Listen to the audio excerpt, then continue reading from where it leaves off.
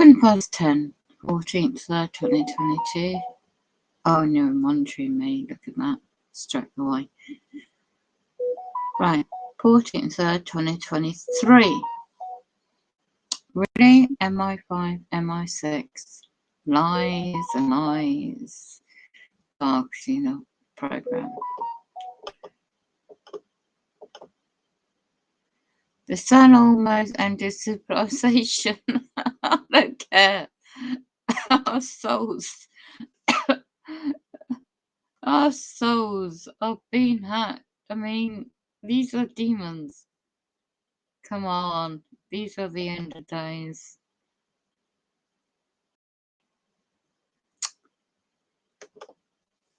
Okay, ultra based mind control. Brain interface. I mean, the whole same old, same old. This is deception. This just really desperately blocking and jamming all my internet. All my internet.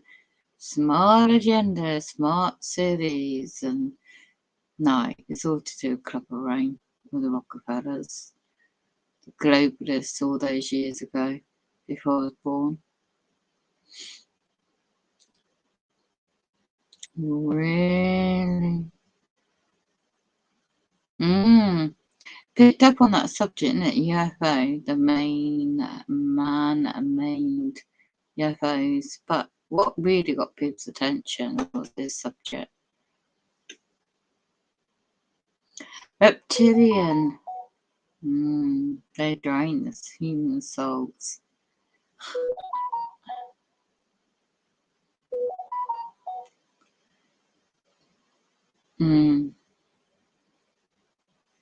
But I get this is on the other channel, so let me set up another link. Draining. You satanic demonic entities. You know exactly who you are. The souls are possessed. Solely possessed. And those that think they're just dreaming, you don't even know what it's like. This guy called Roy.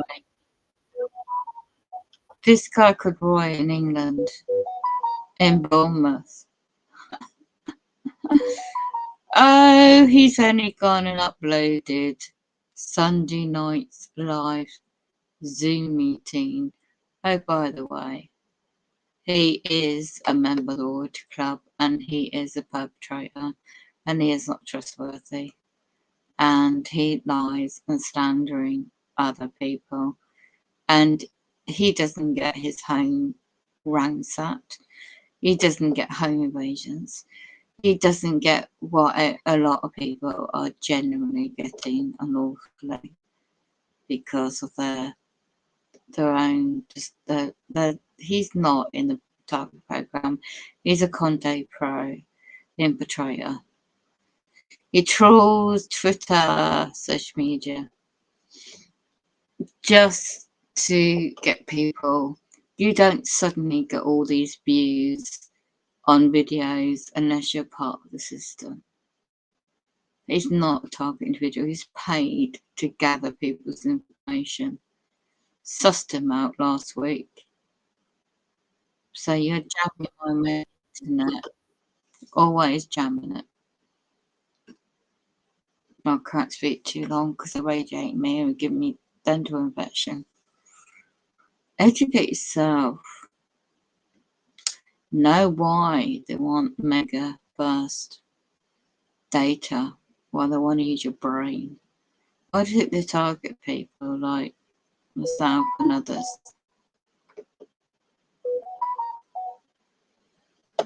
But it's quite interesting. It's a spiritual awakening. It won't be that long. I just go in there and see if I can use my wheelchair just to check my electric meter, just to get a rubbish bag out where I live. Oh yeah, and with a headset with a light on, because it will be almost a year this coming couple of days. when a certain company, its agents deliberately was employed to make sure they constantly do not repair my wheelchair correctly and to cause an accident, near death accident, and it's ongoing. Oh yeah. And that's just one of the things going on. Yeah. It's really empowering that other people I do more than I can do. So if Jesus Christ, the Lord Heavenly Father, you know, really wants his world to be torn apart, he's gonna do it. And if the earth is gonna be erupted and solar flares, tsunamis are gonna hit earth basing from now onwards, later tonight, tomorrow.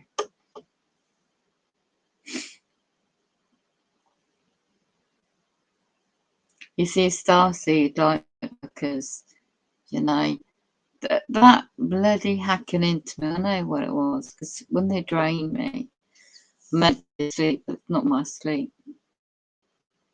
I'm going to test on the path of my wheelchair, because I know they put faulty motor wheelchairs faulty on them again in December last year to make them become faulty again.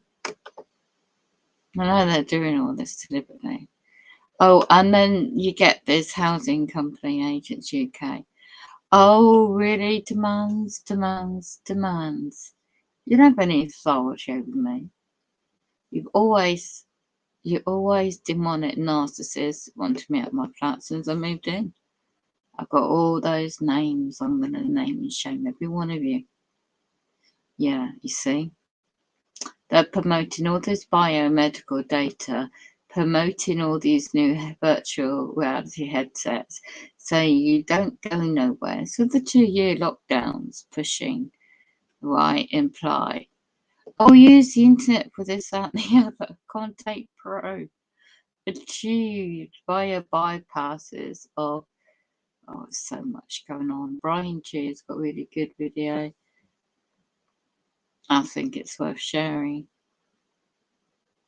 I really do think, well, I mean,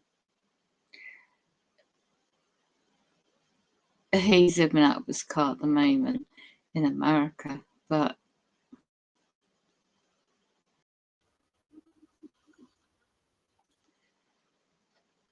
I can't play it. I just want to see what he's on about.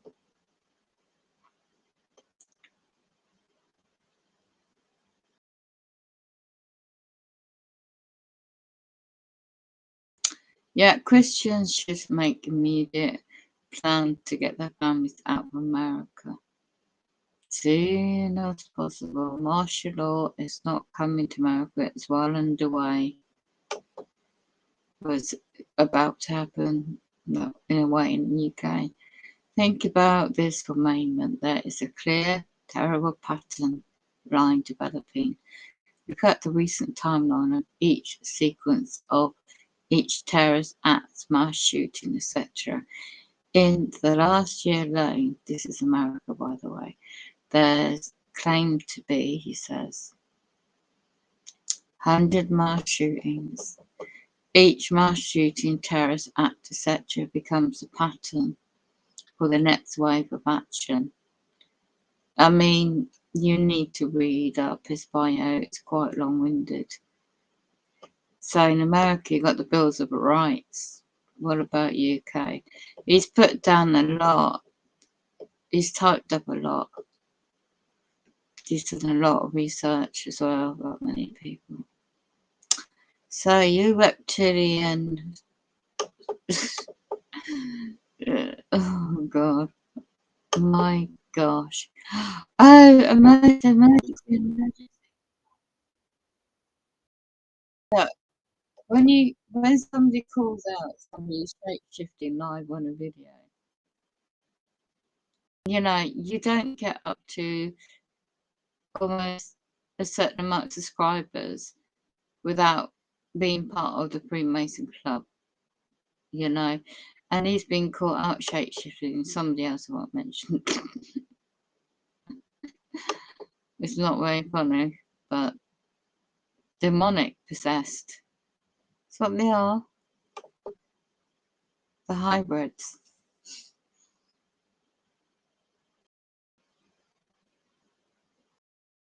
You don't get like 29k views in 6 days unless you're part of the club.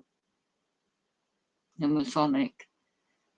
Selling your soul out. Put yourself on camera. And don't forget there's clones. Oh yeah, I've got to get that up. Educateyourself.org. Cloning. Cloning. Don't believe Donald Marshall did a really good expose about this. Cloning station. Don't you think all this racket of wars is always money making? And don't you think you can prevent alien attacks, demon attacks? I'll screenshot this. Let's get my rubbish back out. Dr. Coleman was right. Committee 300. I think they could have blocked the video.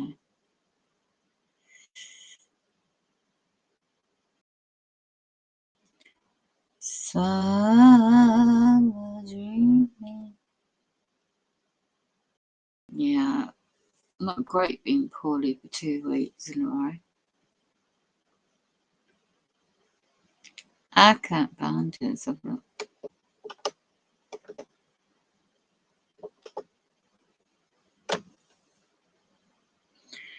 a committee of 300 were these people from old days. The old days. You know. Right. Right, so I'll share that for education purposes. Educateyourself.org. You'll find it there. Right.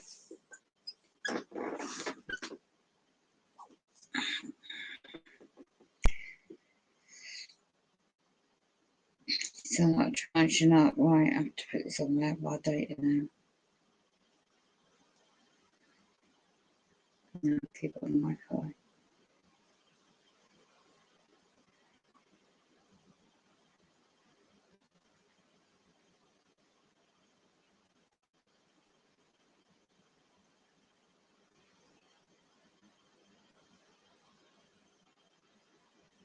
How can everybody do what's up?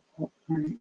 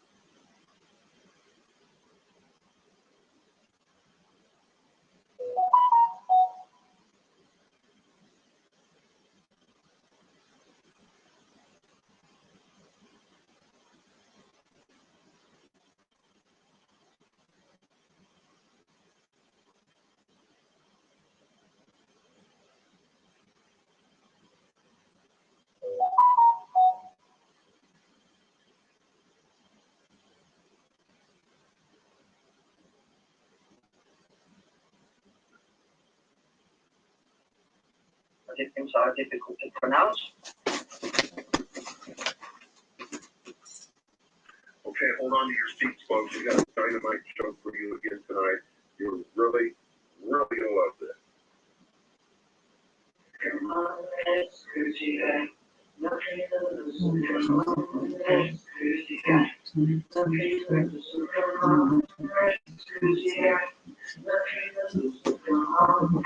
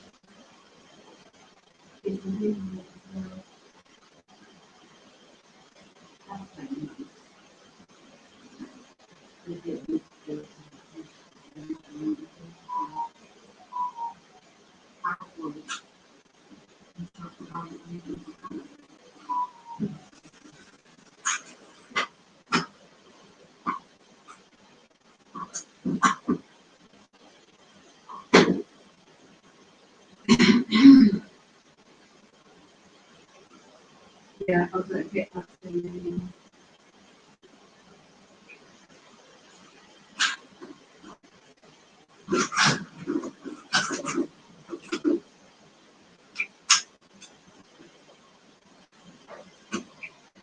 It's quite warm actually for me now.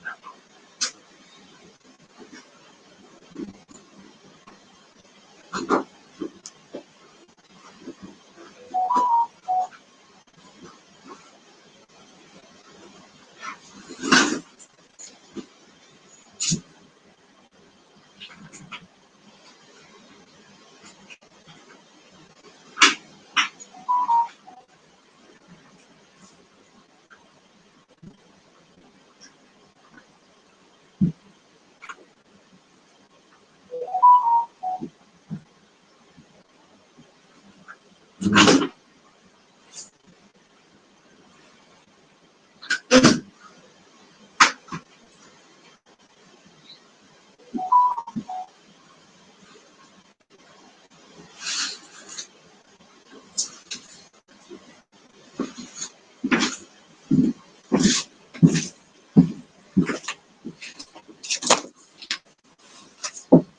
Wow.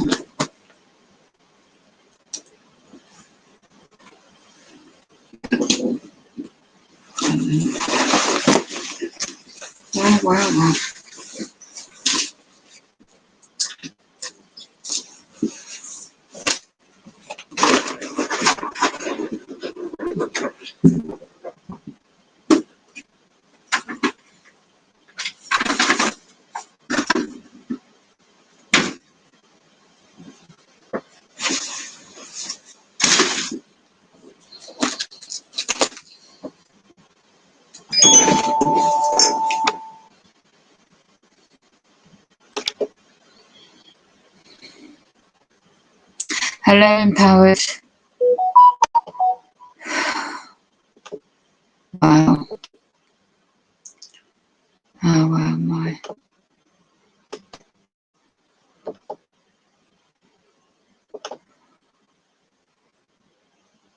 I've got to get into the last stream.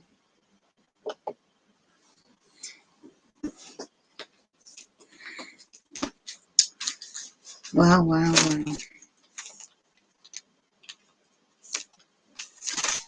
What's the time now? It's about 11 p.m. Wow. I'm getting harassment when I was in company. And number 9, the perps. I've got that entry to their flat. There's 2 cars they wanted me to find in the hallway. In Rreally.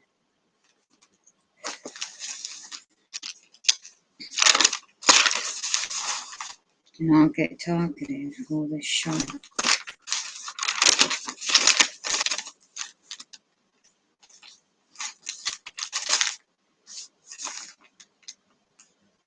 Number 9's perps as well.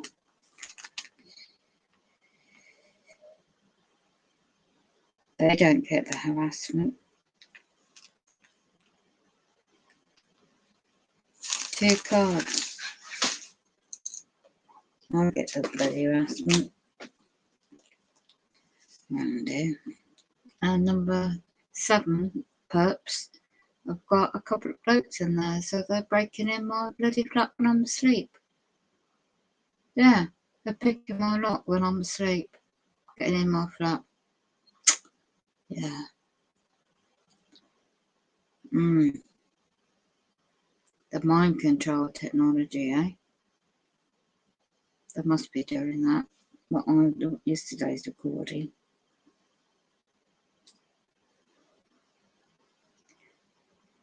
Anyway, let's go into this.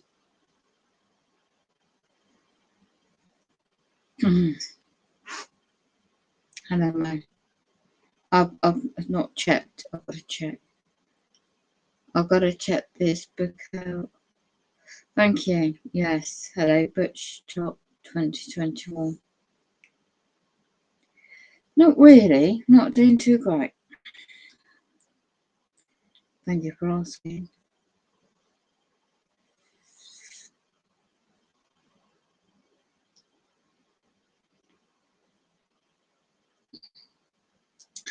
Yeah, I just described you.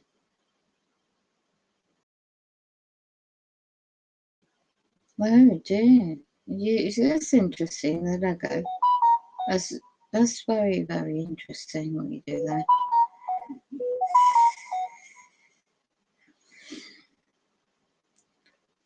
Hi, Mo.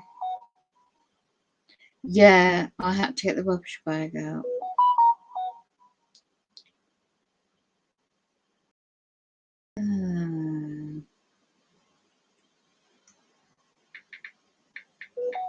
Are you on the other channel, Empowered? Sorry. I'm streaming on both channels. What's your name? I'll just call you B. Hi, B. Because I can't spell. I'm tired. Let me just go into the channel to say hi to the poet.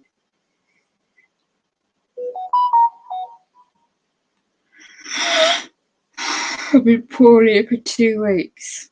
My lungs are playing up. Radiation.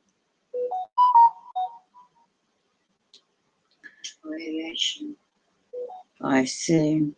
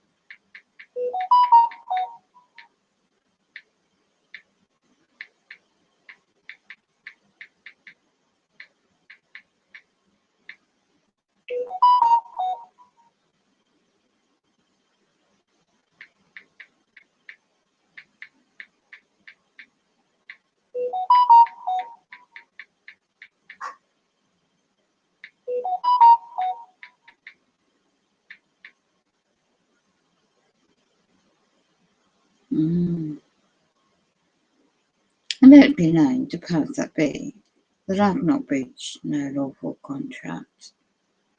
And by the way, that's since 2009. Good you want to know about contract law, because I have already rebutted to the assumption presumption about my private life.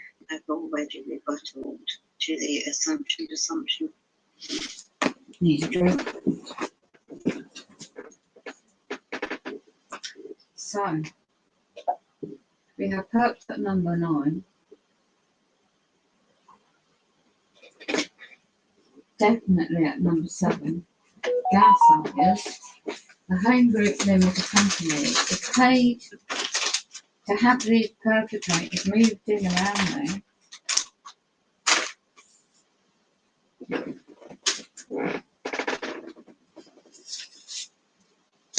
To terrorise me very demonically. Oh, and I'm meant to breach contract, am I? Well, what is it? Since I moved in, Stuart Flat 2, I've known him since goodness knows how long, as a lorry driver, before I moved here. And what he did in his past. And he starts libel and slandering me since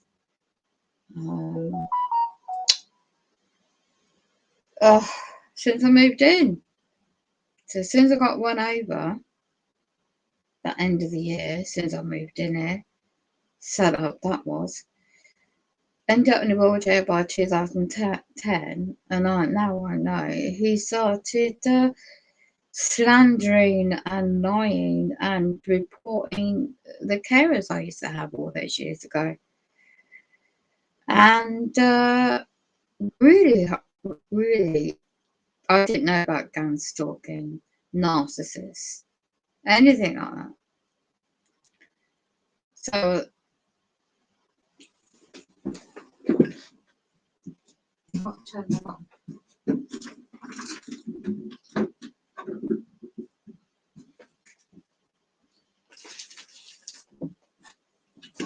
Oh, sounds.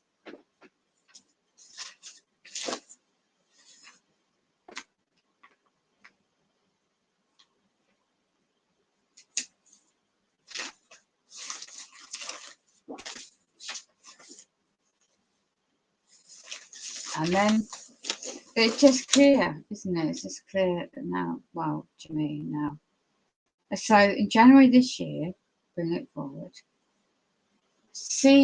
what's it called? What do I remember? CLM Fireproofing Limited Company, head office in Kent. Their agents were only sent in my block, right next door to my bedroom wall. My wall is party wall to the hallway wall. And so that fire door, safety fire door in the hallway, was deliberately fake repair. Well, fake fireproofing. It didn't need to be done. Nothing wrong with it. They were hired to put it back on the wrong way round. Incorrectly do some woodwork on it and put it the wrong way round to make sure the hinges are the wrong way round. So anytime people open and closes it, it slams onto the wall, which affects my bedroom wall. This is all part of trying to push me out my flat. And so I've got pictures. Let me have a look at the pictures.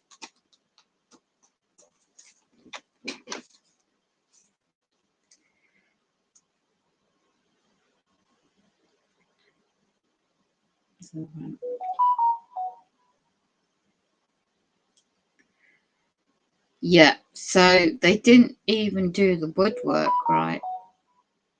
So they left all the wood is splitting around the door frame, and where it's splitting on facing the fire door as I come out my flat, all the wall plastering and the wood is splitting all around it. So I've got pictures of that. And then I've got a video of that too. I've got the cards dated 15th. I wonder if I can check my calendar. What day?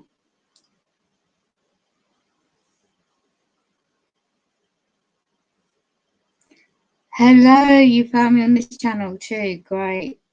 Empowered. Oh, what am I doing? I meant to say hi. Okay. Right, let me just check my calendar a minute. Work out the dates on this. So February.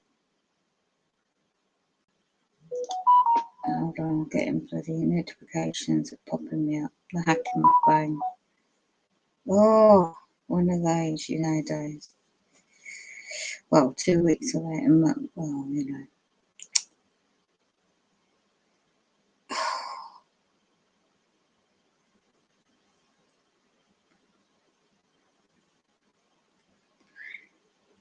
Right, so that was a Wednesday, 22nd of February.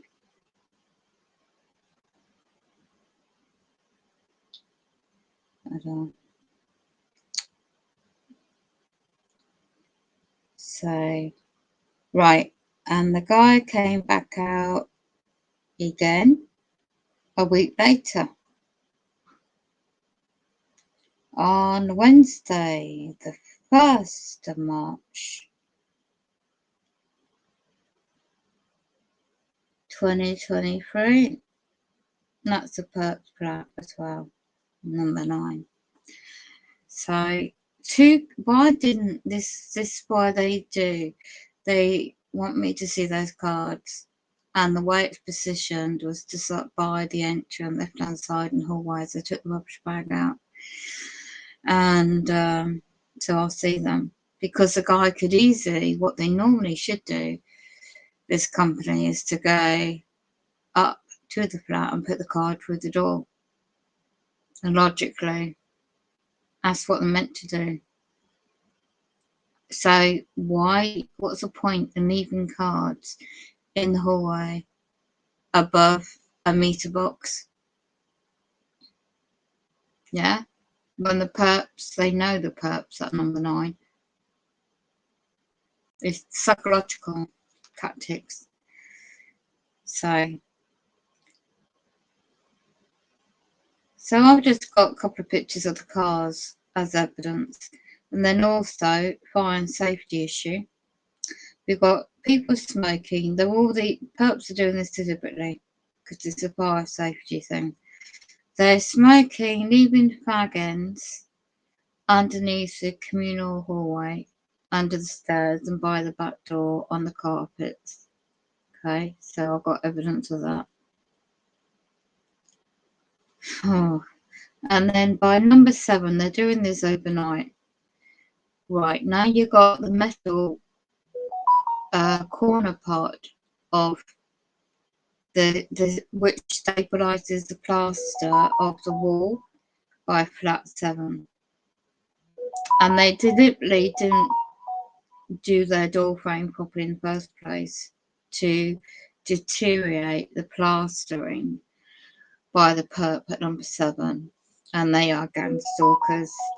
So it looks like that I've caught the wall with my wheelchair, which I haven't because I took my video myself of me getting through safely. Can't make it up. You can't make it up.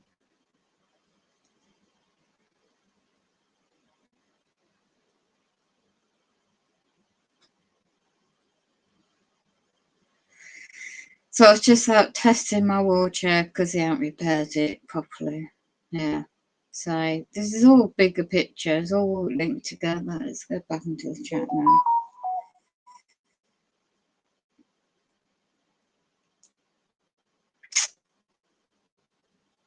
Yeah. No monitoring as well. No monitoring as well.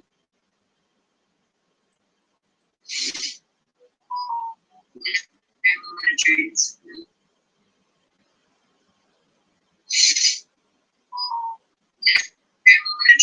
I can hear the hacking into this network.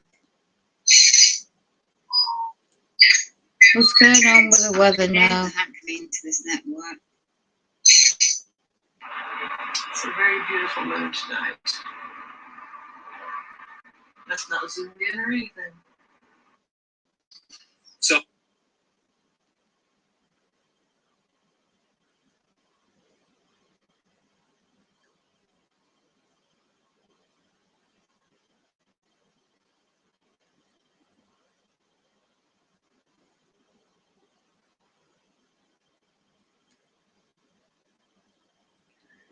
Oh, there's so much going on in the world, isn't there?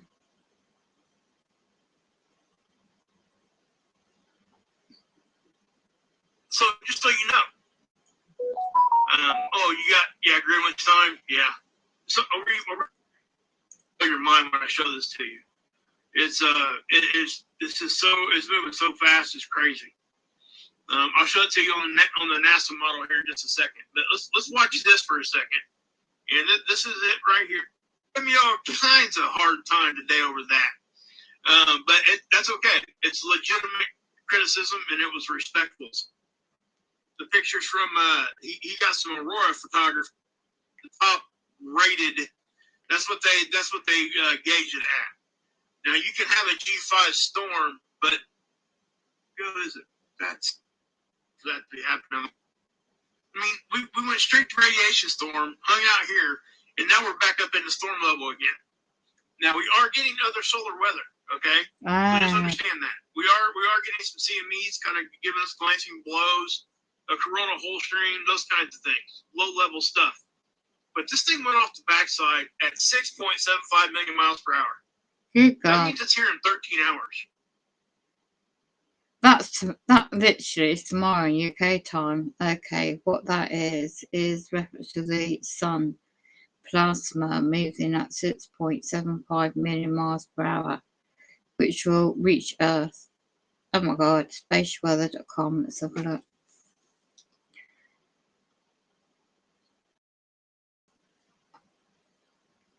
I'm not an expert in all this. So, sunspots, quite a few of them.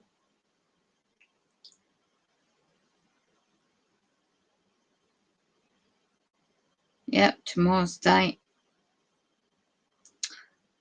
A storm watch possible on March the 15th and 16th. That's tomorrow and the day after. Response to a number of incoming CMEs. NOAA forecasters believe that the 2 or 3 glancing blows are possible, individually weak but collectively effective. High altitude sky watchers should be alert for auroras. What else? Far-side sunspots. The source see me described below, which I don't make much of it. So the radiation impact. And then down below it says extremely rare CME. Something big just happened on the far side of the sun during the early hours of March the 13th. This is this year. On the graphs on the website. Recorded leaving faster than 3000, well, 3 and then 3 zeros, kms, whatever that means. Because of its extreme speed, the CME is classified as extremely rare. A fast moving occurs only once every decade or so.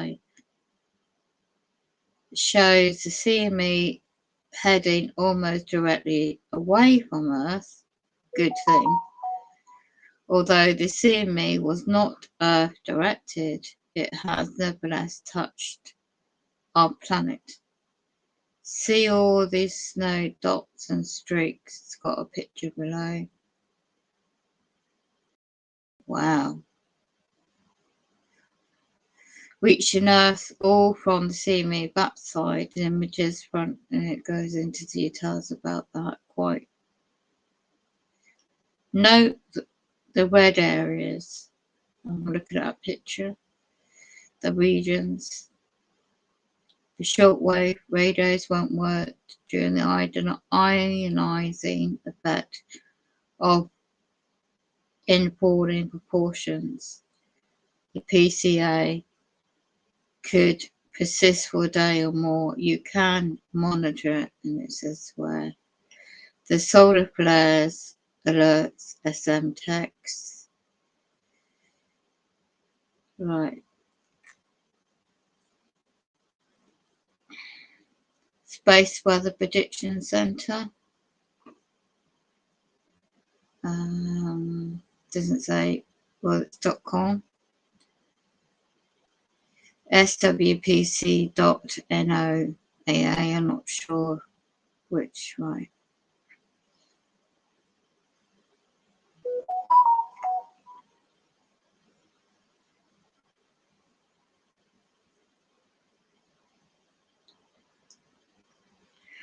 Well, there's a guy called Wayne's World.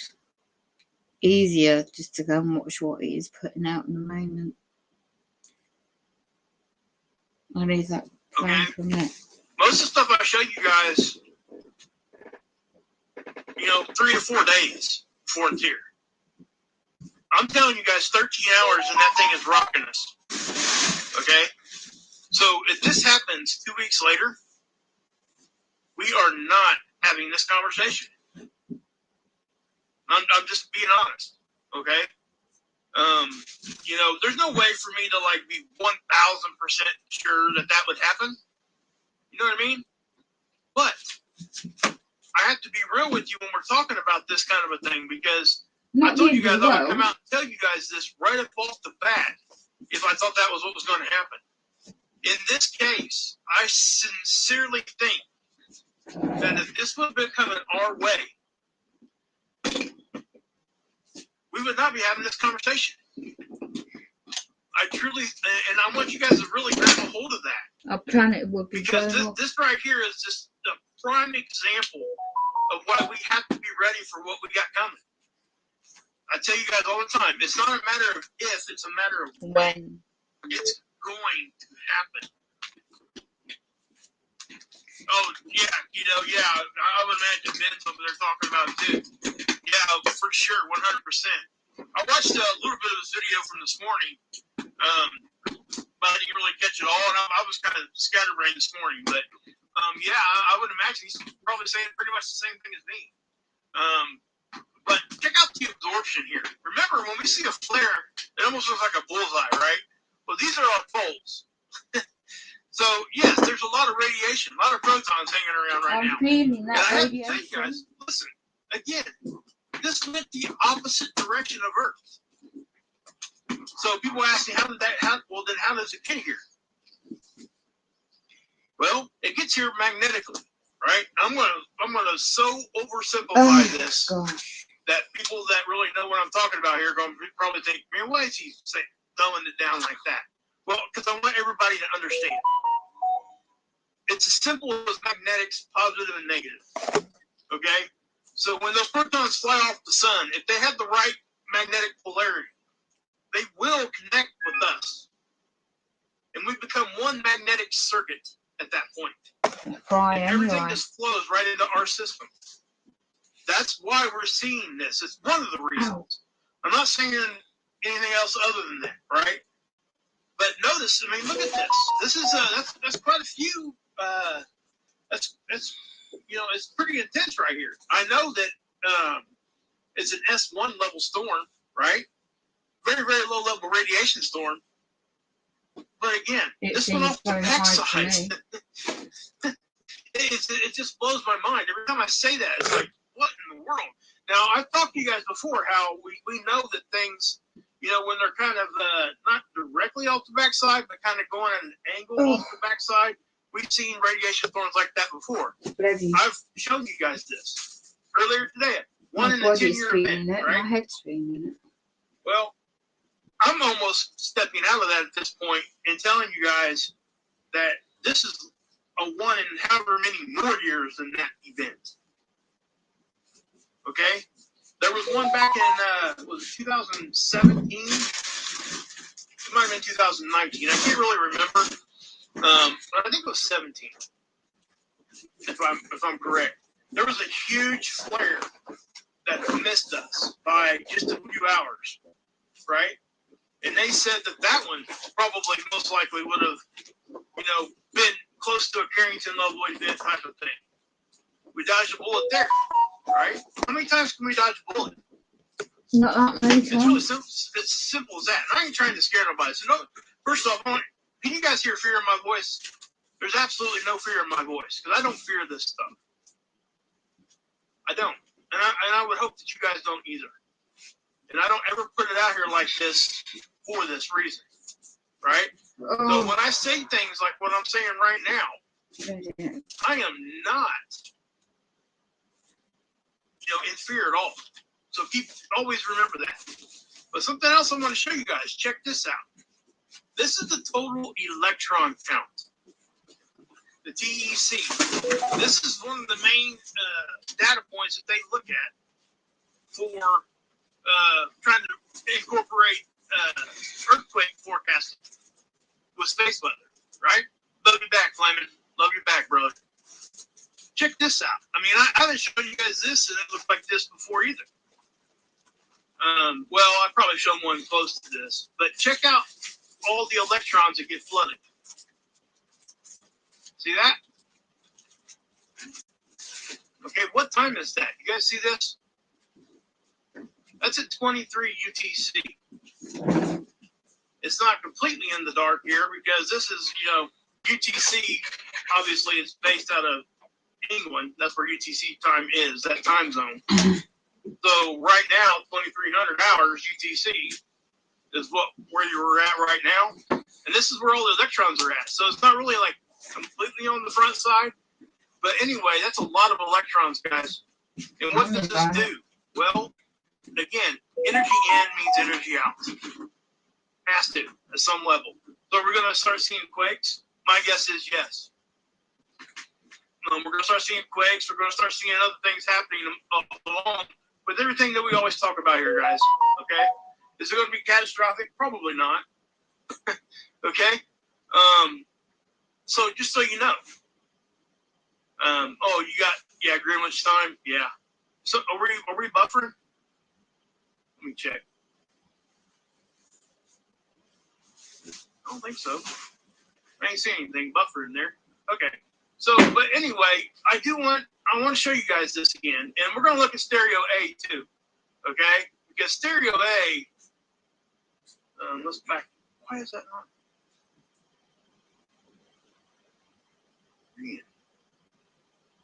There we go. Okay. So, let's go here to the 13th day menacing. Thank you. So, this is the 13th stereo A. We're not going to be able to see it here. It didn't show us the data. Now, let me back it up another day. We might be able to get some of it. That's the 12th. Now, again, guys, it's nothing huge. I mean, these are big ones of themselves. Okay, just so you guys understand that. Oh, and by the way, Ron has started a new channel. Okay, at least I believe he did. His other channel got kind of shut down. So, also, guys, I'm on Rumble now. In case you guys didn't know, if you guys would please go over there and subscribe over on Rumble. It's Wages World. Okay, I haven't posted any videos yet, but I plan on here in the next day or so. Okay, hey, Kevin, what's going on? But so, yeah, see this, guys. I mean, this is stereo A, and I get it, right? That's not really giving us all that kind of a good view. So let me go back here, and we'll just look at the CME itself. That happens, right here. And again, guys, 13,000 miles per hour. I mean, wow. It just blows my mind every time I say that. It just, wow. That's all I can say. But yeah, so let me see if I can't grab this. I need to show you guys those aurora pictures too. And I wish I'd have done that before I got online. Chris, thank you for reminding me, and thank you for the awesome job there. I mean, that was just, they're stunning. And I'm going to show them because they deserve to be shown. And Chris needs a lot of credit for these. These things are awesome, just so you guys understand that. So let me go back here, go to the gallery. I'm not sure if we're going to pull these up or not. Maybe they're in my Google photo. Let me look here. Now, shoot. Guys, I'll tell you what, I'll post another video later on. I probably won't be a live stream, but it'll just be a posted video, and I'll show you guys Chris's pics. And I'll try to upload one now, but it usually takes a minute because of my phone. Yeah. So let's do that one and that one. We're going to share that to, let's share it to Dropbox. Let's see what we get here, right? Here, put them there. We'll do it that way. Okay. Well, maybe we will see them. We'll see. Hold on. I don't know if we're going to see them or not, but we're going to try to find out here. Goodness. Okay, so I want to show you guys this. I mean, this is really what I want to show you because go in there.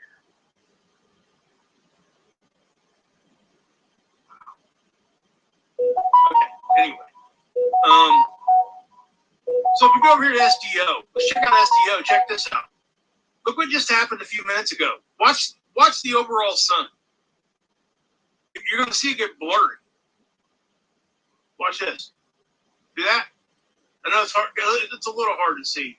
But let me just take it back this way, and I'll push play. So what we're seeing there, guys, watch what happens here. You'll see it kind of like fuzz out just a little bit right at the end. Right about there. You see that little blink? Most people don't catch that, okay? And there's a good reason for it because it's hard to catch, right? What that is the sun blew another flare somewhere. I think it's on the backside again. But it just happened. So I don't know how big that one is or whatever. So is this a CME or a solar flare? Christina, that's a great question. This is probably both. Okay? We can't see the flare. It was on the backside. Okay? All we can see is the plasma rushing out around it. that would be the CME part. So unless it was a huge filament, most likely, probably not. There's probably a flare, okay? Usually with these big, huge ones, I mean, it's an eruptive flare in a CME right after, or sometimes at the same time. So anyway, that's, yeah. Hey, BK, what's up, brother? Good to see you, bud.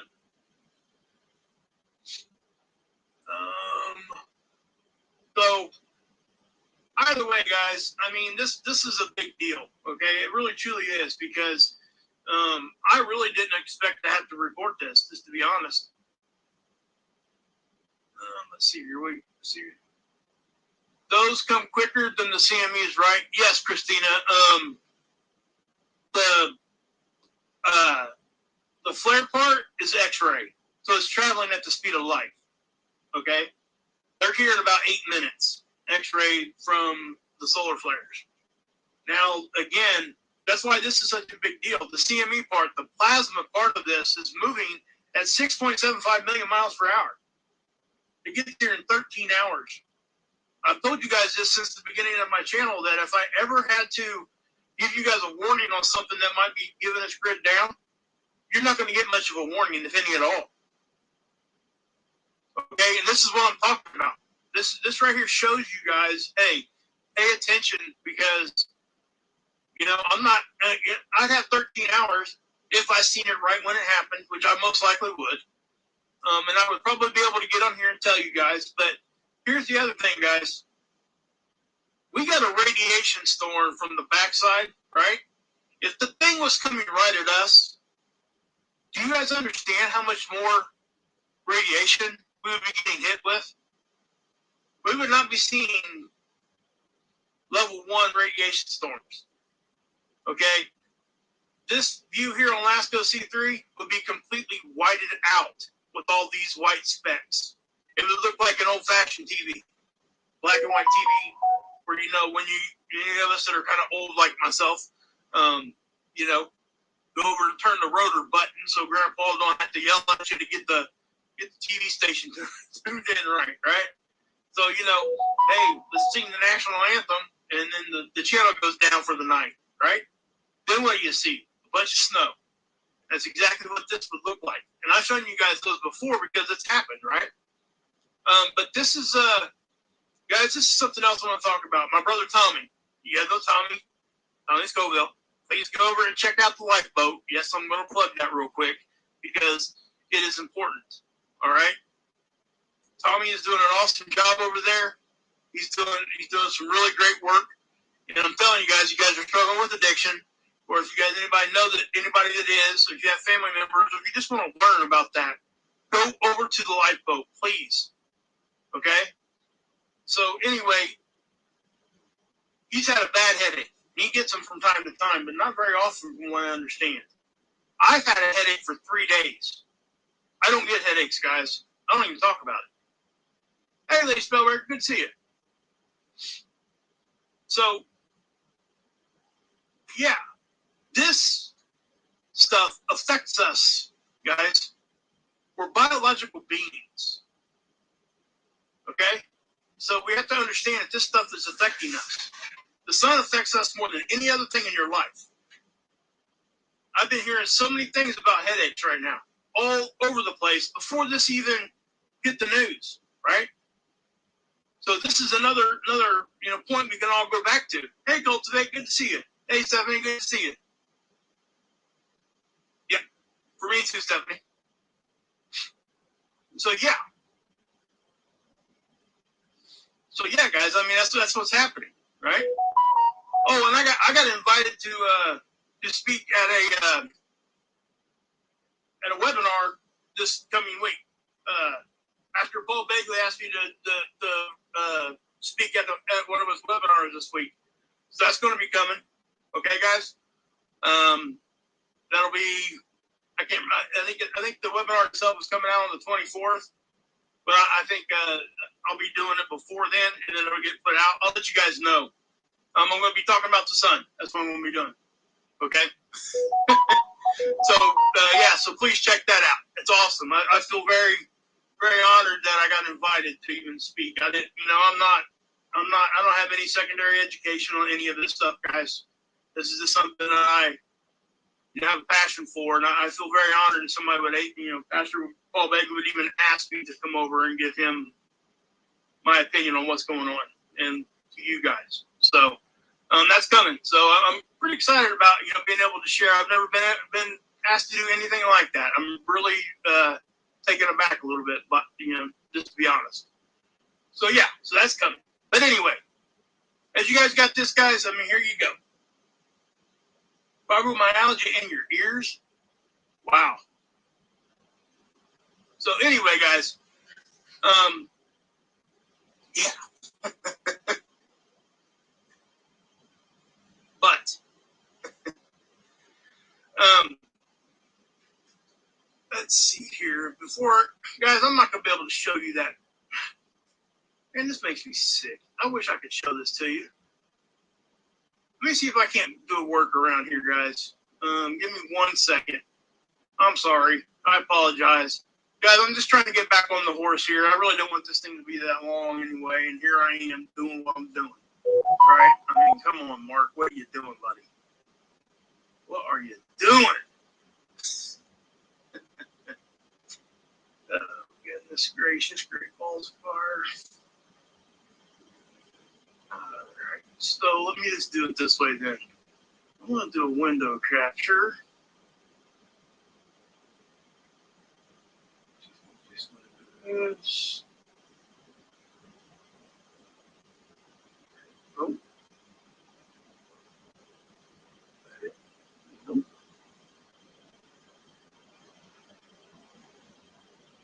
Yeah, either. Wow. Huh. I don't know why it's doing that to me. Let me let's get this back up here. Maybe it'll give me an option now.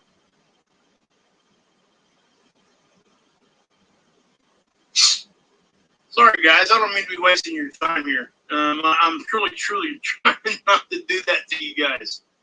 Oh, goodness. Wish I could just show it to you on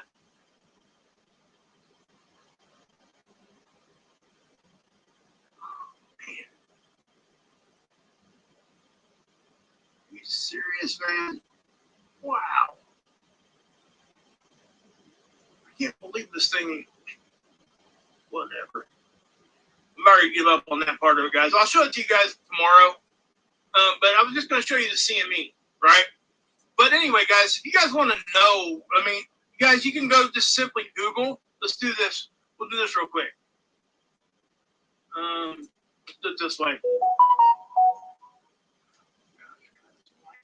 Let's see where we are. There it is. Okay. So, oops. Let's see here. Kilometers per second, 2 miles per hour. See this right here? You guys see that, right? Yeah, you do. Okay. It's a converter. So all you gotta do is enter the kilometers per hour, per second, and it's what? 3,000, right? Look at that. 6,710,809 million miles per hour. You divide that by 93, which is how many million miles we're away from the sun. What's that get you? 13 hours. No, you're not stupid. Don't ever say that, GG. Nobody's stupid here, okay? I ain't gonna let you say that. You're too smart to be saying that. Just so everybody understands, nobody's stupid here, okay? Yep, you're right. We can disagree with people and be respectful all at the same time. I haven't even been watching the chat, just so you guys know. Thank you, man. I appreciate that. I don't even know what's being said. I really don't. I haven't even paying attention to it much. I just wanted to say hi to you guys. But anyway, so let's I wanted to show you that. Now let me show you guys these other eruptions because check out what's happening right now anyway. See that? That was a big one. That wasn't the big one, though. Right? We can barely see it because it's on the backside. That's why this is such an amazing thing to me, because we can't even see the stupid thing, and it gave us a radiation storm that was substantial. You guys see that eruption there? That was a big one, too. Now, luckily, these things are kind of moving out to the north, right? If this thing was coming right at us, but we are going to be catching some of these, okay, just so you know. I'll be giving you guys a full update tomorrow, too. And again, these things are going to get shorter and shorter a little bit, guys, okay? They will, I promise you that. I'm getting back into my rhythm here. I will be showing Chris's Aurora pictures later on, too. They're so awesome. I mean, I was taking them back. But anyway, here's Earth. This is another CME. We got 2 more coming at us. They're going to be glancing blows. What can we expect with these? G1, maybe G2 storm. Okay? That's what they're saying here. And we'll have to keep an eye on this. Now, I want to, again, guys, total electron count. Look at this. It just amazes me. Okay?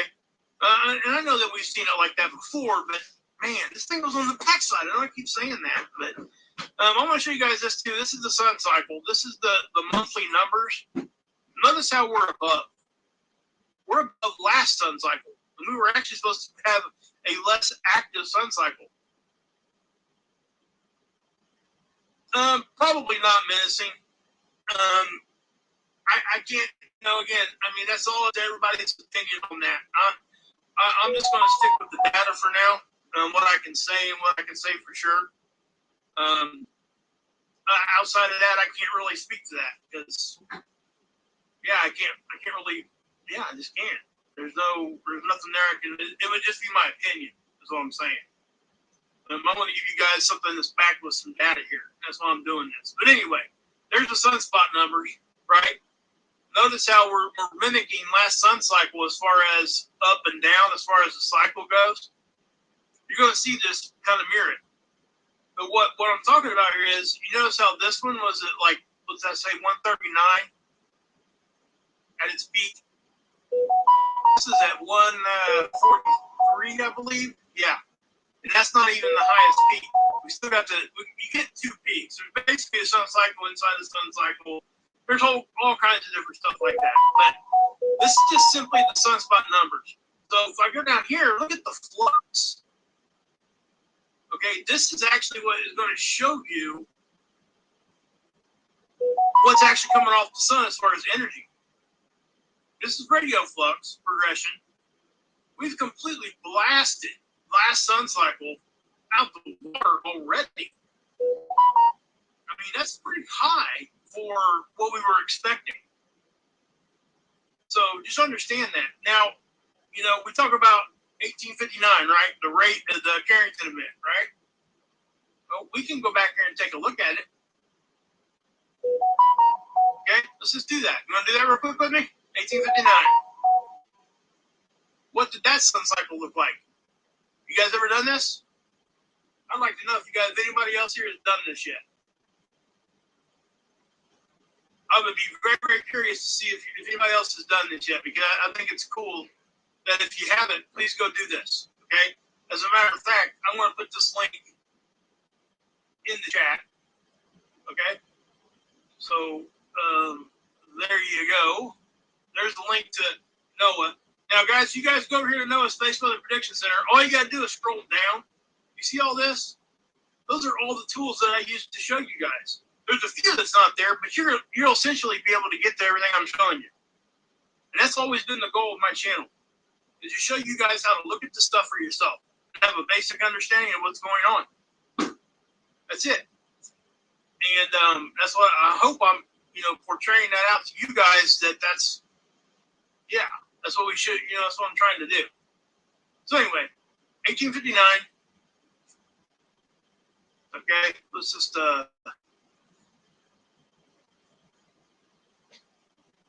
bring that in a little bit more.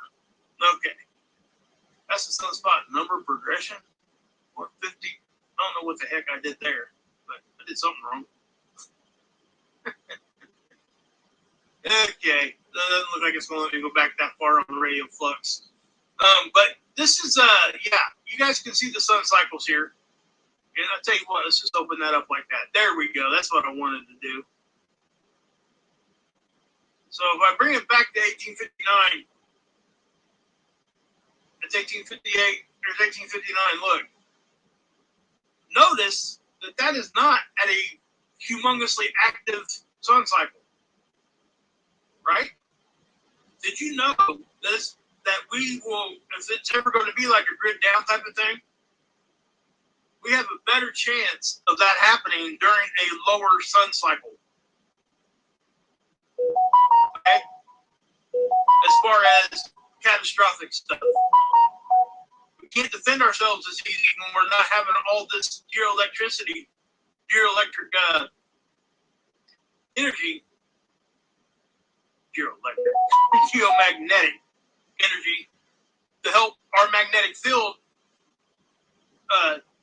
displace it and bounce it off, right? Deflect it, essentially. And I showed you guys that in the other video the other day.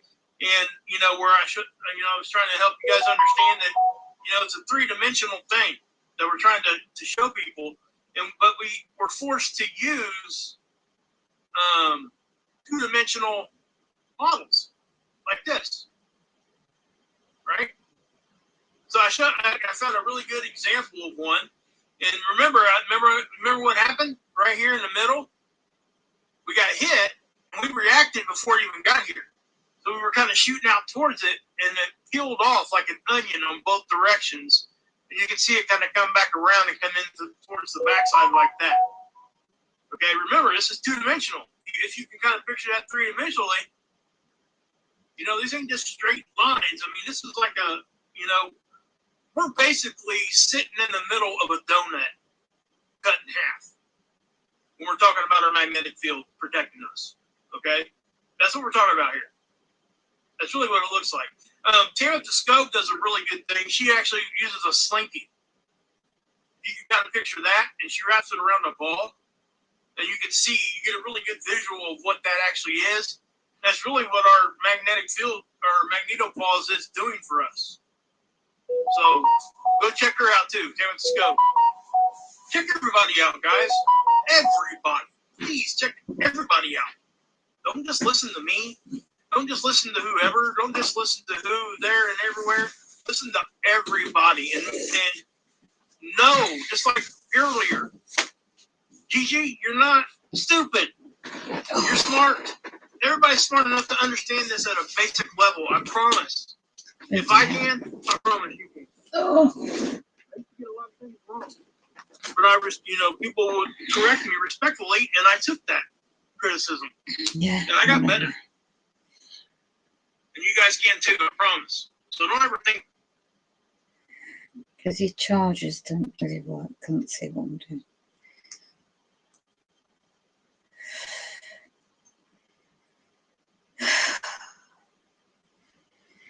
Right, just had to check something. Let's get back into the chart because I want to do it. Oh my goodness me, the radio me. You're back. What's the time? It's 20 past 9. You're back. What's the time? It's 20 past 9. You're back. What's the time? It's 20 past 9. You're back.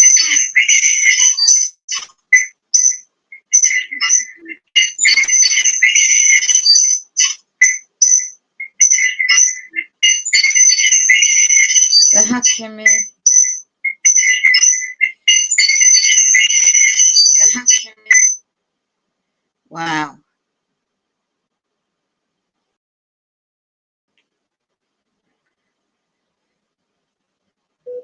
They are really, really going to.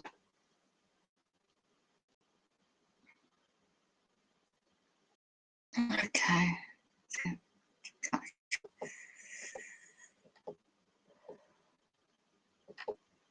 So the Earth is going to affect by these CMEs. Thank you, Butt Chop 2021. Hello, how are you? Empowered blessings to you. How are you getting on, you too? Are you not doing too great? Mo, bless you. It's 5 to 12 p.m. UK time. Yeah, I know. I had to go and do something. But I'm back here now. And my spine is killing me. Oh, they're radiating me a lot. My glands. Must be going to bed now, Empowered, haven't you? I don't sleep well at all. We have perpetrators. Some men. Is that? Let me just refresh this. In flat 7.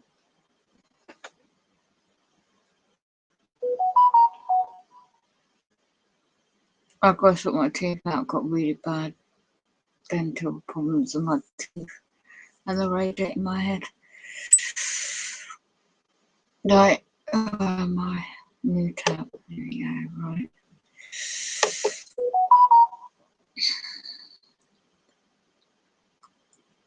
So, apart from the sun trying to cause problems of the earth,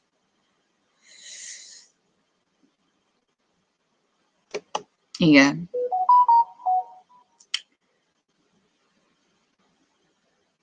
My jamming of network is still going on.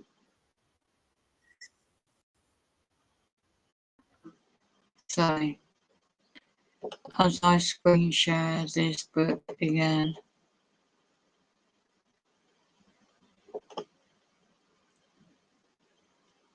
Salam sister, I'm praying. Oh, wow, I missed you. Oh, Matt, is that you, Matt? Oh, where are you? I missed it. Where are you? I can't highlight you. Where are you? Oh, gosh. Let's have a look.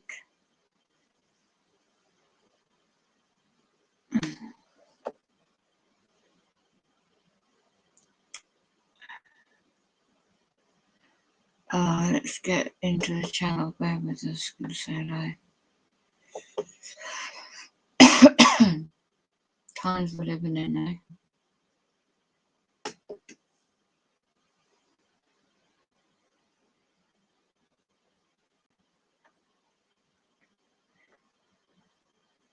Yes, it was. Hello, blessings to you, Matt. When you popped in, Salam, sister. I'm praying for a Federal Reserve's dollar collapse and for a June disaster in calamity, I can't pronounce the word, to fall upon the world because they have not repented. Oh, wow. Blessings, Matt. Matthew in America. Wow. It's all happening, isn't it? It's all like biblical. All this is biblical. I know personal stuff I'm going through, but this is so biblical. Oh, it is. So, if nobody knows, you can get me on the backup channel. Wow, Matthew. I can't highlight you. They're hacking my computer. Wow, I'll screen share this anyway. Wow. You're feeling like I am. Yeah? Many of us. I wish I my teeth out. Sea salt. So, go and check out Matthew. He's a street preacher in Christ in America. And just commenting on my channel. MK Ultra. This one. MK Ultra Mind Control.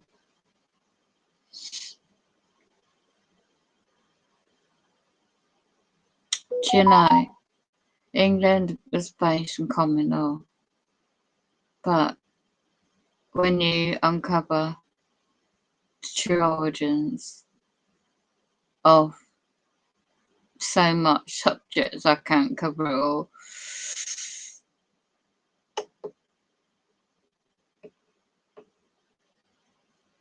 But wow. And go and check out Mo Smith's channel. He's got some excellent, I'm going to show you this channel first. So I'm popped in. I want to see what the Lego is. I won't play it, but it looks really interesting. This one.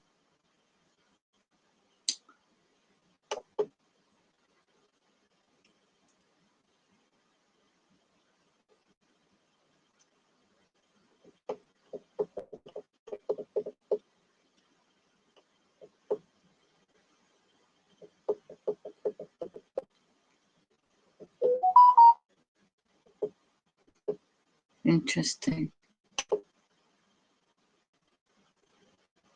Very interesting. And about section.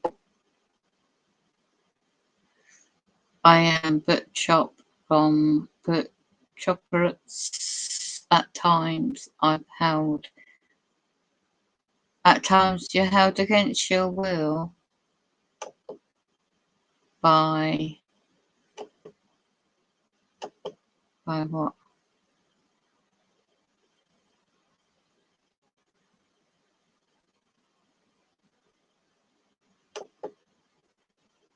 You've left that out description. Let's have a look.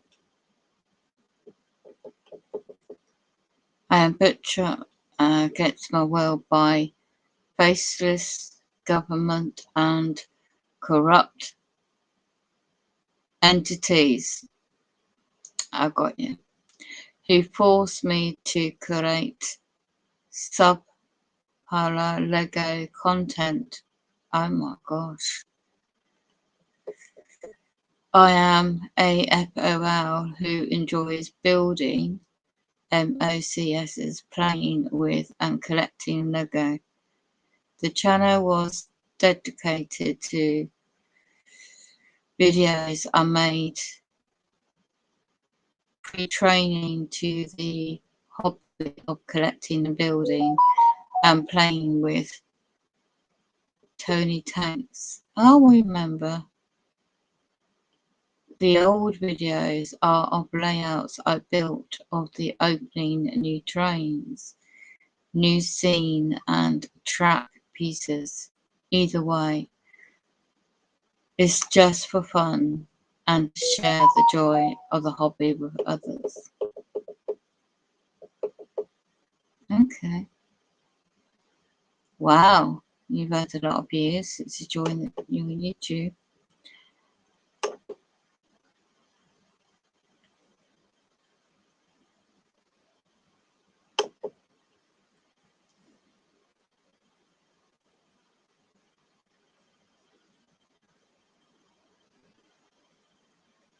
Do you mind me having a look at your channel?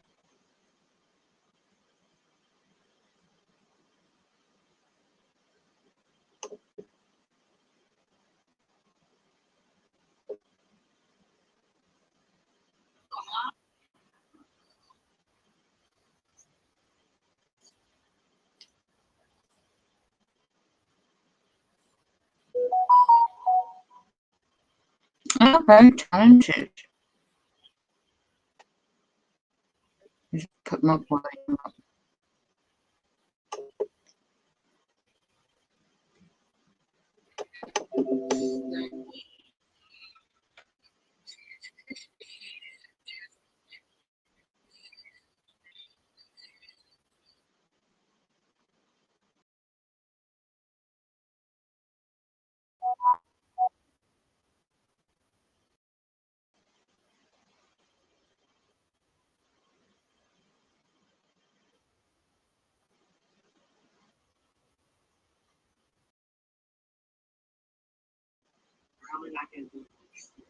That's very good.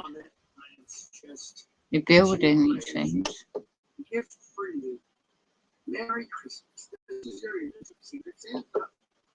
Very, very good. That's interesting. Right, we'll go back out of that.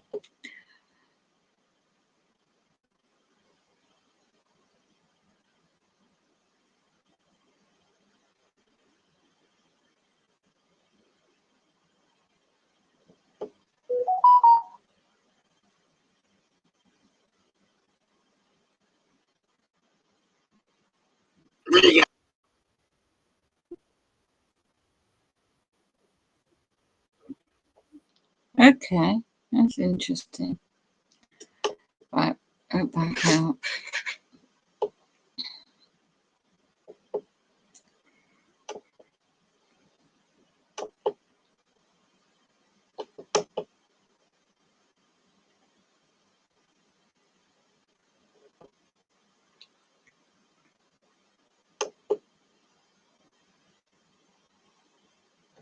Okay, we'll click out your channel.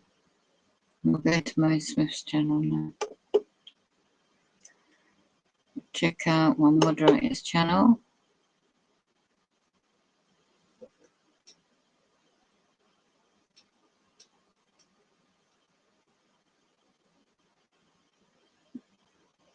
Yeah, there's a lot of people doing things about the sun as well.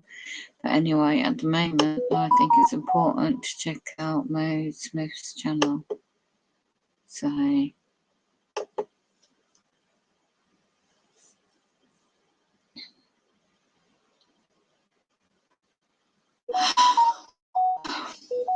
got a good playlist still. DNA 7, created DNA.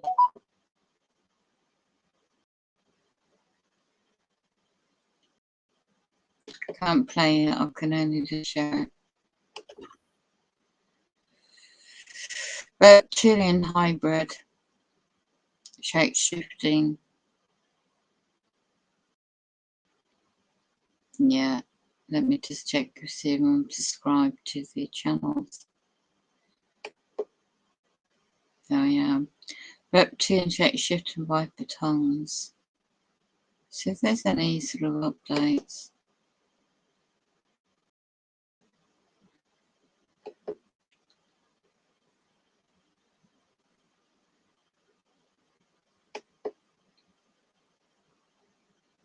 A year ago.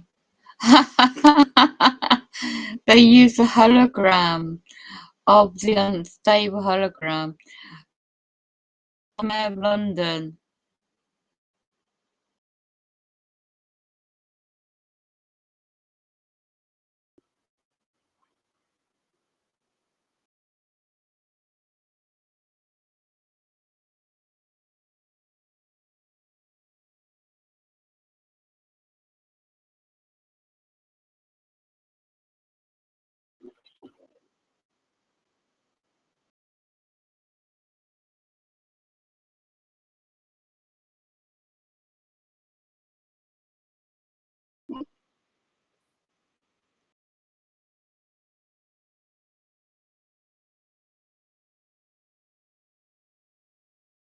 That's not GCI. This is what he's done to break it down.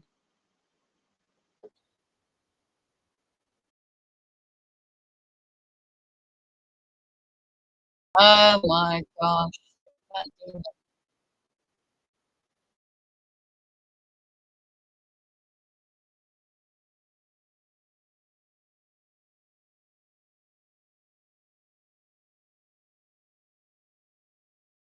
Look at the technology they use. It's deception, isn't it? And I like the logo at the bottom, They Live, the movie. You need to check it out.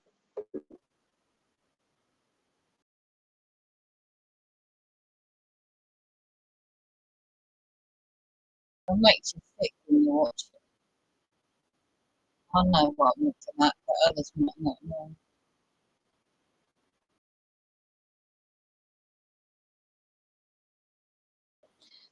The hierarchy, Orty at the top of the Illuminati, Knights Malta, and etc. Alistair Crowley, the top overlords. You can see they use GCI on this.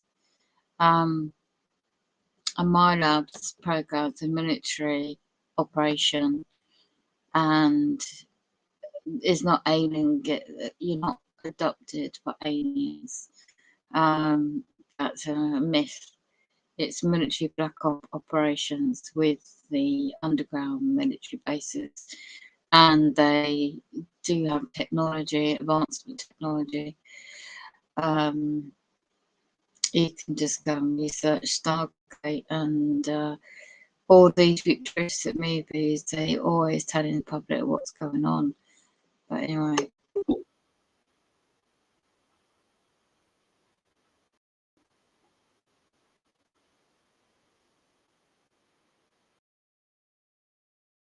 I don't know if he is Mayor of London anymore, but there you go.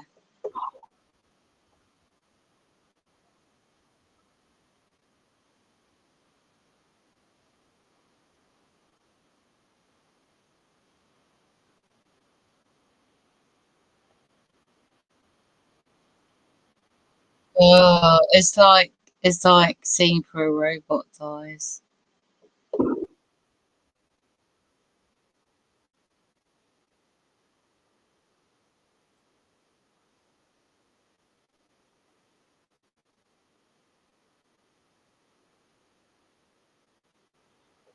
Okay, so this is the channel to go and watch it on.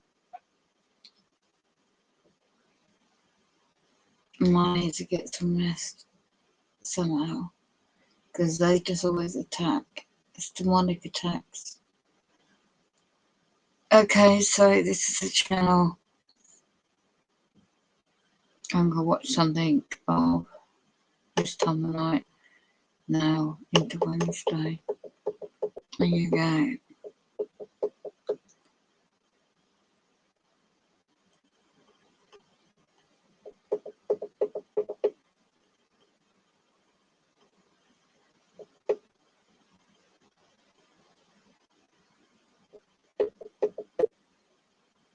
Yeah. Get prayed up.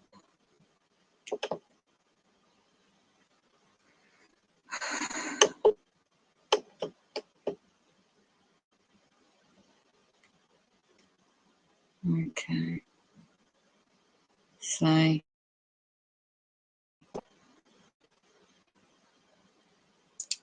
Committee of 300, do you want to investigate all this if you're interested?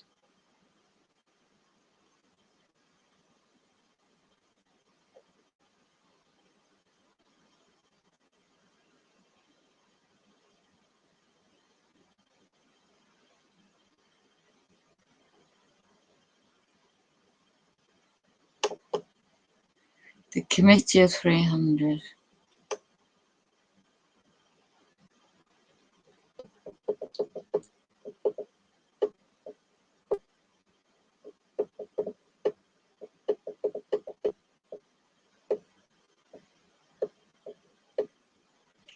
It's really, really interesting by John Coleman.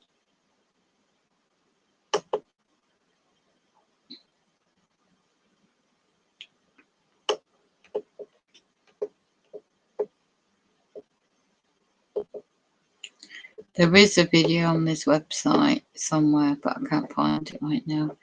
So I'll stop sharing and I'll go into my channel. So I'll just keep it like that for now. And I'm going to rest.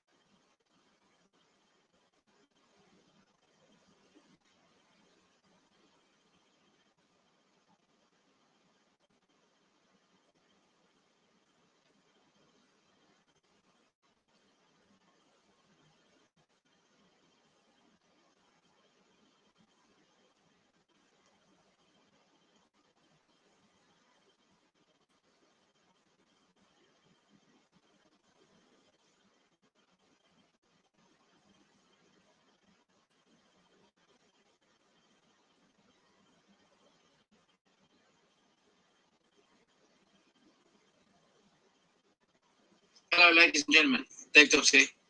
It's the 14th of March, 2023. And the big sighting that I said you were going to see has come in. You've watched, you're just seeing Merapi volcano going off in Indonesia, big pyroclastic flows coming down the side. You come up to the earthquakes that have just occurred very recently. That was on the 4th of March, the New Zealand earthquake, 6.9. I said to you, you're going to start seeing You know, we've just had one flyby. We just had, you know, which flyby did we have before? We had, well, we saw that one. We saw this big object eclipsing the sun around about the, where was it? It was around about this, that was posted by World of Signs on the 24th of November. So it was around about that time, probably about the 22nd, 23rd, 24th. And then we had that sign that we had that over exactly when I said our classic January, the 20th kind of like a sighting that I said you'd see coming in. People trying to tell you it's an atmospheric body, and it's just simply not, I'm afraid. And I'm going to try and explain that, why that, this, not the same object, it's a pair, and why they do this, and what. Let's think about this. Let's think about this shot and what we're actually seeing there. So before we go any further, let's just come now to the 22nd of Feb 2023. So this was posted also by World of Signs. I'm saying look out for it, exactly the same thing. It's very small, it's just beginning to come into view. Now remember that when you see the moon and in the daylight sky, the sun has got to be pretty much on the far side of your field of view. So you're going to most likely see the moon up in the sky as we're getting closer to the full moon stage, as in the moon's on the far side of the sun, far side of the earth to the sun. And so it starts coming into view. And this is no different. You will not see something that's close to the sun that's out in space, and that is out in space. And the fact I can predict it so accurately over and over and over and over and over again, very, very precisely, very accurately like this, tells you what you're expecting to see. So let's just remind ourselves. Let's go back to my original model, not the original model, but the model I produced in 2020, but runs up to July this year. And so we come back to where I'm saying this object's coming around. Let's, you know, like I said, these aren't utterly precise. The ratios aren't correct. This was to try and get it all onto a single kind of like to bring it all into kind of get an idea of the overall total movement of the pair Kerberos and Charon, which are both named after the moons Pluto, because, you know, in this current cycle, we call this, well, don't call this Pluto, but this was when Pluto arrived in supposedly 1930. All of this same subject was going on. All the long duration volcanoes were happening right up to 1939, where we went up to, you know, things went off in 44, and La Palma went off in 49. Carlos Barada's big prediction of the massive earthquake that would occur that occurred on the 20th of January, 1939.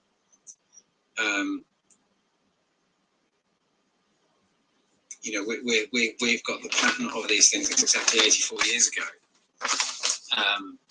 But all that was going on, the exact orbital period of Uranus. So we see this 84 years. We know that, you know, Neptune is 2 times 84 in its orbital duration. Pluto is 3 times 84. You know, there's 84 years between Neptune and Pluto.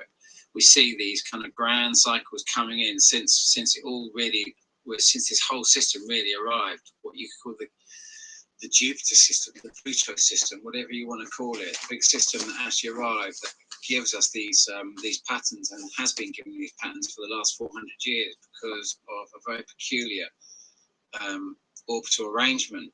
And we can see by being able to predict the patterns and for me to be able to predict this latest flyby, you can see I'm saying this. The angle of these coming into the sun, as I always talk about in these videos, you know, when the Pluto system was above us, cutting down to cross the ecliptic, or we're actually cutting up to cross the ecliptic. objects were coming down from this system, being drawn into the sun and coming right around, going back up. For the last kind of 4 or 5 years, they've been all level, so they've been coming across and coming round and going back out, but they've been coming on the same ecliptic, which is why we've been having the long durations. And now all that is reversing. And now, as we are now coming round here, we are cutting up through the system. So for the first time, objects are having to come up to us. So they're coming round, and if you like, coming up to us here, which is why I set it at this ecliptic, and I've kept it at this ecliptic all the way through, because just to build this animation, like I say, but is massively complicated. But if you can imagine, as this object comes around here now, and is going to cross, I've got it, you know, coming in like that. It has to cut across the front of the sun pretty much, and it's going to go in between us here, and it's going to come out in the July period. So in this phase here, this is ballpark arrangement. So it's ballpark arrangements. But you can imagine that you're going to see this coming up in the southern aspect of. You're only going to see it when your point of view of it is going to be when it's, from our perspective, furthest away from the sun.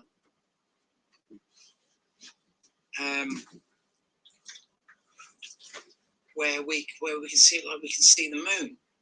So let's go back now to that shot. Now you can understand it's coming up from the south, and at this point here, there's going to be a point where it's going to enter into our night sky, and so we're going to see white orbs in the night sky. Notice that, look where Earth is as we go back. Now, as we just go back here, look what's right next to Earth at this point here as well.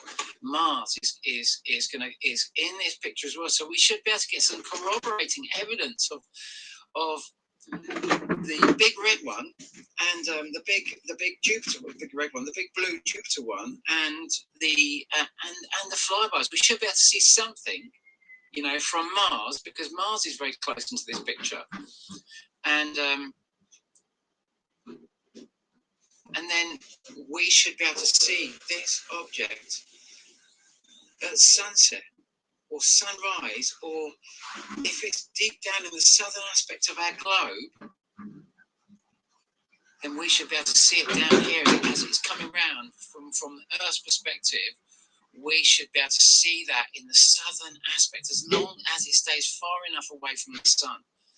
So, and then as it comes round here, as it comes round and cuts across our path, and it gets bigger and bigger as it cuts across our path, it's going to disappear out of view. You won't be able to see that. You know, you might be affecting us, but that, if you can't see the moon and it's right there, you're hoping, hell, have you got a chance of seeing that thing? It's going to be when the photons from the sun hit our atmosphere, they hit O2, and they turn O2 into O and O, and that O and O immediately oxidizes anything in the vicinity. You know, O2 is it's the highest oxidant. It's two O's, and I'll just oxidize anything, and O on its own will even oxidize O2 and produce O3, ozone. And that massive formation of ozone, because of photons hitting our atmosphere, creates a light unto itself beyond the sunlight hitting and reflecting, that doesn't interact with the atmosphere at all and literally bounces off and reflects out. I'm talking about the light that hits our atmosphere and causes a reaction, a chemical reaction within our atmosphere, and which is the formation of ozone, and which is also the formation of this plasmoid effect, where the atmosphere, the upper atmosphere of our Earth lights up like a neon light. We can't see through that glare. We just can't see through that glare. So we get these window of this massive object and only aspects of it as it comes in, but it's predictable. And I've done this over and over and over and over again. Do you remember when I turned up on the 17th of August 2017 in America after the massive flyby that I predicted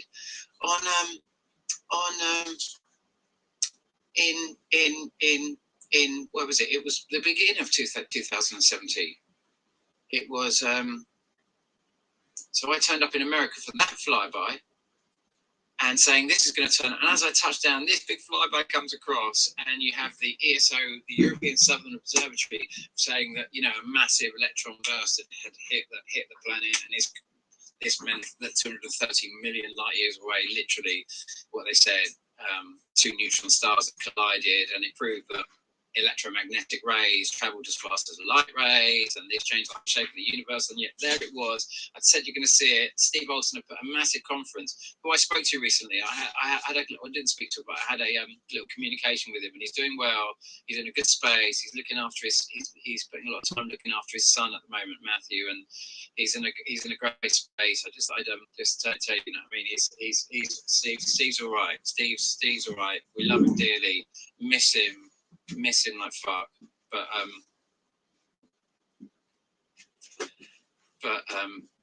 yeah. But anyway, you know, the flyby that obviously put me on the map was that one. Same thing, and people saying, "Oh, it's a lenticular cloud," like they're saying with this latest flyby. Oh, that's what it is. It's a lenticular. But you just saw the whole thing flying across, and people just filming it. And it was on the day of Trump's inauguration. It was a spectacular flyby that put me on the map, and there it is. And do you remember that? Remember the one after? Because what's happening is after this point, it drops back one calendar month each year. So we go to 2018. Go after that. Do you remember that shot from Relentless Maverick catching it there? And it's been copied so many times. I can't remember the name of that. The video maker who put that up there, but you might be able to recognise that. We might be able to get a better copy of that. But you know, they were epic. But that big one that Steve Olson posted, which was that one.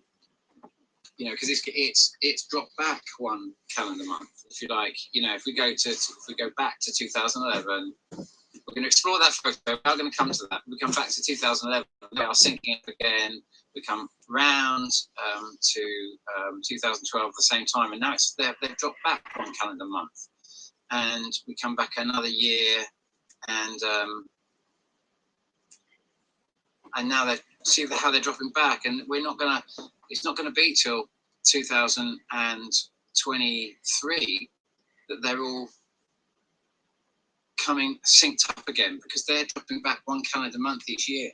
And we can see this because of all the volcanic and earthquake activity we've had going right back to 1902, when, well, I mean, okay.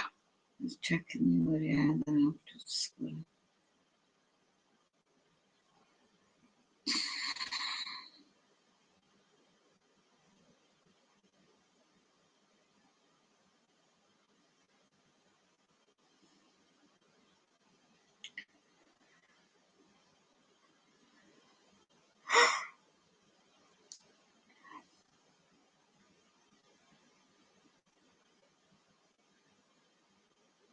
Okay, they're jamming my internet.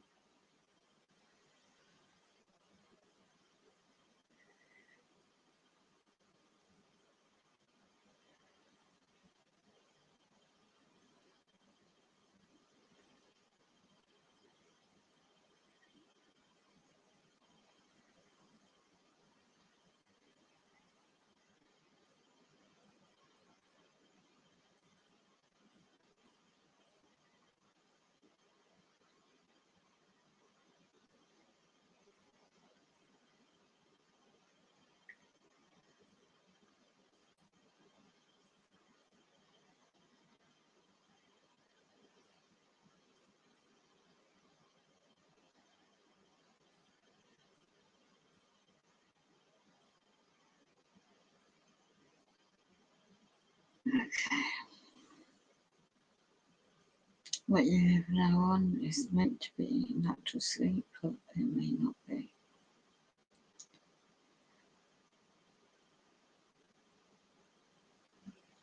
It cut me off at something Wednesday, 15th, 2023. Unlawful not being the awful century mark at all.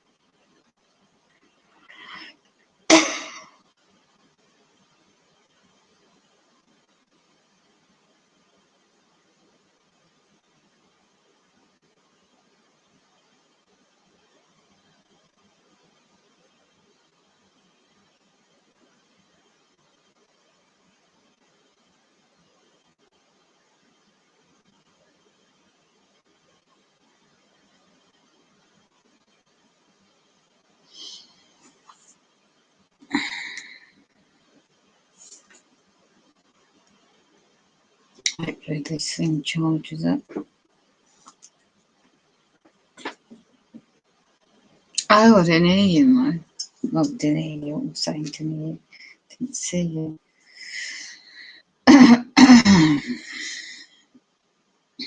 Can't read the chat. Dental infection. Or something. Can't read the chat. Yeah, I'm here. Hi, you're welcome. Bye. Back in a minute doing things.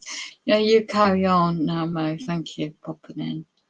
I'm going to try and get some sleep. Teeth are playing up. Oh, getting radiated in my bloody ears.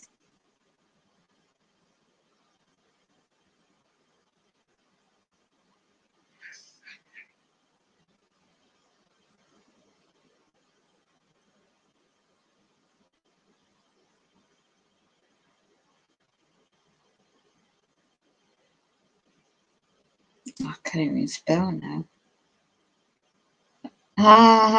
Oh, a link. Okay, what's the link? I didn't even spell what I put just now, right? Oh, empowered, you're back again. Oh, my head is killing me. My ears are being radiated. Oh, they're killing me softly. Not softly, but you know what I mean. I am. Oh, I can't read now. My head is killing me. I'll have a link for you. I'm going to post it before you go back to bed. Ow, I'm in bed already. You can. Ow, my head. They're radiating me. Excuse me a minute. Ouch. You can. Oh, the radiation's really bad. Good gosh. I'm trying to read. Back to it. You can play it since. Ouch. Play it what? Since people are popping in. Yeah, that they may or may not stop jamming. Bloody hell, I'm getting radiated back on my head. Oh, excuse us a minute. Okay. Oh, you did, Empowered. Oh, look, I've got to come down there. Have a spare room. Oh, that's wonderful for you. Wales. You were saying you wanted to do something like that, didn't you? Oh, that's really good news. Hey, don't be near my sister's place. She's in Ampsworth or something like that in Wales. Okay, Mo. You're moving next week. Oh, wow. Oh, hey, just pat me in your bloody boot and take me with you. Oh, get away from all this crap. Oh, do you have to share? Ah, the radiator in my head, excuse me. Oh, gosh. All right, okay, I'll have a look at that. Ah, my head. You mean there's soft? Ouch. Bloody hell. Oh, they're going to town right now. Bear with me. Oh, I'm drinking tonic water to stop this bloody radiation. Oh my goodness me, it's really strong. Oh, it's setting my bloody teeth off, isn't it? Oh my gosh. Being tortured here. It's so demonic. Okay. Oh, try and read your comment. Bear with me. Wow. You mean they're soft? You mean it's soft? Kill, not killing you. Yeah, that's what I mean, you know. Oh gosh. Well, it's not soft kill, it's painful with the radiation affects the technology.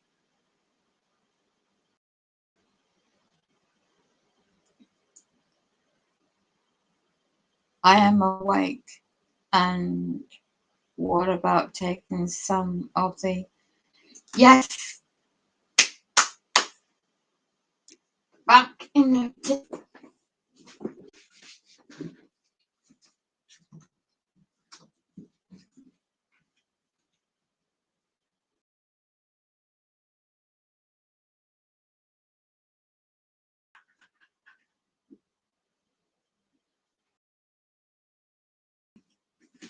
Got to do this.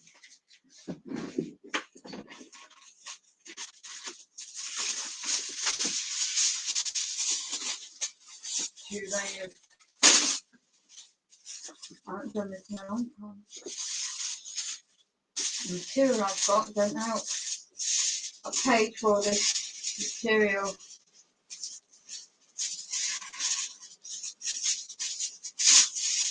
I've got a hat that I usually put it in.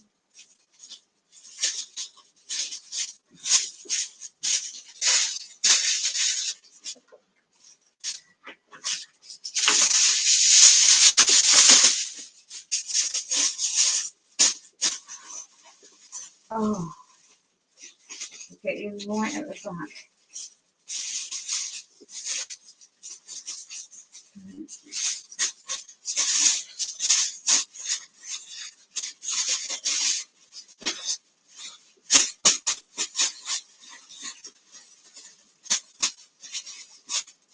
When I did this before, they got through this material.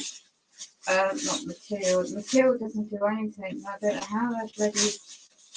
When they hit the feet, you know, with the technology and the legs on top. You know, I don't know if they've got foot fetish sticking out. But anyway, thank you, Mo, for that. It's a long time since I've done this. Because I bought the material and I've got one of these monitors. I've got to check the batteries on it. But detect where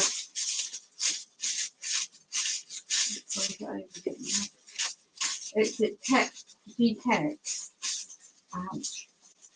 where the frequencies, how strong, bloody hell, the frequency is right. Let's get this in the hat. I'll do it sideways.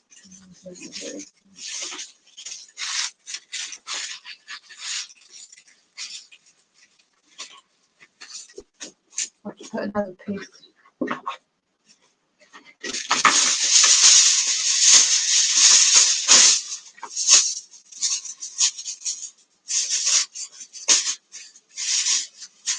Yeah.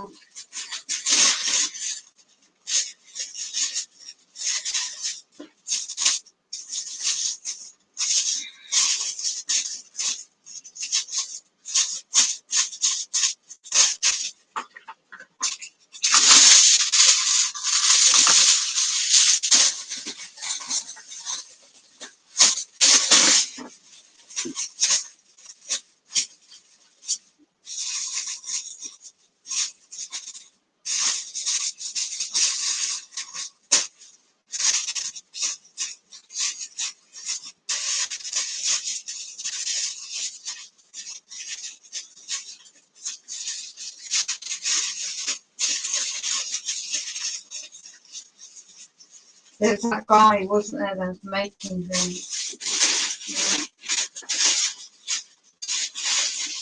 fit.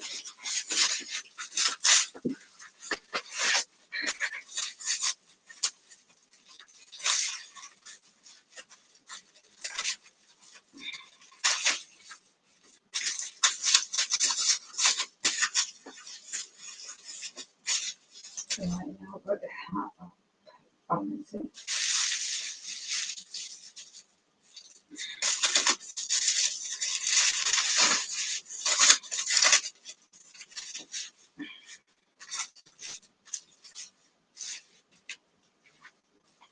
Okay, don't smoke that.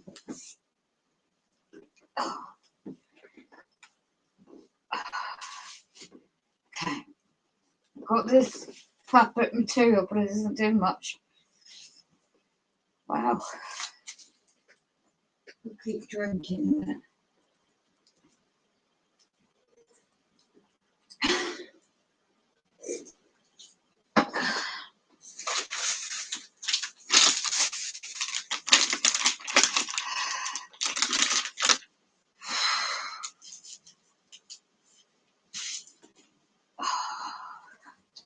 Good Lord.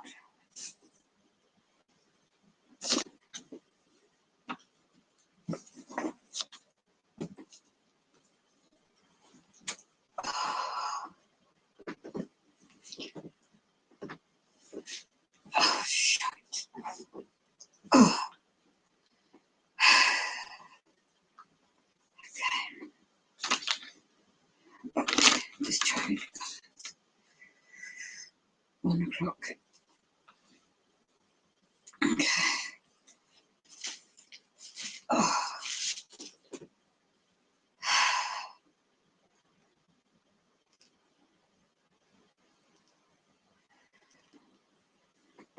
Okay. So I'm just catching up the chat. Oh, good on you, Empowered. Thanks, Empowered.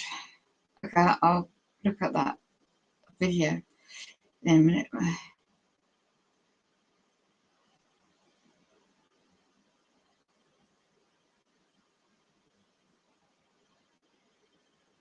Yeah. Patina, Nick Cat, over it to keep it placed. Yep, done it. Thank you, Mo. Just done it. No, Mo, thank you. I've just done it, yeah. I haven't done it in a long time. Thank you. Got a working car now also. That's very good news for you, Empowered.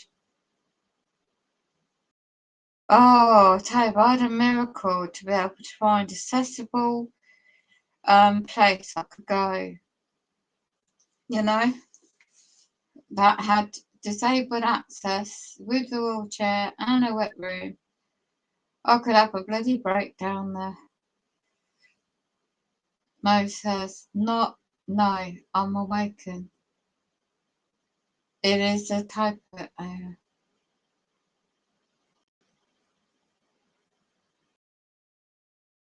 Okay. Can't say empowered, it comes out in power. Empower. That's like a name for a company in England, energy company. Take some aluminum foil. or chop it around your head and then put a knit cap over it to keep it in place and see if it helps you to be. Yeah, thank you. Call me Rob. Ah, Jesus, my head. That's my online name.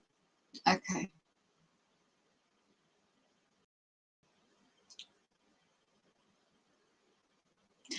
Empowered, he doesn't like to say where he is, so I don't say anything either.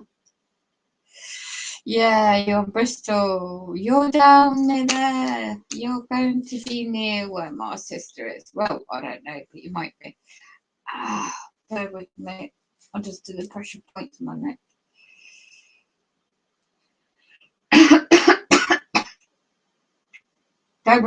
It's radiation. I can taste it.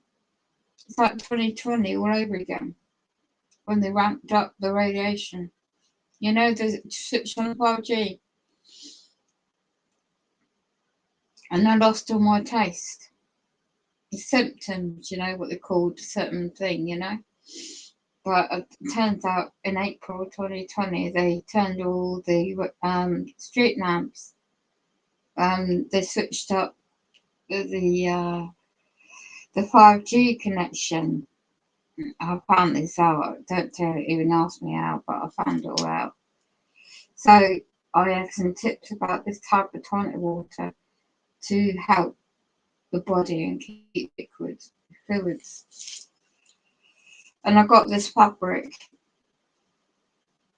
I need to get some more. I was going to buy a cap, which I didn't get around to. And I lost the fabric now. But yeah, these hats look most suggestive. We used to do a lot of that, and I've just forgot all about it. Don't know why.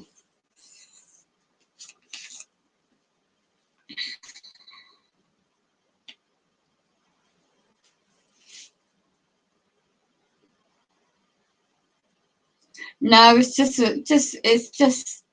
that is just as way empowered. Wow. So you're gonna pack it all in your car. You've got room. You gotta. I'm gonna see if I can drink my drink.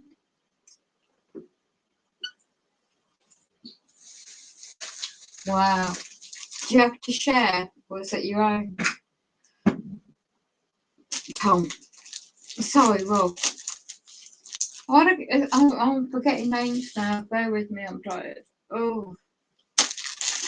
I'll call you empowered on it, okay? So do you have to share a place? Amazing. All that energy, all that messing about. Wow, just imagine you're quite I mean, the world's your oyster now, isn't it? Fingers crossed for you. Fingers crossed, all that fighting, all that stuff you have to do. Have to keep fighting. You're lucky to get bloody cars sorted out in the end. Good on you. Good on you. Well, they're trying to serve me to get me out my flat, empowered, threatening me big time. I can't tell you. It's just it's gone under.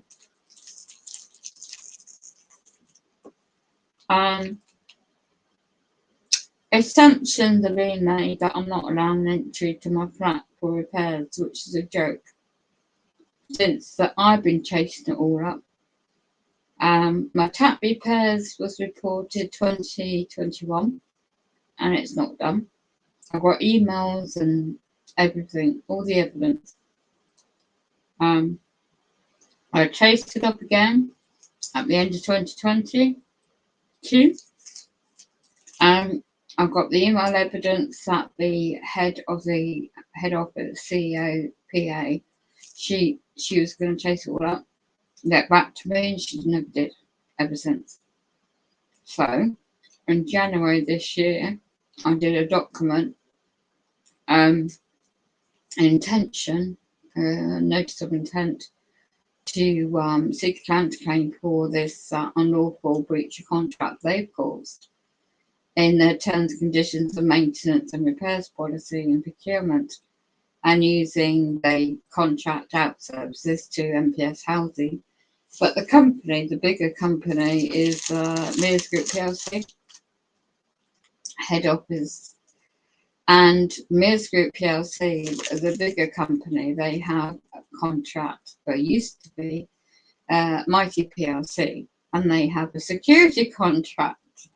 And guess who's linked to security? For public servants nationally. Oh, we can't make it up. So, of course, as a TI, all this gaslighting, all these offer appointments since 2018, every year, if there's like a gas service boiler check or something else, it's always, first they would do this. They would offer a morning appointment, which they know I can't do. So, and then I would have to, it's NK Ultra, a neuromonitoring. So I have to respond to that to get the afternoon appointment. And then what they do, computer generated, instead of getting a proper afternoon appointment, they would be doing from like 12 o'clock till 5, and I can't do all that time period. It needs to be between the 2-hour time slot between my care needs, you know. So it's a saga. It's been like that for a long time. And then, like, if I see there's, like, when the cold tap went in the kitchen first, and bought it straight away. And it's only a simple plumbing job, but I can't physically do it myself. And I thought somebody I knew could do the job, and they made it worse, allegedly. Anyway, I got the parts for it. I paid for the parts, but I just can't find someone to fix it. Oh, my teeth, radiating me. Anyway, and then October last year, the hot tap started playing up now. So it's both taps. And now it's just like, what is one thing after another? So it's a duty of care in those basic, simple jobs is blocked. Now we're talking about my main flat door. It's a security issue, isn't it? That's not been offered of a replacement since January the 13th of 2022. 1 year and 3 months today. Just like what they did to me. They set me up in my, where was it? They smashed my door in when I had that heart attack and stroke in September 2017. And at the time, my daughter-in-law, we were talking on Facebook Live before they started hacking into my internet, and before they started, damaging my stuff, home invasions. Before I knew it was a TI. So yeah, 1 minute I'm talking like this, next minute I'm having this stroke on the left side and the heart attack at the same time, and I just couldn't move. I couldn't move any part of my body, couldn't speak, nothing. And she ran the emergency services all the way from Surrey. She lives down that way. And if I wasn't on the live stream and she saw it happen, I wouldn't be here, basically. Don't know what would have happened. I couldn't even reach for the phone. I couldn't move my hands, nothing. So, but I know now the technology can cause that. And when I eventually got to hospital, I found that my home was ransacked and I got home. They didn't make the safety door. I mean, all I remember is being in the ambulance, given these drugs for a heart attack, I think it was. All these things they put on me to monitor my heart. And all I remember is waking up in the emergency resuscitation and all these people around me, and then I just wake up. I don't know the length of time I was there, and all I remember is waking up on a ward and then told that I had a stroke and I had a minor heart attack. So I was there. I don't know how long I was there now. I can't remember. It's so long ago. All I just remember is an old phone I had was getting harassed by the housing company. Where are you? You're meant to be at home. We've got a repair bloke at your door. Hold on, I'm in hospital. I didn't even get my speech back till about 3 days or so. And that's what the housing companies has been like ever since I've lived, been there. And it's just got worse ever since. So this time round, when they smashed the door in January last year, was just psychological. To set me up getting robbed, and then just bashing the door in instead of getting a locksmith. So yeah. Anyway, good on you. New beginnings. I could do new beginnings, but properly and lawfully. I can't move in the sense of financially the issues that's going on. Anyway, hope you get some rest. Right, that video, Mo. Have a look at it.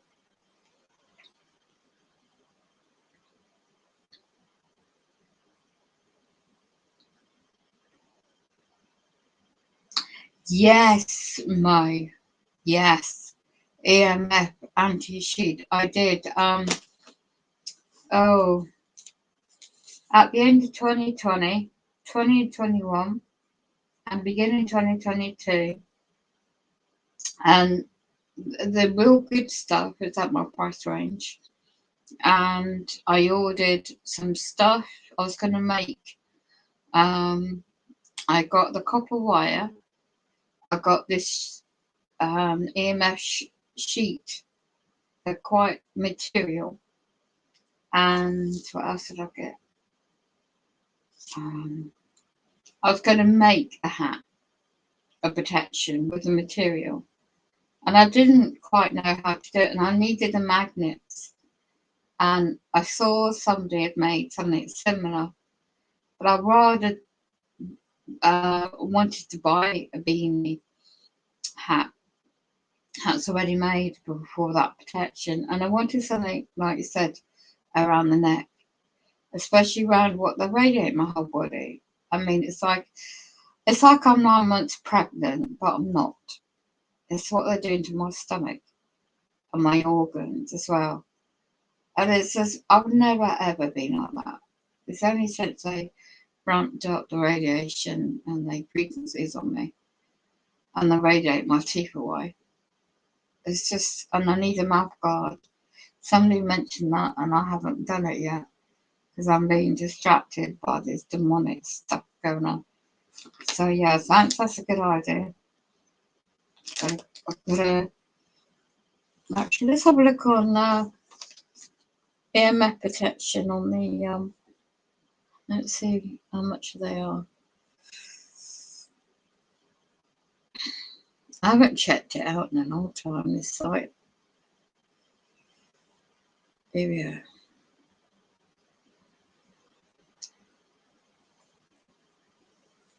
I need 2 phone chargers up bloody work in the meantime. Right, here we go. EMF.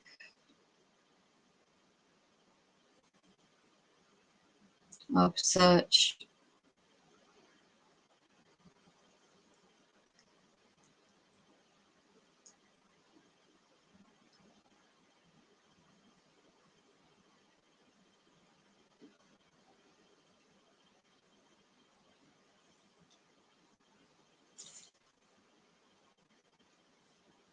You've got Shanghai necklaces.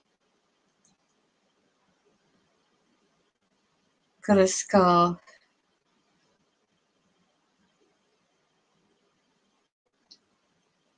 Wow.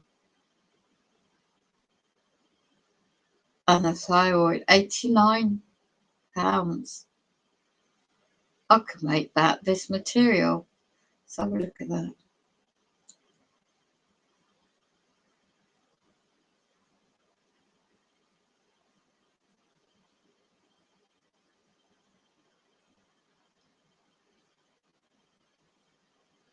Oh, come on. Every time I look at something to order, it says we can't deliver it to the local. I looked at the quarter box, £72. Too large to be delivered. I looked at water fry tablets. I forgot I got these in my in the checkout box. £121 for the version I wanted. A quarter box that you can plug in. It's not quite as I wanted something portable and flexible, but I don't have a card to plug it in. Yeah, can't deliver to my location. You know, right, so let's go back to EMF protection. So you got that one. That looks better. You've got like a brace. But no, that's not EMF protection. Yeah, the beanie hat cap mesh version material, £55. That's more like it. Well, it's not quite protection, it's like a headband.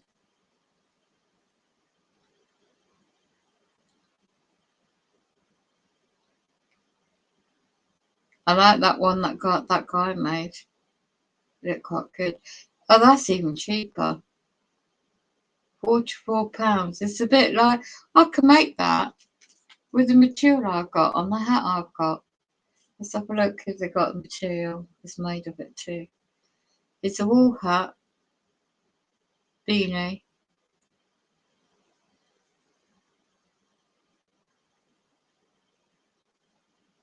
Let's see what material. Silver lining inside. Well, I've got material for that.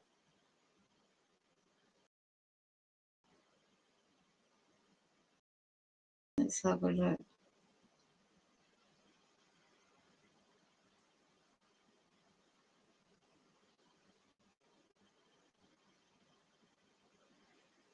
The material is cheaper to make. I'm sure it is. Yeah. Let's have a look at these versions.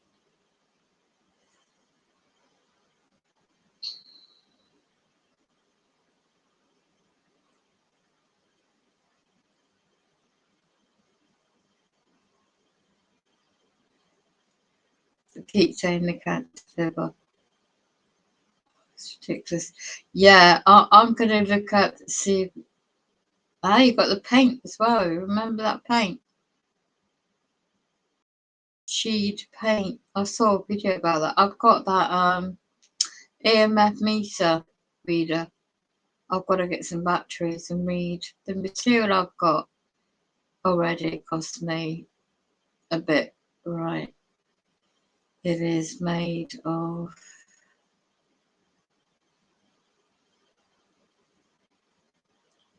I haven't got the grounding sheet done. I was looking into that.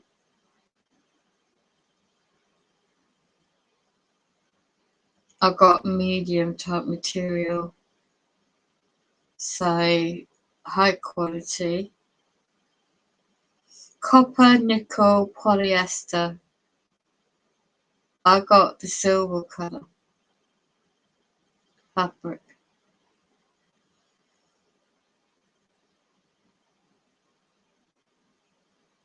They don't seem to help around my neck.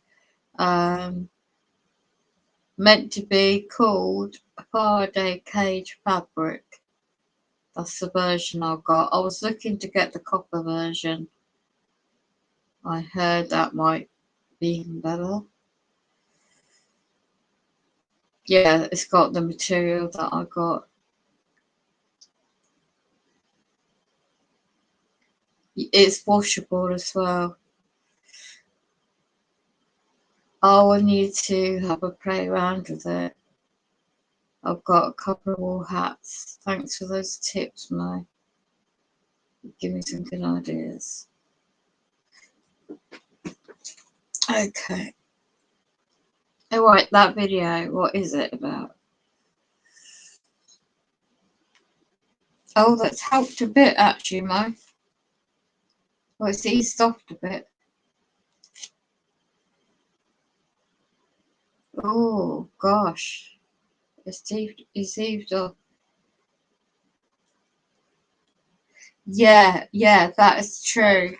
This is like, oh,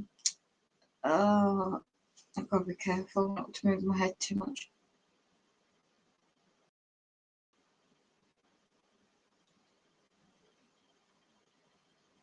Oil paint. They got at the local shop. They got the oil. What type of oil paint? Bloody hell! I've got no space, no shelving space, storage space. You're essentially doubled, covered completely from head to toe. Yeah, exactly. I had to buy a sewing machine and also make the sleeping bag. Did you?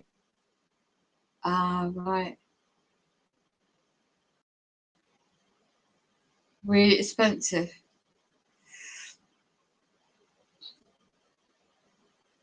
Clothes. Brooklyn fabric sleeping bag I made with the head net and hood. Wow, that's good. They surveyed your house and were able to overcome my protection within a week. Oh my goodness.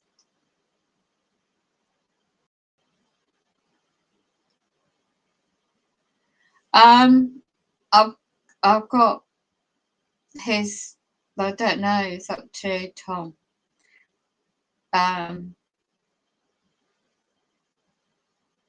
Yeah. If you email me, have you got my email, Tom? Empowered. I can't remember now.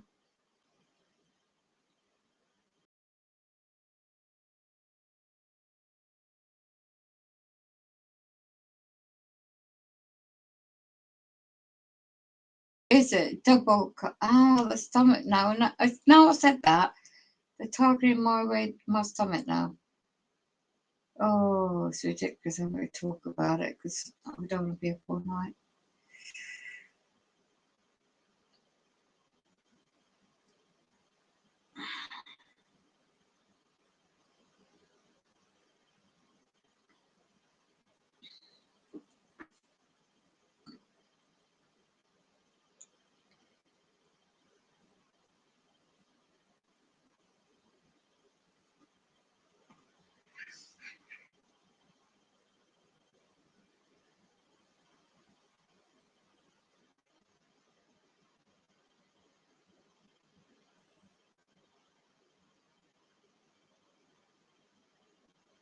Yeah, that's true.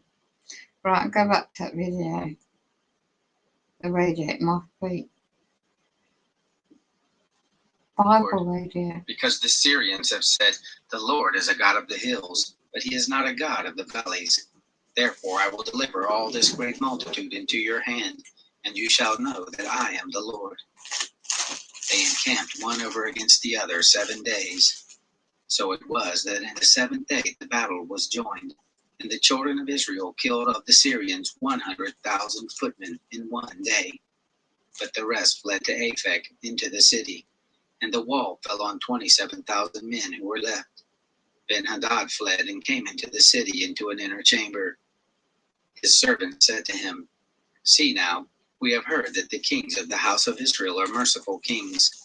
Let us, we pray you, put sackcloth on our loins and ropes on our heads, and go out to the king of Israel.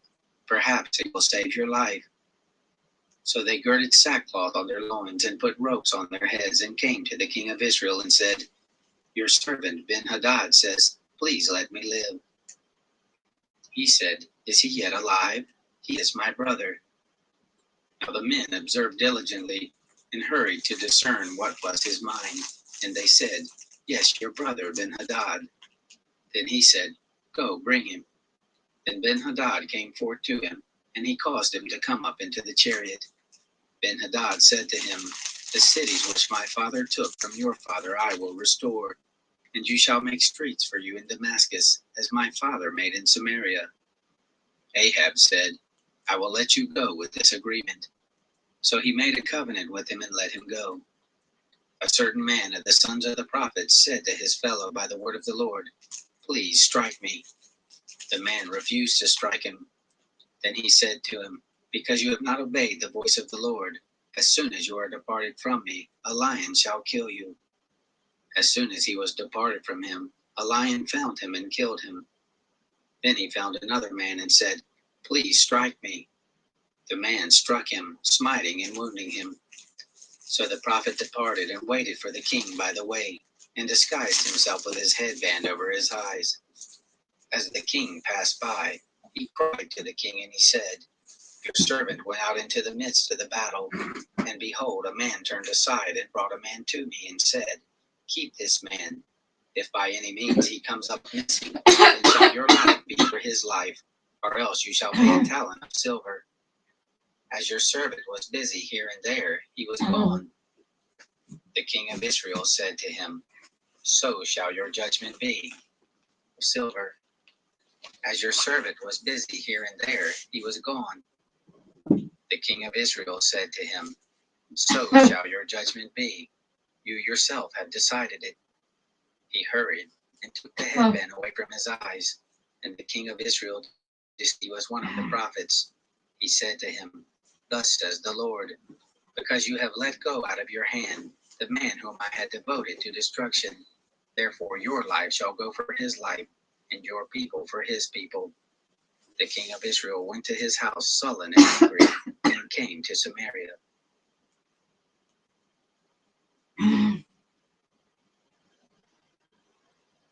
Oh, was that it? Alright. Chapter 21. Alright, no, it's not.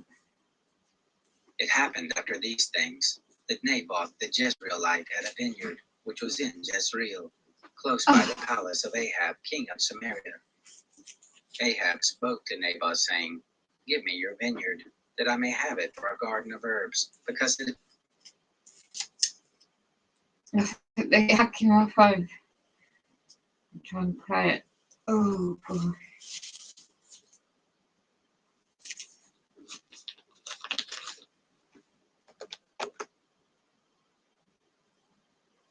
What the? Oh, please stop hacking me.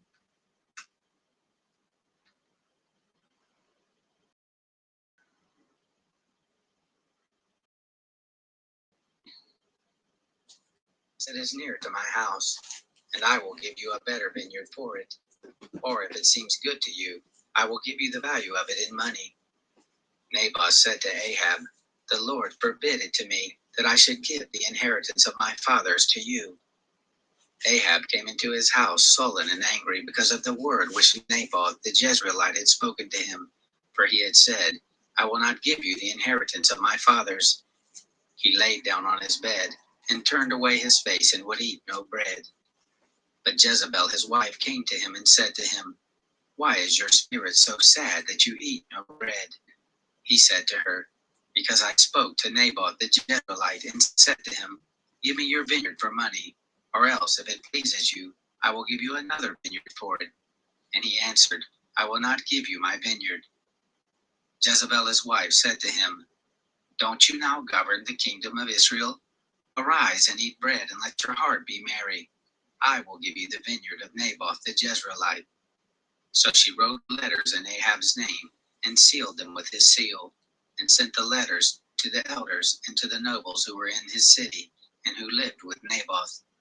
She wrote in the letters, saying, Proclaim a fast, and set Naboth on high among the people, and set 2 men, base fellows, before him, and let them testify against him, saying, You did curse God and the king. Then carry him out, and stone him to death. The men of his city, even the elders and the nobles who lived in his city, did as Jezebel said to them, according as it was written in the letters which he had sent to them. They proclaimed a fast, and set Naboth on high among the people. The 2 men, the base fellows, came in and sat before him, and the base fellows bore witness against him, even against Naboth, in the presence of the people, saying, Naboth did curse God and the king. Then they carried him forth out of the city, and stoned him to death with stones. Then they sent to Jezebel, saying, Naboth is stoned and is dead. It happened, when Jezebel heard that Naboth was stoned and was dead, that Jezebel said to Ahab, Arise, take possession of the vineyard of Naboth the Jezreelite, which he refused to give you for money, for Naboth is not alive, but dead. It happened, when Ahab heard that Naboth was dead, that Ahab rose up to go down to the vineyard of Naboth the Jezreelite to take possession of it. The word of the Lord came to Elijah the Tishbite, saying, Arise, go down to meet Ahab king of Israel, who dwells in Samaria. He is in the vineyard of Naboth, where he is gone to take possession of it. You shall speak to him, saying, Thus says the Lord, Have you killed, and also taken possession? You shall speak to him, saying, Thus says the Lord, In the place where dogs lick the blood of Naboth, shall dogs lick your blood, even your own. Ahab said to Elijah, Have you found me, my enemy? He answered, I have found you, because you have sold yourself to do that which is evil in the sight of the Lord. Behold, I will bring evil on you, and will utterly sweep you away, and will cut off from Ahab every man-child, and him who is shut up, and him who is left at large in Israel. And I will make your house like the house of Jeroboam the son of Nebat, and like the house of Baasha the son of Ahijah, for the provocation with which you have provoked me to anger, and have made Israel to sin. Of Jezebel the Lord spoke also, saying, The dog shall eat Jezebel by the rampart of Jezreel. Him who dies of Ahab in the city, the dog shall eat, and him who dies in the field shall the birds of the sky eat. But there was none like Ahab, who did sell himself to do that which was evil in the sight of the Lord, whom Jezebel his wife stirred up. He did very abominably in following idols, according to all that the Amorites did, whom the Lord cast out before the children of Israel. It happened, when Ahab heard those words, that he tore his clothes, and put sackcloth on his flesh, and fasted, and lay in sackcloth, and went softly. The word of the Lord came to Elijah the Tishbite, saying, See how Ahab humbles himself before me? Because he humbles himself before me, I will not bring the evil in his days, but in his son's days will I bring the evil on his house. Chapter 22. They continued 3 years without war between Syria and Israel. It happened in the 3rd year that Jehoshaphat, the king of Judah, came down to the king of Israel. The king of Israel said to his servants, You know that Ramoth Gilead is ours, and we sit still and don't take it out of the hands of the king of Syria. He said to Jehoshaphat, Will you go with me to battle to Ramoth Gilead? Jehoshaphat said to the king of Israel, I am as you are, my people is your people, my horses as your horses. Jehoshaphat said to the king of Israel, Please inquire first for the word of the Lord. Then the king of Israel gathered the prophets together, about 400 men, and said to them, Shall I go against Ramoth Gilead to battle, or shall I wait? They said, Go up, for the Lord will deliver it into the hand of the king. But Jehoshaphat said, Isn't there a prophet of the Lord besides, that we may inquire of him? The king of Israel said to Jehoshaphat, There is yet one man by whom we may inquire of the Lord, Micaiah the son of Imlah, but I hate him, for he doesn't prophesy good concerning me, but evil. Jehoshaphat said, Don't let the king speak this way. Then the king of Israel called an officer and said, Get Micaiah the son of Imlah quickly." Now the king of Israel and Jehoshaphat the king of Judah were sitting each on his throne, arrayed in their robes, in an open place at the entrance of the gate of Samaria, and all the prophets were prophesying before them. Zedekiah the son of Chenaanah made him horns of iron and said, "Thus says the Lord, with these shall you push the Syrians until they be consumed." All the prophets prophesied this way, saying, "Go up to Ramoth Gilead and prosper, for the Lord will deliver it into the hand of the king." The messenger who went to call Micaiah spoke to him, saying, "Look now, the words of the prophets declare good to the king with one mouth. Please let your word be like the words of one of them, and speak good." Micaiah said, "As the Lord lives, what the Lord says to me, that will I speak." When he had come to the king said to him, "Micaiah, shall we go to Ramoth Gilead to battle, or shall we wait?" He answered him, "Go up and prosper, and the Lord will deliver it into the hand of the king." The king said to him, "How many times shall I tell you that you speak nothing to me but the truth in the name of the Lord?" He said, "I saw all Israel scattered on the mountains, as sheep that have no shepherd. And the Lord said, They have no master. Let them return every man to his house in peace." The king of Israel said to Jehoshaphat, "Didn't I tell you that he would not prophesy good concerning me, but evil?" Micaiah said, "Therefore hear the word of the Lord. I saw the Lord sitting on his throne, and all the host of heaven standing by him on his right hand and on his left. The Lord said, Who will entice Ahab, that he may go up and fall at Ramoth Gilead?" One said on this manner, and another said on that manner. There came forth a spirit, and stood before the Lord, and said, "I will entice him." The Lord said, "How?" He said, "I will go forth, and will be a lying spirit in the mouth of all his prophets." He said, "You will entice him, and will prevail also. Go forth and do it." Now therefore, behold, the Lord has put a lying spirit in the mouth of all these your prophets, and the Lord has spoken evil concerning you. Then Zedekiah the son of Chenaanah came near and struck Micaiah on the cheek and said, "Which way did the Spirit of the Lord go when it left from me to speak to you?" Micaiah said, "Behold, you shall see on that day, when you shall go into an inner chamber to hide yourself." The king of Israel said, "Take Micaiah, and carry him back to Ammon the governor of the city, and to Joash the king's son, and say, Thus says the king, Put this fellow in prison, and feed him with the bread of affliction, and with water of affliction, until I come in peace." Micaiah said, "If you return at all in peace, the Lord has not spoken by me." He said, "Listen, you peoples, all of you." So the king of Israel and Jehoshaphat the king of Judah went up to Ramoth Gilead. The king of Israel said to Jehoshaphat, "I will disguise myself and go into battle, but you put on your robes."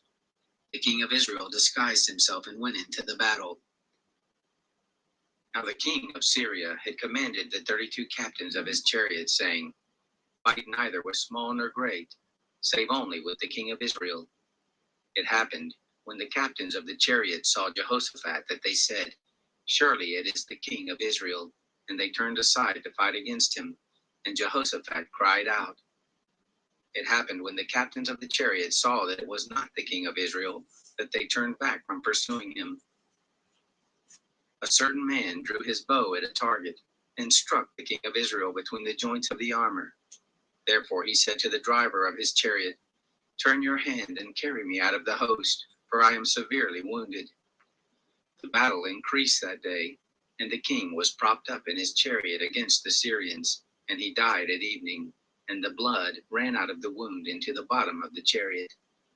There went a cry throughout the host about the going down of the sun, saying, "Every man to his city, and every man to his country."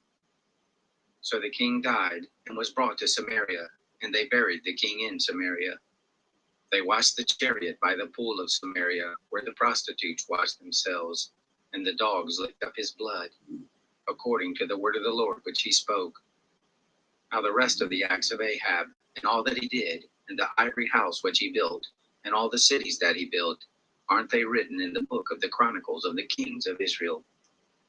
So Ahab slept with his fathers, and Ahaziah his son reigned in his place. Jehoshaphat the son of Asa began to reign over Judah in the 4th year of Ahab king of Israel. Jehoshaphat was 35 years old when he began to reign, and he reigned 25 years in Jerusalem. His mother's name was Azubah, the daughter of Shilhi. He walked in all the way of Asa his father. He didn't turn aside from it, doing that which was right in the sight of the Lord. However, the high places were not taken away. The people still sacrificed and burnt incense in the high places. Jehoshaphat made peace with the king of Israel. Now the rest of the acts of Jehoshaphat, and his might that he showed, and how he warred, aren't they written in the book of the Chronicles of the kings of Judah? The remnant of the Sodomites that remained in the days of his father Asa he put away out of the land. There was no king in Edom, a deputy was king. Jehoshaphat made ships of Tarshish to go to Ophir for gold, but they didn't go, for the ships were broken at Ezion-Geber. Then Ahaziah the son of Ahab said to Jehoshaphat, "Let my servants go with your servants in the ships." But Jehoshaphat said no.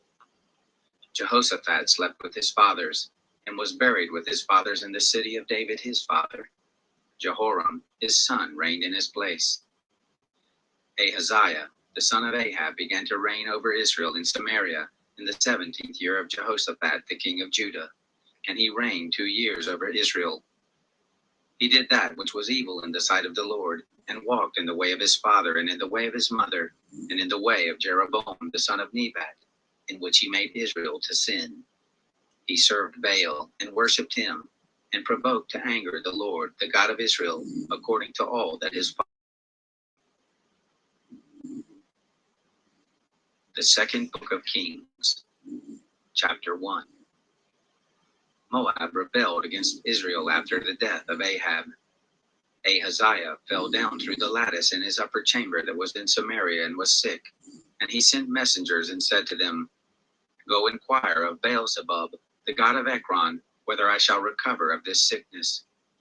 But the angel of the Lord said to Elijah the Tishbite, "Arise, go up to meet the messengers of the king of Samaria and tell them, is it because there is no God in Israel that you go to inquire of Baal-zebub, the god of Ekron? Now therefore thus says the Lord, you shall not come down from the bed where you are gone up, but shall surely die." Elijah departed. The messengers returned to him, and he said to them, "Why is it that you have returned?" They said to him, "There came up a man to meet us and said to us, 'Go, return back to the king who sent you and tell him, thus says the Lord, is it because there is no God in Israel that you send to inquire of Baal-zebub, the god of Ekron? Therefore you shall not come down from the bed where you are gone up, but shall surely die.'" He said to them, "What kind of man was he who came up to meet you and told you these words?" They answered him, "He was a hairy man, and he had a belt of leather about his loins." He said, "It is Elijah the Tishbite." Then the king sent to him a captain of 50 with his 50. He went up to him, and behold, he was sitting on the top of a hill. He spoke to him, "Man of God, the king has said, come down." Elijah answered to the captain of 50, "If I am a man of God, let fire come down from the sky and consume you and your 50 men." Fire came down from the sky and consumed him and his 50 men. Again he sent to him another captain of 50 with his 50 men. He answered him, "Man of God, the king has said, come down quickly." Elijah answered them, "If I am a man of God, let fire come down from the sky and consume you and your 50 men." The fire of God came down from the sky and consumed him and his 50 men. Again he sent the captain of a third 50 with his 50 men.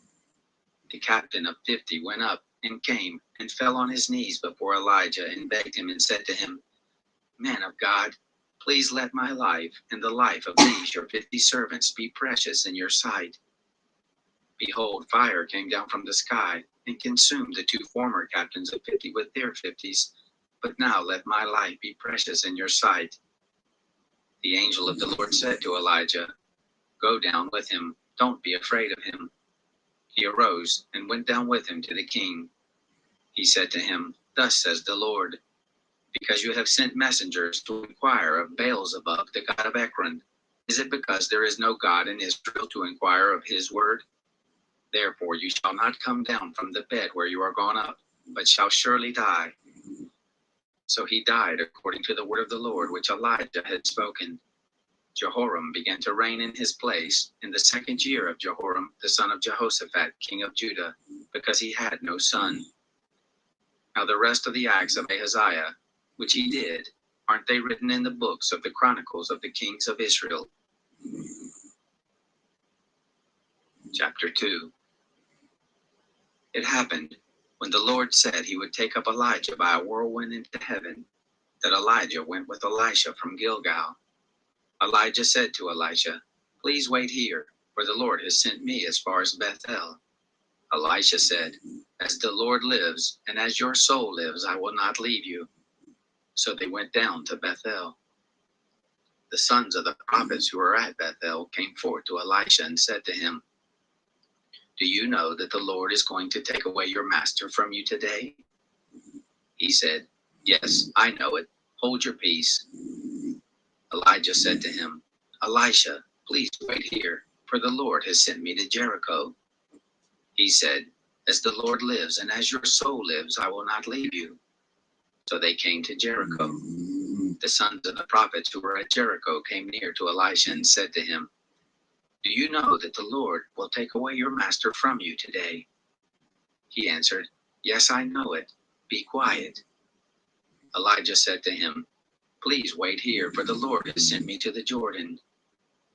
He said, As the Lord lives, and as your soul lives, I will not leave you. The two of them went on together. 50 men of the sons of the prophets went and stood against them far off, as the two stood by the Jordan.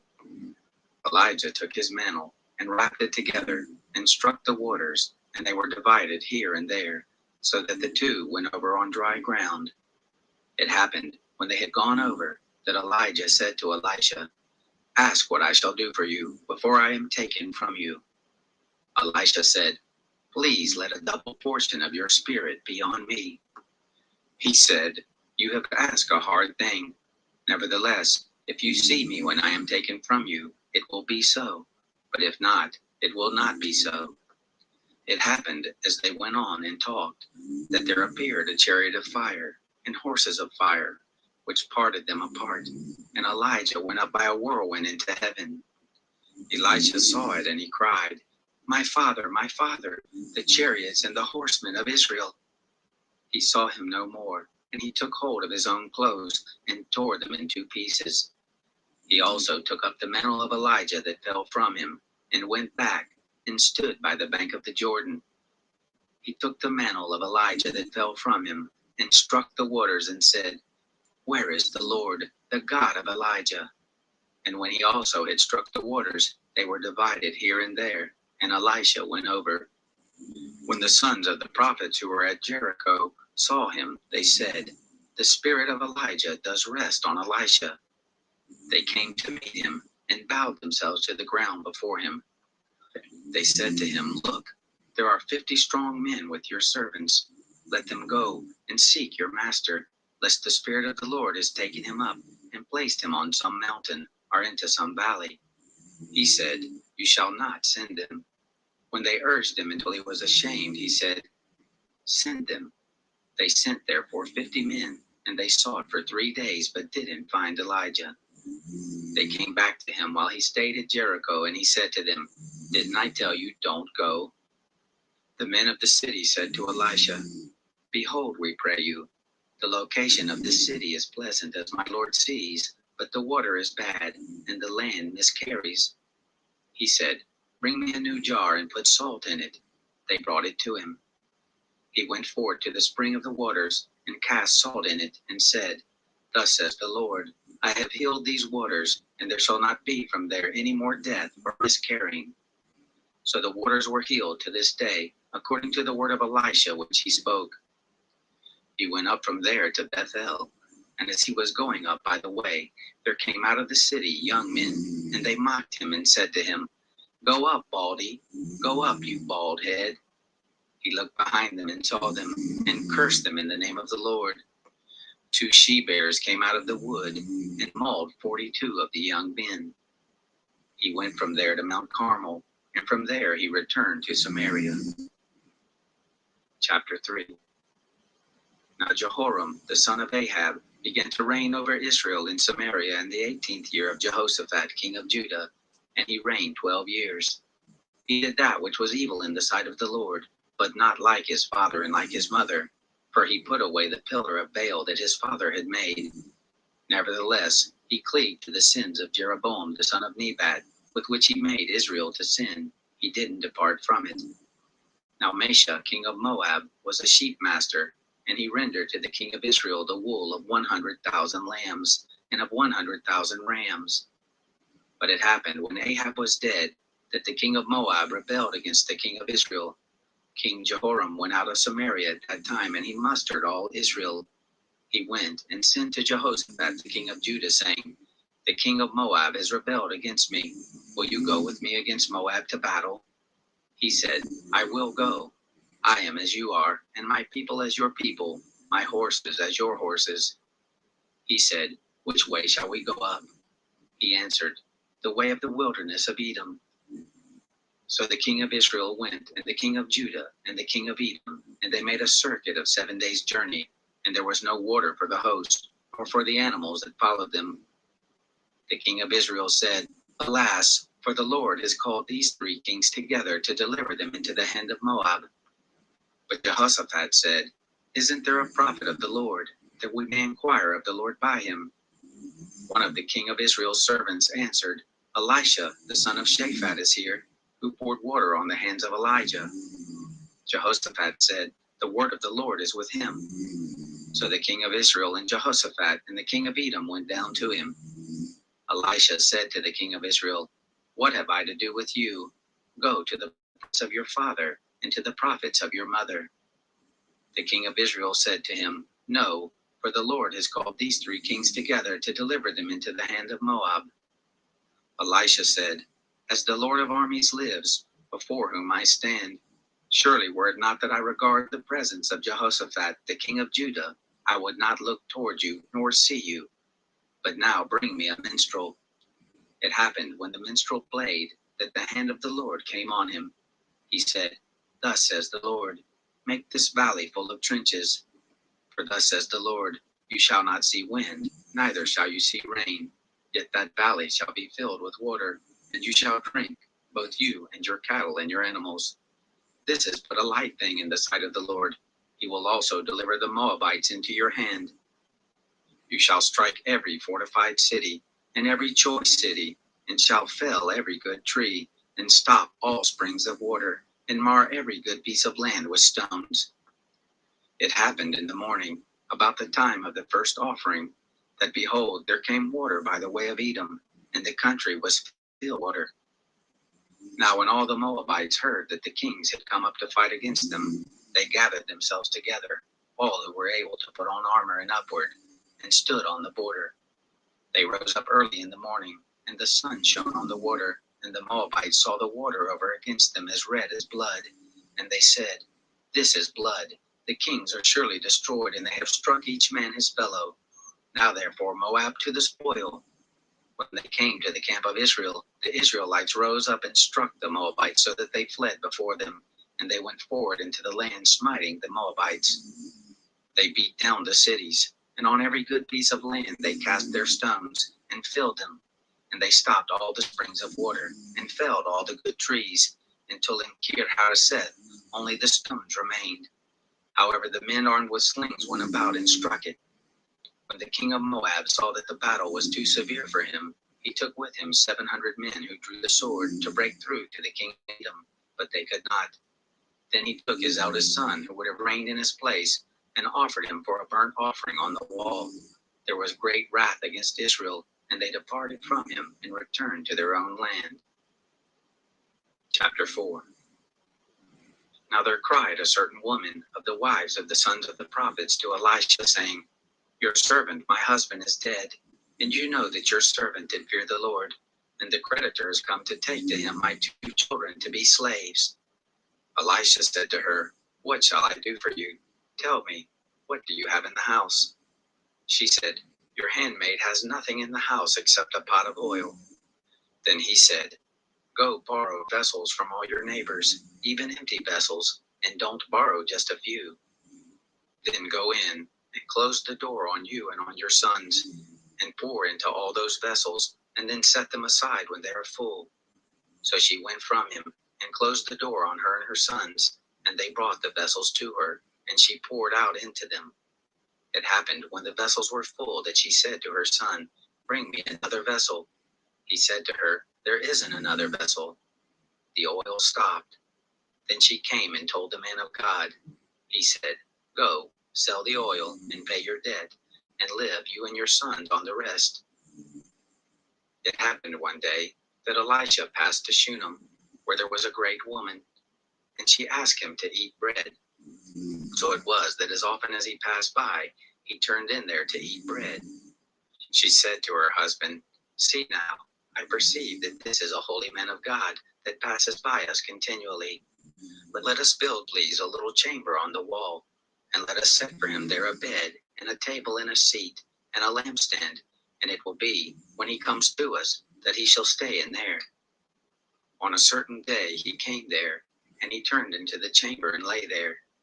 He said to Gehazi his servant, Call this Shunammite. When he had called her, she stood before him. He said to him, Say to her now, Behold, you have ministered to us with all this care. What is to be done for you?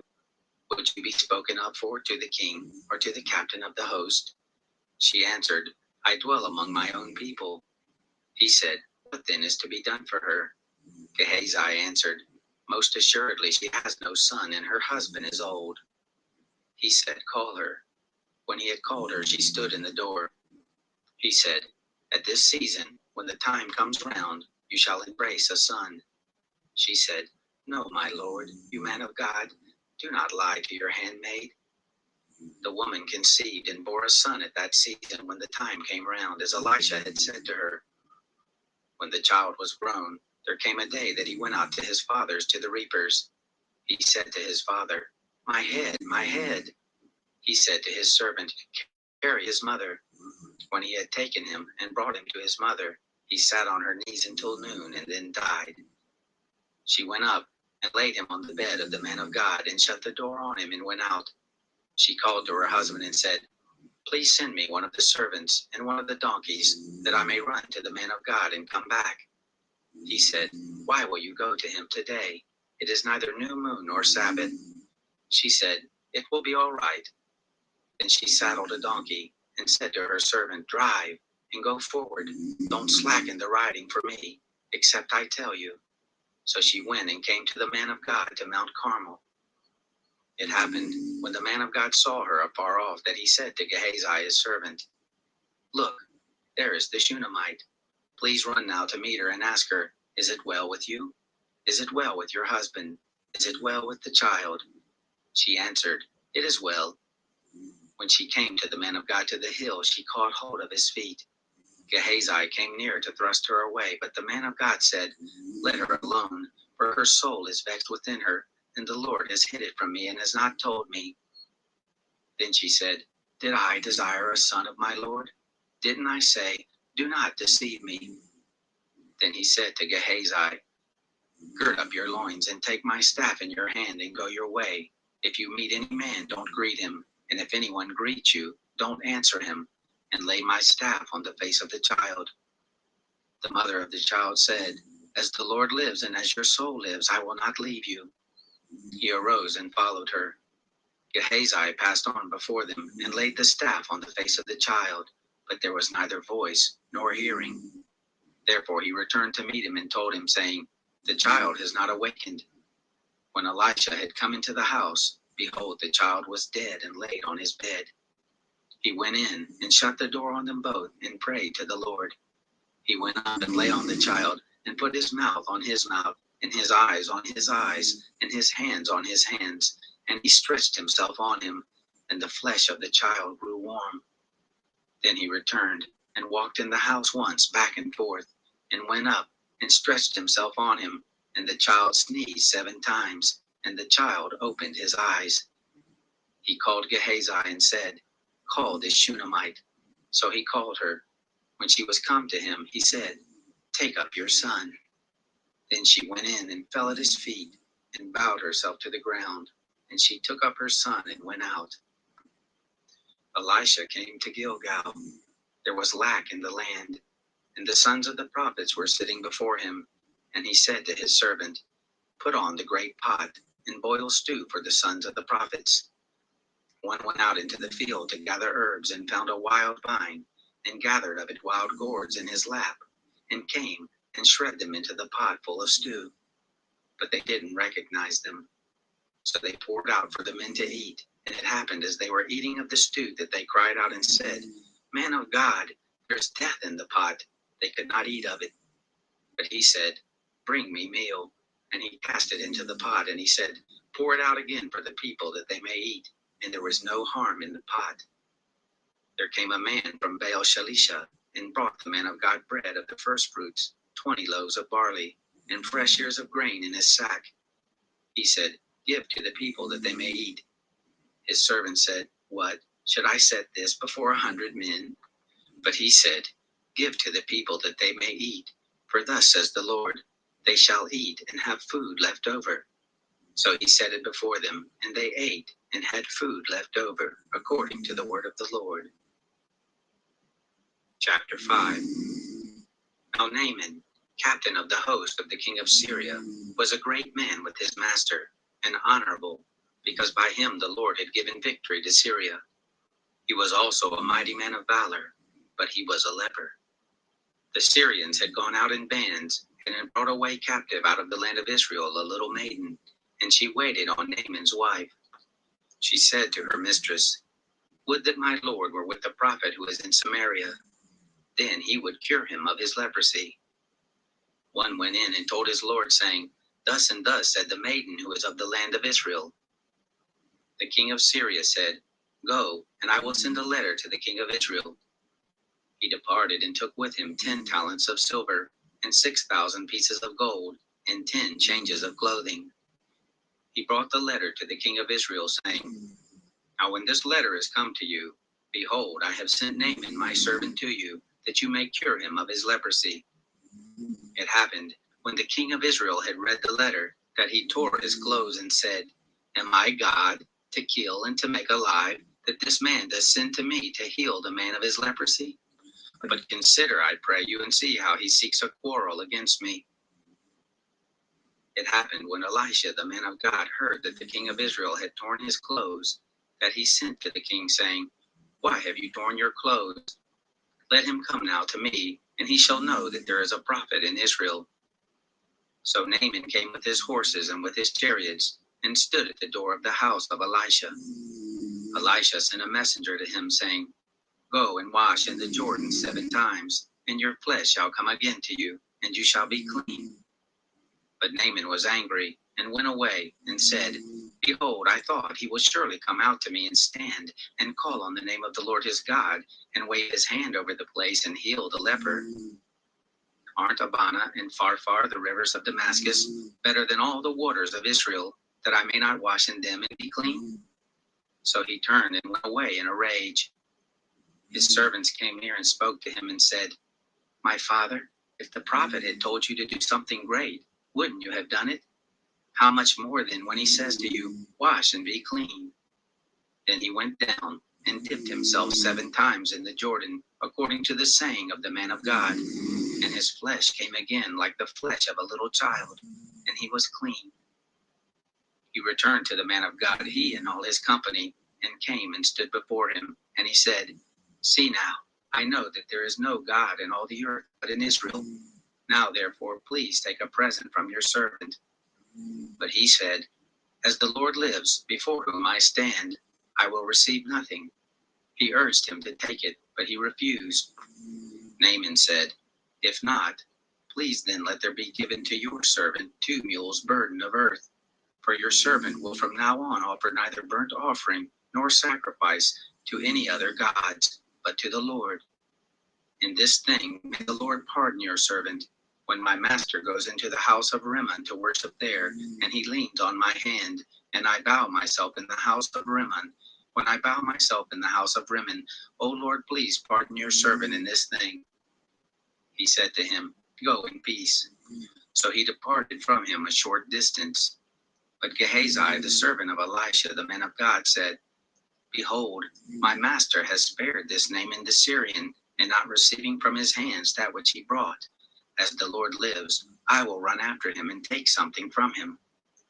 So Gehazi followed after Naaman. When Naaman saw one running after him, he alighted from the chariot to meet him and said, Is all well? He said, All is well. My master has sent me, saying, Behold, even now there are come to me from the hill country of Ephraim 2 young men of the sons of the prophets. Please give them a talent of silver and 2 changes of clothing. Naaman said, Be pleased to take 2 talents. He urged him and bound 2 talents of silver in 2 bags with 2 changes of clothing, and laid them on 2 of his servants, and they bore them before him.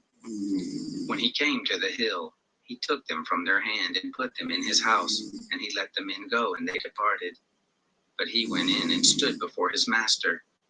Elisha said to him, Where are you coming from, Gehazi? He answered, Your servant went nowhere. He said to him, Didn't my heart go with you when the man turned from his chariot to meet you? Is it a time to receive money and to receive garments and olive groves and vineyards and sheep and oxen and men servants and maid servants? The leprosy therefore of Naaman shall cleave to you and to your seed forever.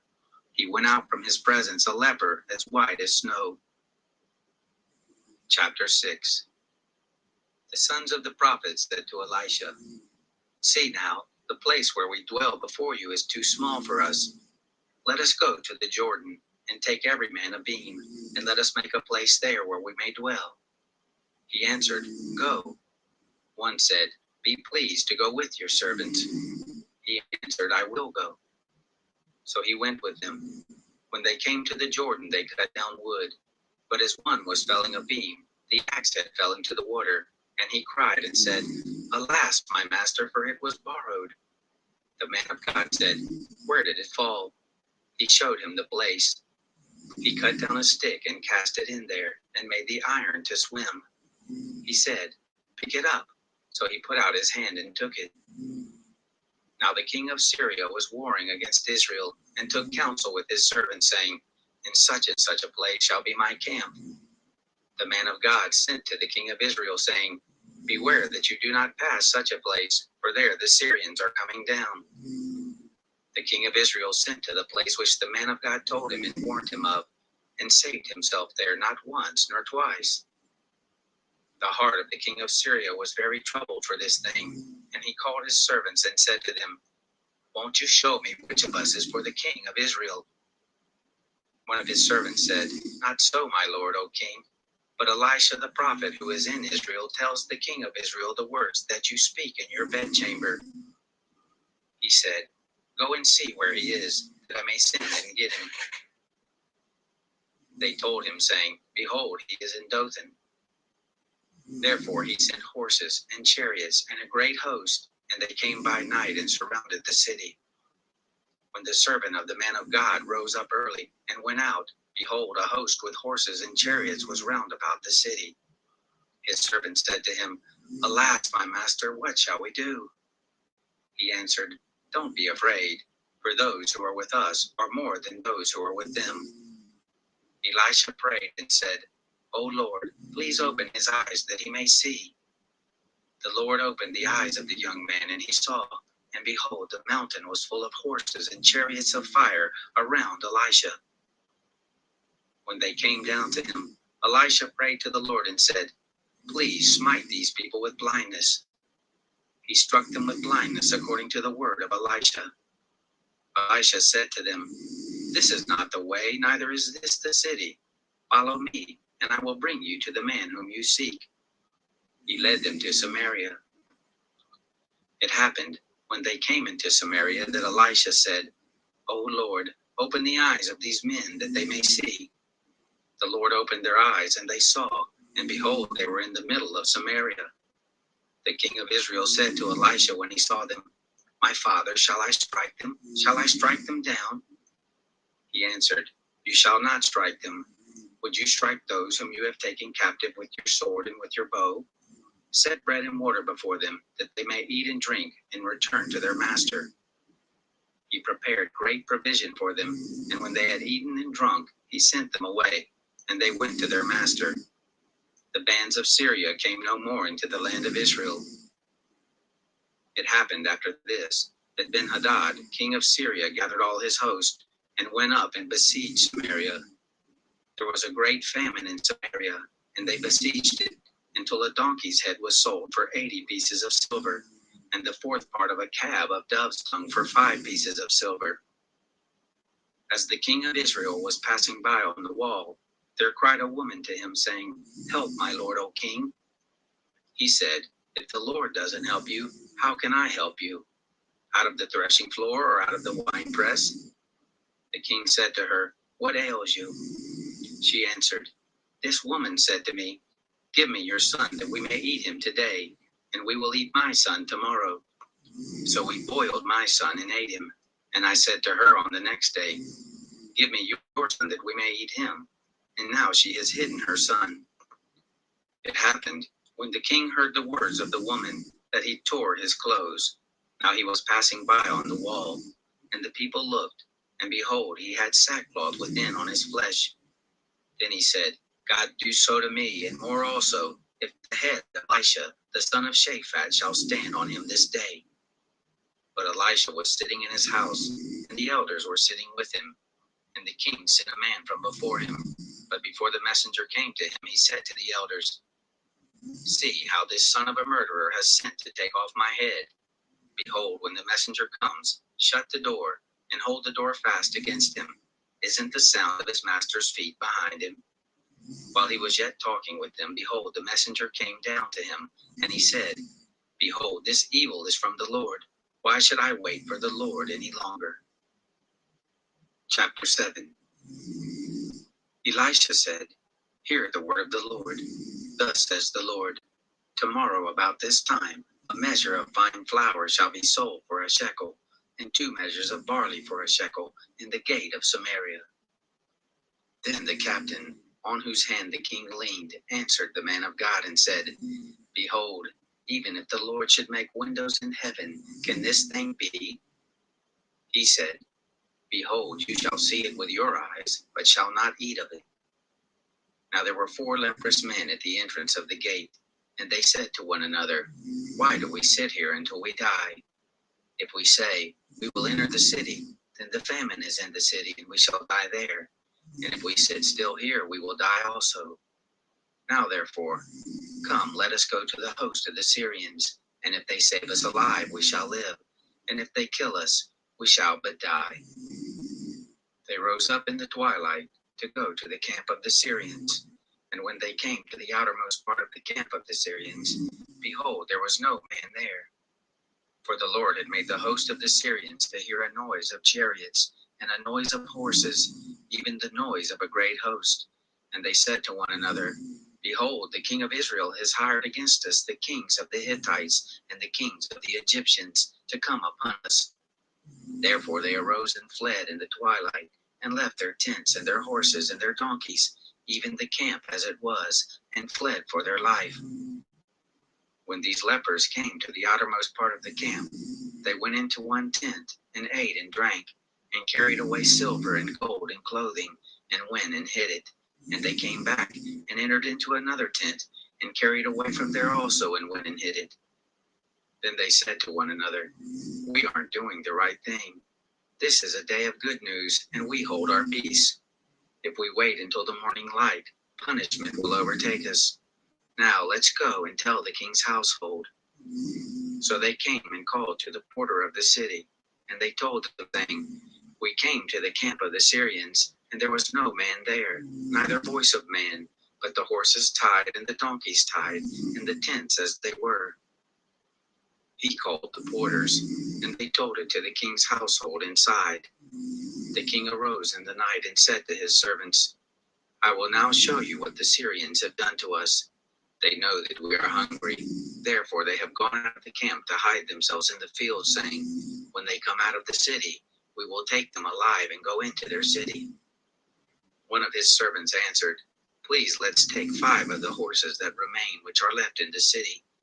Behold, they are as the multitude of Israel who are left in it, and they are as the multitude of Israel who are consumed.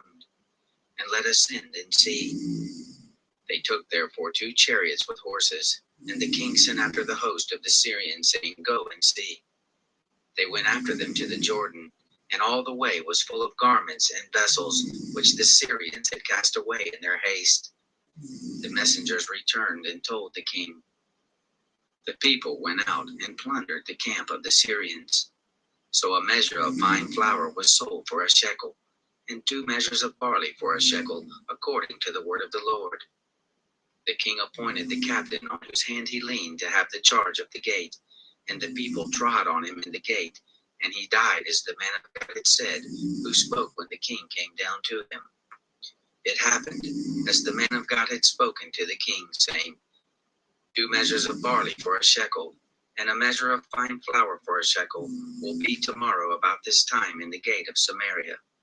And that captain answered the man of God and said, if the Lord should make windows in heaven, how can such a thing be? And he said, behold, you shall see it with your eyes, but shall not eat of it.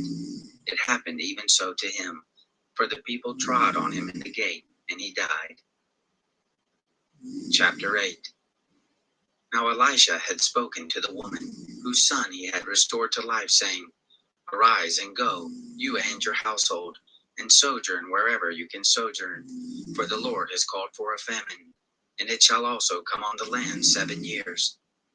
The woman arose and did according to the word of the man of God, and she went with her household, and sojourned in the land of the Philistines 7 years. It happened at the end of 7 years that the woman returned out of the land of the Philistines, and she went forth to cry to the king for her house and for her land. Now the king was talking with Gehazi, the servant of the man of God, saying, please tell me all the great things that Elisha has done. It happened, as he was telling the king how he had restored life to him who was dead, that behold, the woman, whose son he had restored to life, cried to the king for her house and for her land. Gehazi said, my lord, O king, this is the woman, and this is her son, whom Elisha restored to life. When the king asked the woman, she told him. So the king appointed to her a certain officer, saying, restore all that was hers, and all the fruits of the field since the day that she left the land, even until now. Elisha came to Damascus, and Ben-Hadad, the king of Syria, was sick, and it was told him, saying, the man of God is come here. The king said to Hazael, take a present in your hand, and go and meet the man of God, and inquire of the Lord by him, and say, shall I recover of this sickness? So Hazael went to meet him, and took a present with him, even of every good thing of Damascus, 40 camels' burdens, and came and stood before him, and said, your son Ben-Hadad, king of Syria, has sent me to you, saying, shall I recover of this sickness? Elisha said to him, go tell him, you shall surely recover. However, the Lord has shown me that he shall surely die. He settled his gaze steadfastly on him until he was ashamed, and the man of God wept. Hazael said, why does my Lord weep? He answered, because I know the evil that you will do to the children of Israel. Their strongholds you will set on fire, and their young men you will kill with the sword, and you will dash in pieces their little ones, and rip up their women with child. Hazael said, but what is your servant who is but a dog that he should do this great thing? Elisha answered, the Lord has shown me that you will be king over Syria. Then he departed from Elisha and came to his master, who said to him, what did Elisha say to you? He answered, he told me that you would surely recover. It happened on the next day that he took the cover and dipped it in water and spread it on his face so that he died, and Hazael reigned in his place. In the 5th year of Joram, the son of Ahab, king of Israel, Jehoshaphat being then king of Judah, Jehoram, the son of Jehoshaphat, king of Judah, began to reign. 32 years old he was when he began to reign, and he reigned 8 years in Jerusalem. He walked in the way of the kings of Israel, as did the house of Ahab, for he had the daughter of Ahab as a wife, and he did that which was evil in the sight of the Lord. However, the Lord would not destroy Judah for David his servant's sake, as he promised him to give him a lamb for his children always. In his days, Edom revolted from under the hand of Judah, and made a king over themselves.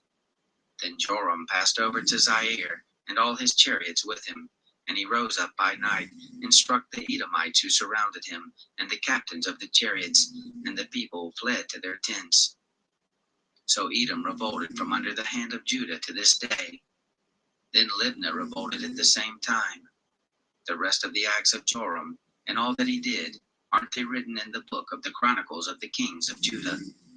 Joram slept with his fathers, and was buried with his fathers in the city of David, and Ahaziah his son reigned in his place. In the 12th year of Joram the son of Ahab, king of Israel, did Ahaziah the son of Jehoram, king of Judah, begin to reign. 22 years old was Ahaziah when he began to reign, and he reigned 1 year in Jerusalem. His mother's name was Athaliah, the daughter of Omri, king of Israel. He walked in the way of the house of Ahab, and did that which was evil in the sight of the Lord, as did the house of Ahab, for he was the son-in-law of the house of Ahab.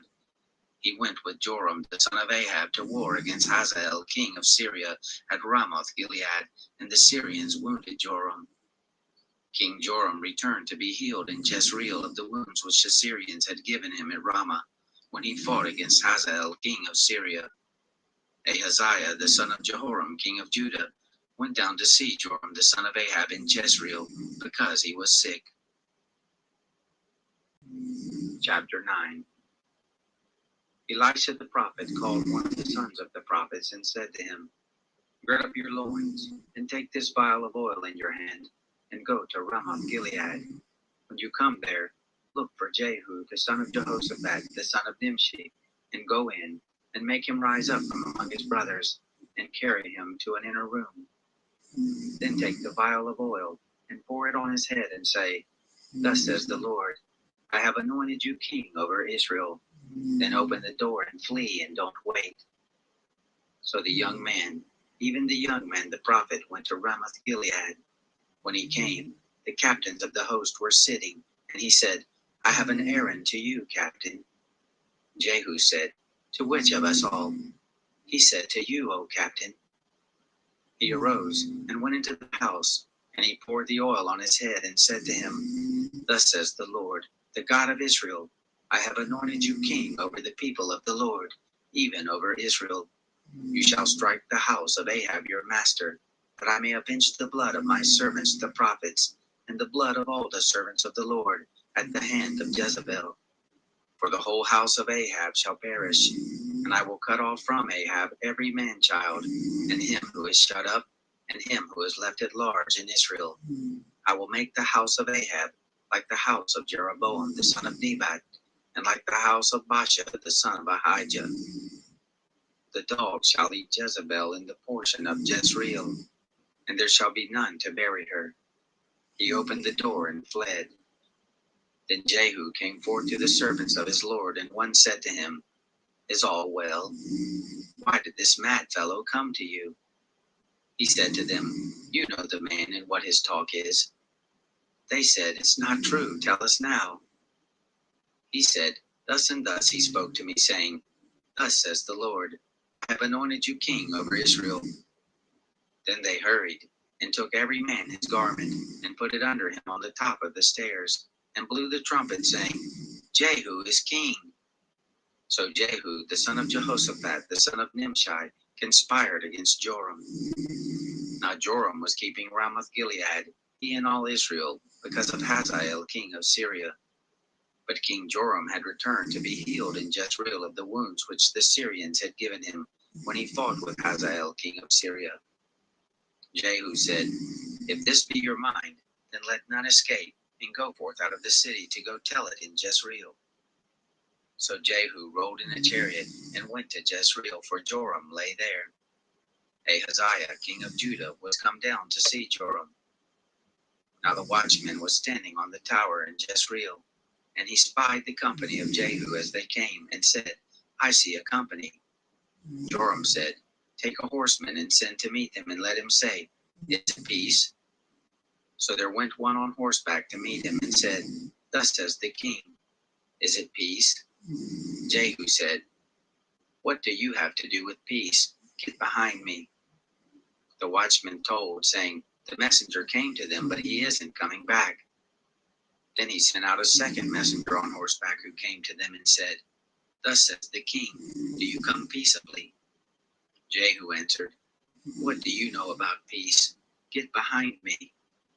The watchman told the king, saying, He came to them and isn't coming back. And the driving is like the driving of Jehu, the son of Nimshi, for he drives furiously. Joram said, Make ready. They made ready his chariot. Joram, king of Israel, and Ahaziah, king of Judah, went out, each in his chariot. And they went out to meet Jehu, and found him in the portion of Naboth the Jezreelite. It happened, when Joram saw Jehu, that he said, Is it peace, Jehu? He answered, What peace, so long as the prostitution of your mother Jezebel and her witchcraft abound? Joram turned his hands and fled, and said to Ahaziah, There is treachery, Ahaziah. Jehu drew his bow with his full strength, and struck Joram between his arms, and the arrow went out at his heart, and he sunk down in his chariot. Then Jehu said to Bidkar his captain, Take him up, and cast him in the portion of the field of Naboth the Jezreelite.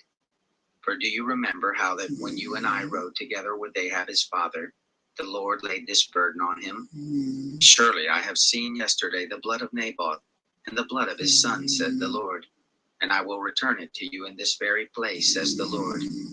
Now therefore take and cast him into the plot of ground, according to the word of the Lord. But when Ahaziah the king of Judah saw this, he fled by the way of the garden house. Jehu followed after him and said, Smite him also in the chariot. And they struck him at the ascent of Gur, which is by Iblaim. He fled to Megiddo and died there. His servants carried him in a chariot to Jerusalem, and buried him in his tomb with his fathers in the city of David. In the 11th year of Joram, the son of Ahab, began Ahaziah to reign over Judah. When Jehu was come to Jezreel, Jezebel heard of it, and she painted her eyes, and attired her head, and looked out at the window. As Jehu entered in at the gate, she said, Is it peace, you Zimri, your master's murderer? He lifted up his face to the window and said, Who is on my side? Who? They looked out at him, 2 or 3 eunuchs. He said, Throw her down.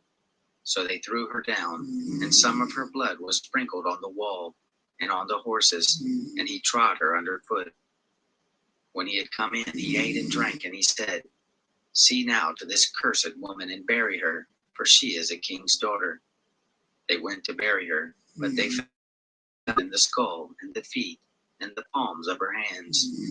Therefore they came back and told him. He said, This is the word of the Lord, which he spoke by his servant Elijah the Tishbite, saying, In the portion of Jezreel shall the dogs eat the flesh of Jezebel, and the body of Jezebel shall be as dung on the face of the field in the portion of Jezreel, so that they shall not say, This is Jezebel. Chapter 10. Now Ahab had 70 sons in Samaria. Jehu wrote letters and sent to Samaria, to the rulers of Jezreel, even the elders, and to those who brought up the sons of Ahab, saying, Now as soon as this letter comes to you, seeing your master's sons are with you, and there are with you chariots and horses, a fortified city also in armor, look out the best, and meet of your master's sons, and set him on his father's throne, and fight for your master's house. But they were very afraid, and said, Behold, the 2 kings didn't stand before him. How then shall we stand? He who was over the household, and he who was over the city, the elders also, and those who brought up the children, sent to Jehu, saying, We are your servants, and will do all that you bid us. We will not make any man king. You do that which is good in your eyes. Then he wrote a letter the second time to them, saying, If you be on my side, and if you will listen to my voice, Take the heads of the men, your master's sons, and come to me to Jezreel by tomorrow at this time. Now the king's sons, being 70 persons, were with the great men of the city who brought them up. It happened, when the letter came to them, that they took the king's sons and killed them, even 70 persons, and put their heads in baskets, and sent them to him in Jezreel. A messenger came and told him, saying, They have brought the heads of the king's sons. He said, Lay them in 2 heaps at the entrance of the gate until the morning. It happened in the morning that he went out and stood and said to all the people, You are righteous. Behold, I conspired against my master and killed him. But who struck all these? Know now that there shall fall to the earth nothing of the word of the Lord, which the Lord spoke concerning the house of Ahab. For the Lord has done that which he spoke by his servant Elijah. So Jehu struck all that remained of the house of Ahab in Jezreel, and all his great men, and his familiar friends, and his priests, until he left him none remaining. He arose and departed and went to Samaria. As he was at the shearing house of the shepherds in the way, Jehu met with the brothers of Ahaziah, king of Judah, and said, Who are you?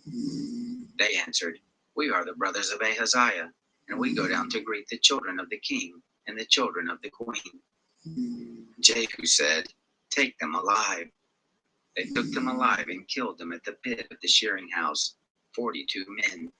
Neither did he leave any of them alive. When he had left there, he came upon Jehonadab, the son of Rechab, coming to meet him, and he greeted him and said to him, Is your heart right, as my heart is with your heart? Jehonadab answered, It is. If it be, give me your hand. He gave him his hand, and he took him up into the chariot. He said, Come with me and see my zeal for the Lord. So they made him ride in his chariot. When he came to Samaria, he struck all who remained to Ahab in Samaria, until he had destroyed him, according to the word of the Lord which he spoke to Elijah. Jehu gathered all the people together and said to them, Ahab served Baal a little, but Jehu will serve him much. Now therefore call to me all the prophets of Baal, all his worshippers, and all his priests. Let none be missing, for I have a great sacrifice to do for Baal. Whoever shall be missing, he shall not live. But Jehu said this in deceit, to the intent that he might destroy the worshippers of Baal. Jehu said, Sanctify a solemn assembly for Baal. They proclaimed it. Jehu sent throughout all Israel, and all the worshippers of Baal came, so that there was not a man left that didn't come. They came into the house of Baal, and the house of Baal was filled from one end to another. He said to him who was over the vestry, Bring forth the garments for all the worshippers of Baal. He brought them the garments. Jehu went, and Jehonadab the son of Rechab, into the house of Baal, and he said to the worshippers of Baal, Search and look that there be none with you of the servants of the Lord, but the worshippers of Baal only. They went in to offer sacrifices and burnt offerings. Now Jehu had appointed 80 men outside and said, If any of the men whom I bring into your hands escape, he who lets him go, his life shall be for the life of him that has escaped. It happened, as soon as he had made an end of offering the burnt offering, that Jehu said to the guard and to the captains, Go in and kill them, let none come out. They struck them with the edge of the sword, and the guard and the captains cast them out, and went to the city of the house of Baal. They brought forth the pillars that were in the house of Baal and burned them. They broke down the pillar of Baal, and broke down the house of Baal, and made it a latrine to this day. Thus Jehu destroyed Baal out of Israel. However, from the sins of Jeroboam the son of Nebat, with which he made Israel to sin, Jehu didn't depart after them, even the golden calves that were in Bethel and that were in Dan. The Lord said to Jehu, Because you have done well in executing that which is right in my eyes, and have done to the house of Ahab according to all that was in my heart, your sons of the 4th generation shall sit on the throne of Israel. But Jehu took no heed to walk in the law of the Lord, the God of Israel, with all his heart. He didn't depart from the sins of Jeroboam, with which he made Israel to sin. In those days the Lord began to cut off from Israel, and Hazael struck them in all the borders of Israel, from the Jordan eastward, all the land of Gilead, the Gadites and the Reubenites and the Manassites from Aroer, which is by the valley of Arnon, even Gilead and Bashan. Now the rest of the acts of Jehu, and all that he did, and all his might, aren't they written in the book of the Chronicles of the Kings of Israel? Jehu slept with his fathers, and they buried him in Samaria. Jehoahaz, his son, reigned in his place. The time that Jehu reigned over Israel in Samaria was 28 years. Chapter 11. Now when Athaliah, the mother of Ahaziah, saw that her son was dead, she arose and destroyed all the royal seed. But Jehoshaphat, the daughter of King Joram, sister of Ahaziah, took Joash, the son of Ahaziah, and stole him away from among the king's sons who were slain, even him and his nurse, and put them in the bedchamber, and they hid him from Athaliah, so that he was not slain. He was with her hid in the house of the Lord 6 years. Athaliah reigned over the land.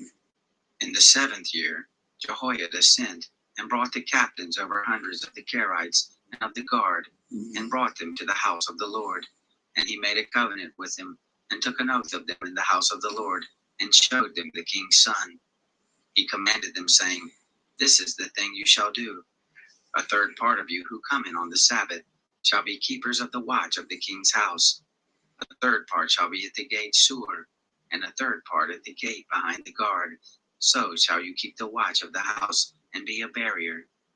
The 2 companies of you, even all who go forth on the Sabbath, shall keep the watch of the house of the Lord about the king.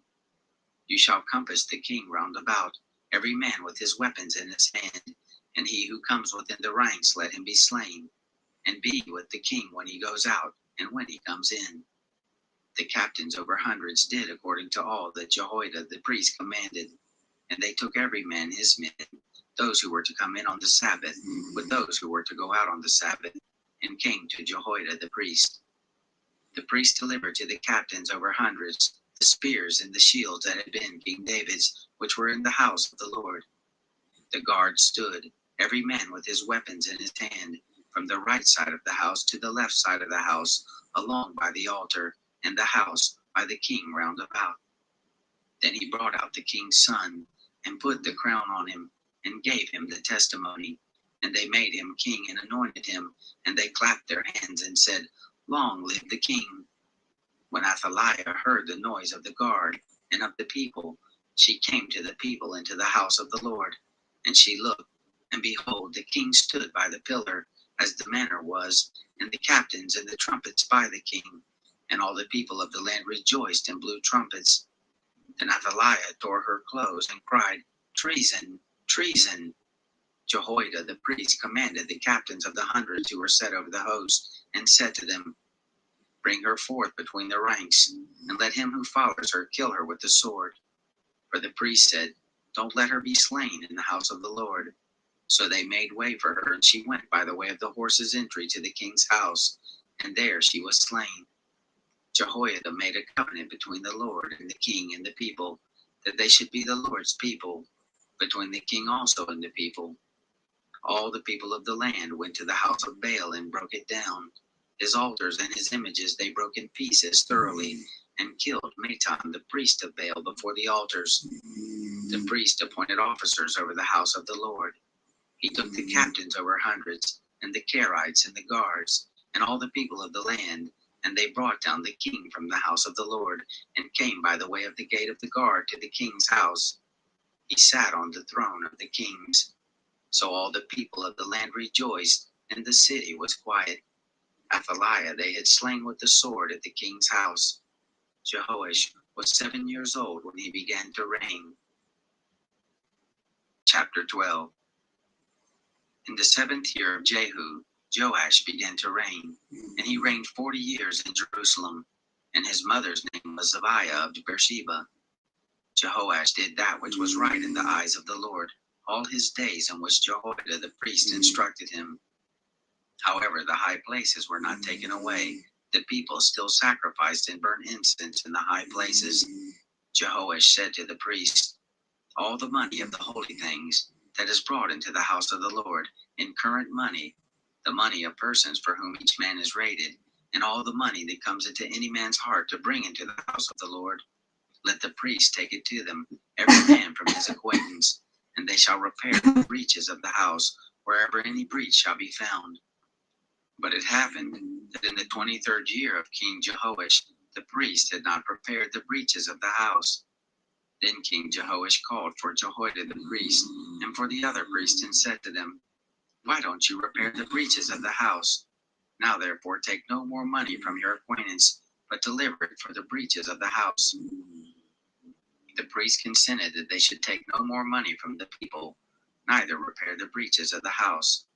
But Jehoiada the priest took a chest and bore a hole in the lid of it, and set it beside the altar, on the right side as one comes into the house of the Lord. And the priest who kept the threshold put in it all the money that was brought into the house of the Lord. It happened, when they saw that there was so much money in the chest, that the king's scribe and high priest came up, and they put it in bags and counted the money that was found in the house of the Lord. They gave the money that was weighed out into the hands of those who did the work, who had the oversight of the Lord's house, and they paid it out to the carpenters and the builders who worked on the house of the Lord, and to the masons and the stone cutters, and for buying timber and hewn stone to repair the breaches of the house of the Lord, and for all that was laid out for the house to repair it.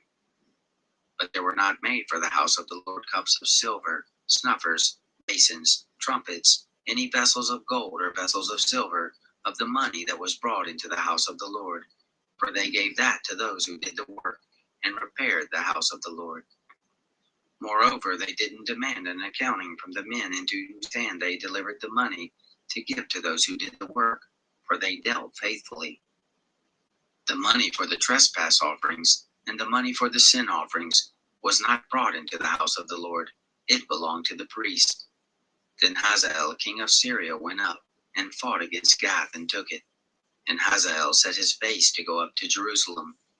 Jehoash, king of Judah, took all the holy things that Jehoshaphat and Jehoram and Ahaziah his fathers, kings of Judah, had dedicated, and his own holy things, and all the gold that was found in the treasures of the house of the Lord and of the king's house, and sent it to Hazael, king of Syria, and he went away from Jerusalem.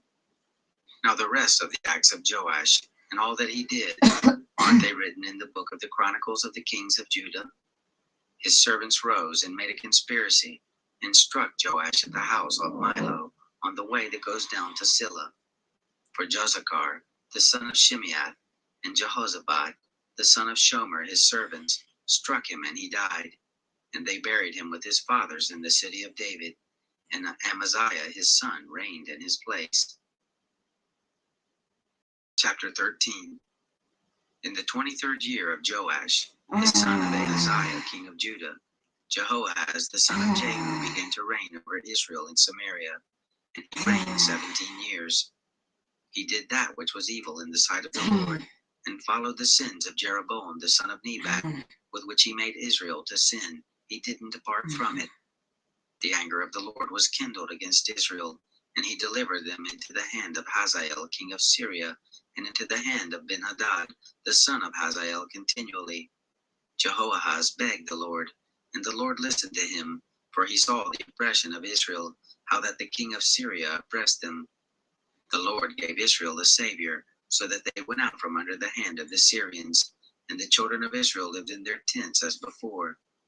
Nevertheless, they didn't depart from the sins of the house of Jeroboam, with which he made Israel to sin, but walked therein, and there remained the Asherah also in Samaria. For he didn't leave to Jehoahaz of the people but 50 horsemen, and 10 chariots, and 10,000 footmen. For the king of Syria destroyed them and made them like the dust in the threshing. Now the rest of the acts of Jehoahaz, and all that he did, and his might, aren't they written in the book of the Chronicles of the kings of Israel? Jehoahaz slept with his fathers, and they buried him in Samaria, and Jehoash his son reigned in his place. In the 37th year of Joash king of Judah began Jehoash the son of Jehoahaz to reign over Israel in Samaria, and he reigned 16 years. He did that which was evil in the sight of the Lord. He didn't depart from all the sins of Jeroboam the son of Nebat, with which he made Israel to sin, but he walked in them. Now the rest of the acts of Jehoash, and all that he did, and his might with which he fought against Amaziah, king of Judah, aren't they written in the book of the Chronicles of the kings of Israel? Jehoash slept with his fathers, and Jeroboam sat on his throne, and Jehoash was buried in Samaria with the kings of Israel. Now Elisha had become ill from the sickness of which he died, and Jehoash the king of Israel came down to him and wept over him, and said, my father, the chariots of Israel and its horsemen. Elisha said to him, take a bow and arrows. And he picked up a bow and arrows. He said to the king of Israel, put your hand on the bow. And he put his hand on it. Elisha laid his hands on the king's hands. He said, open the window eastward. And he opened it. Then Elisha said, shoot. And he shot. He said, the Lord's arrow of victory, even the arrow of victory over Syria. For you shall strike the Syrians in Aphek until you have consumed them. He said, take the arrows. And he took them. He said to the king of Israel, smite the ground. And he struck 3 times and stopped. The man of God was angry with him and said, you should have struck 5 or 6 times. Then you would have struck Syria until you had consumed them. Whereas now you shall strike Syria but 3 times. Elisha died and they buried him. Now the bands of the Moabites invaded the land at the beginning of the year. It happened, as they were burying a man, that behold, they spied a band, and they cast the man into the tomb of Elisha. And as soon as the man touched the bones of Elisha, he revived and stood up on his feet. Hazael, king of Syria, oppressed Israel all the days of Jehoahaz. But the Lord was gracious to them, and had compassion on them, and had respect for them, because of his covenant with Abraham, Isaac, and Jacob, and would not destroy them, neither cast them from his presence yet. Hazael, king of Syria, died, and Ben-Hadad his son reigned in his place. Jehoash, the son of Jehoahaz, took again out of the hand of Ben-Hadad, the son of Hazael, the cities, which he had taken out of the hand of Jehoahaz his father by war. 3 times did Jehoash strike him, and recovered the cities of Israel. Chapter 14. In the 2nd year of Jehoash, son of Jehoahaz, king of Israel, began Amaziah, the son of Joash, king of Judah, to reign. He was 25 years old when he began to reign, and he reigned 29 years in Jerusalem. And his mother's name was Jehoadin of Jerusalem. He did that which was right in the eyes of the Lord, yet not like David his father. He did according to all that Joash his father had done. However, the high places were not taken away. The people still sacrificed and burnt incense in the high places. It happened, as soon as the kingdom was established in his hand, that he killed his servants who had slain the king his father. But the children of the murderers he didn't put to death, according to that which is written in the book of the law of Moses, as the Lord commanded, saying, the fathers shall not be put to death for the children, nor the children be put to death for the fathers, but every man shall die for his own sin. He killed of Edom in the valley of Salt 10,000, and took Selah by war, and called the name of it Joktheel to this day. Then Amaziah sent messengers to Jehoash, the son of Jehoahaz, son of Jehu, king of Israel, saying, come, let's look one another in the face. Jehoash, the king of Israel, sent to Amaziah, king of Judah, saying, the thistle that was in Lebanon sent to the cedar that was in Lebanon, saying, give your daughter to my son as a wife. And there passed by a wild animal that was in Lebanon, and trod down the thistle. You have indeed struck Edom, and your heart has lifted you up. Glory in your victory, but abide at home. For why should you meddle to your hurt that you should fall, even you and Judah with you? But Amaziah would not listen. So Jehoash, king of Israel, went up. He and Amaziah, king of Judah, looked one another in the face at Beth-Shemesh, which belongs to Judah. Judah was put to the worst before Israel, and they fled every man to his tent. Jehoash, king of Israel, took Amaziah, king of Judah, the son of Joash, the son of Ahaziah, at Beth-Shemesh, and came to Jerusalem, and broke down the wall of Jerusalem, from the gate of Ephraim to the corner gate, 400 cubits. He took all the gold and silver, and all the vessels that were found in the house of the Lord, and in the treasures of the king's house, the hostages also, and returned to Samaria. Now the rest of the acts of Jehoash which he did, and his might, and how he fought with Amaziah king of Judah, aren't they written in the books of the chronicles of the kings of Israel? Jehoash slept with his fathers, and was buried in Samaria with the kings of Israel, and Jeroboam his son reigned in his place. Amaziah the son of Joash king of Judah lived after the death of Jehoash son of Jehoahaz king of Israel 15 years. Now the rest of the acts of Amaziah, aren't they written in the book of the chronicles of the kings of Judah? They made a conspiracy against him in Jerusalem, and he fled to Lachish, but they sent after him to Lachish and killed him there. They brought him on horses, and he was buried in Jerusalem with his fathers in the city of David. All the people of Judah took Azariah, who was 16 years old, and made him king in the place of his father Amaziah. He built Elath and restored it to Judah. After that, the king slept with his fathers. In the 15th year of Amaziah, the son of Joash, king of Judah, Jeroboam, the son of Jehoash, king of Israel, began to reign in Samaria, and he reigned 41 years. He did that which was evil in the sight of the Lord. He didn't depart from all the sins of Jeroboam, the son of Nebat, with which he made Israel to sin. He restored the border of Israel, the entrance of Hamath to the sea of the Arabah, according to the word of the Lord, the God of Israel, which he spoke by his servant Jonah, the son of Amittai the prophet, who was of Gath-hepher. For the Lord saw the affliction of Israel, that it was very bitter, for there was none shut up, nor left at large, neither was there any helper for Israel. The Lord didn't say that he would blot out the name of Israel from under the sky, but he saved them by the hand of Jeroboam, the son of Jehoash. Now the rest of the acts of Jeroboam, and all that he did, and his might, how he warred, and how he recovered Damascus and Hamath, which had belonged to Judah for Israel, aren't they written in the book of the chronicles of the kings of Israel? Jeroboam slept with his fathers, even with the kings of Israel, and Zechariah his son reigned in his place. Chapter 15. In the 27th year of Jeroboam king of Israel, Azariah the son of Amaziah king of Judah began to reign. He was 16 years old when he began to reign, and he reigned 52 years in Jerusalem. And his mother's name was Jechaliah of Jerusalem. He did that which was right in the eyes of the Lord, according to all that his father Amaziah had done. However, the high places were not taken away. People still sacrificed and burnt incense in the high places. The Lord struck the king, so that he was a leper to the day of his death, and lived in a separate house. Jotham the king's son was over the household, judging the people of the land.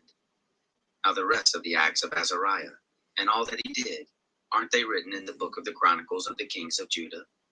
Azariah slept with his fathers, and they buried him with his fathers in the city of David, and Jotham his son reigned in his place. In the 38th year of Azariah king of Judah, did Zechariah the son of Jeroboam reign over Israel in Samaria 6 months.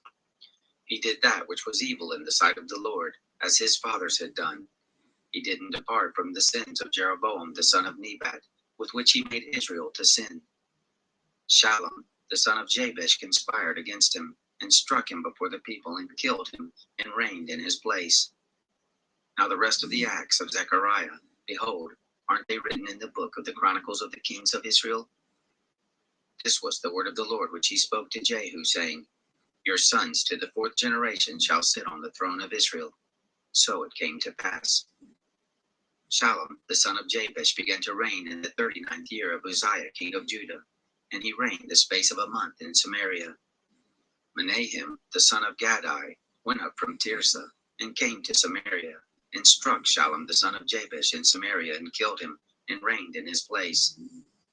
Now the rest of the acts of Shallum, and his conspiracy which he made, behold, they are written in the book of the chronicles of the kings of Israel.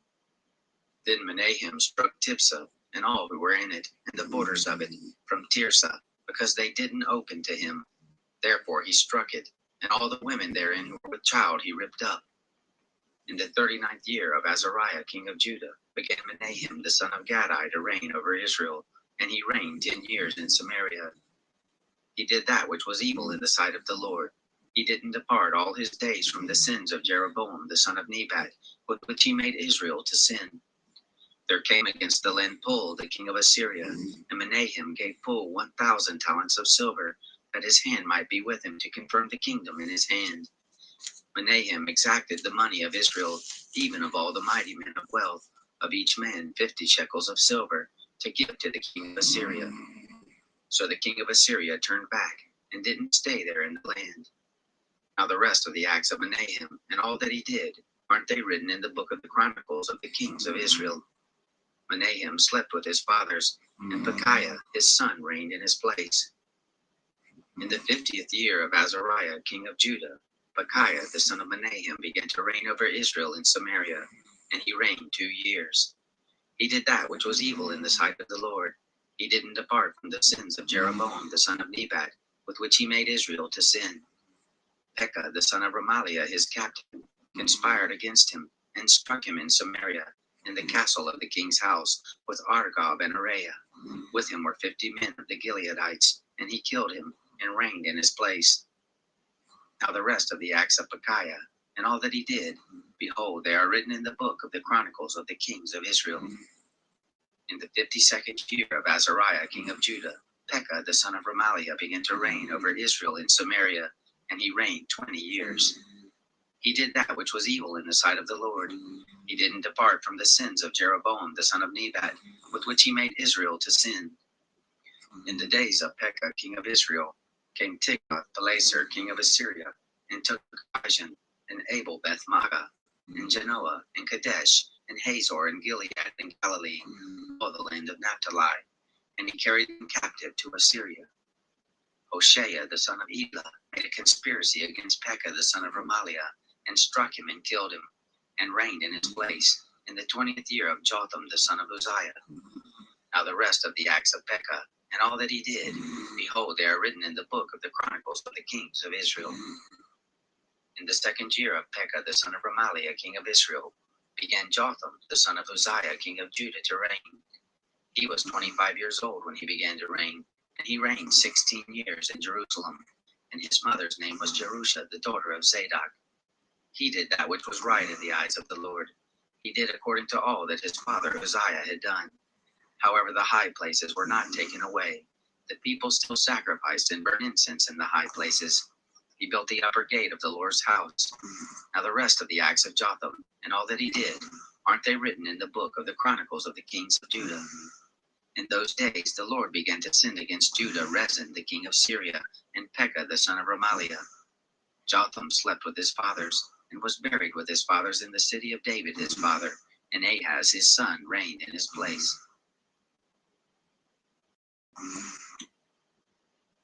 Chapter 16. In the 17th year of Pekah the son of Remaliah, Ahaz the son of Jotham king of Judah began to reign. He was 20 years old when he began to reign, and he reigned 16 years in Jerusalem. And he didn't do that which was right in the eyes of the Lord his God, like David his father. But he walked in the way of the kings of Israel, yes, and made his son to pass through the fire, according to the abominations of the nations, whom the Lord cast out from before the children of Israel. He sacrificed and burned incense in the high places, and on the hills, and under every green tree. Then Rezin king of Syria, and Pekah son of Remaliah king of Israel, came up to Jerusalem to make war, and they besieged Ahaz, but could not overcome him.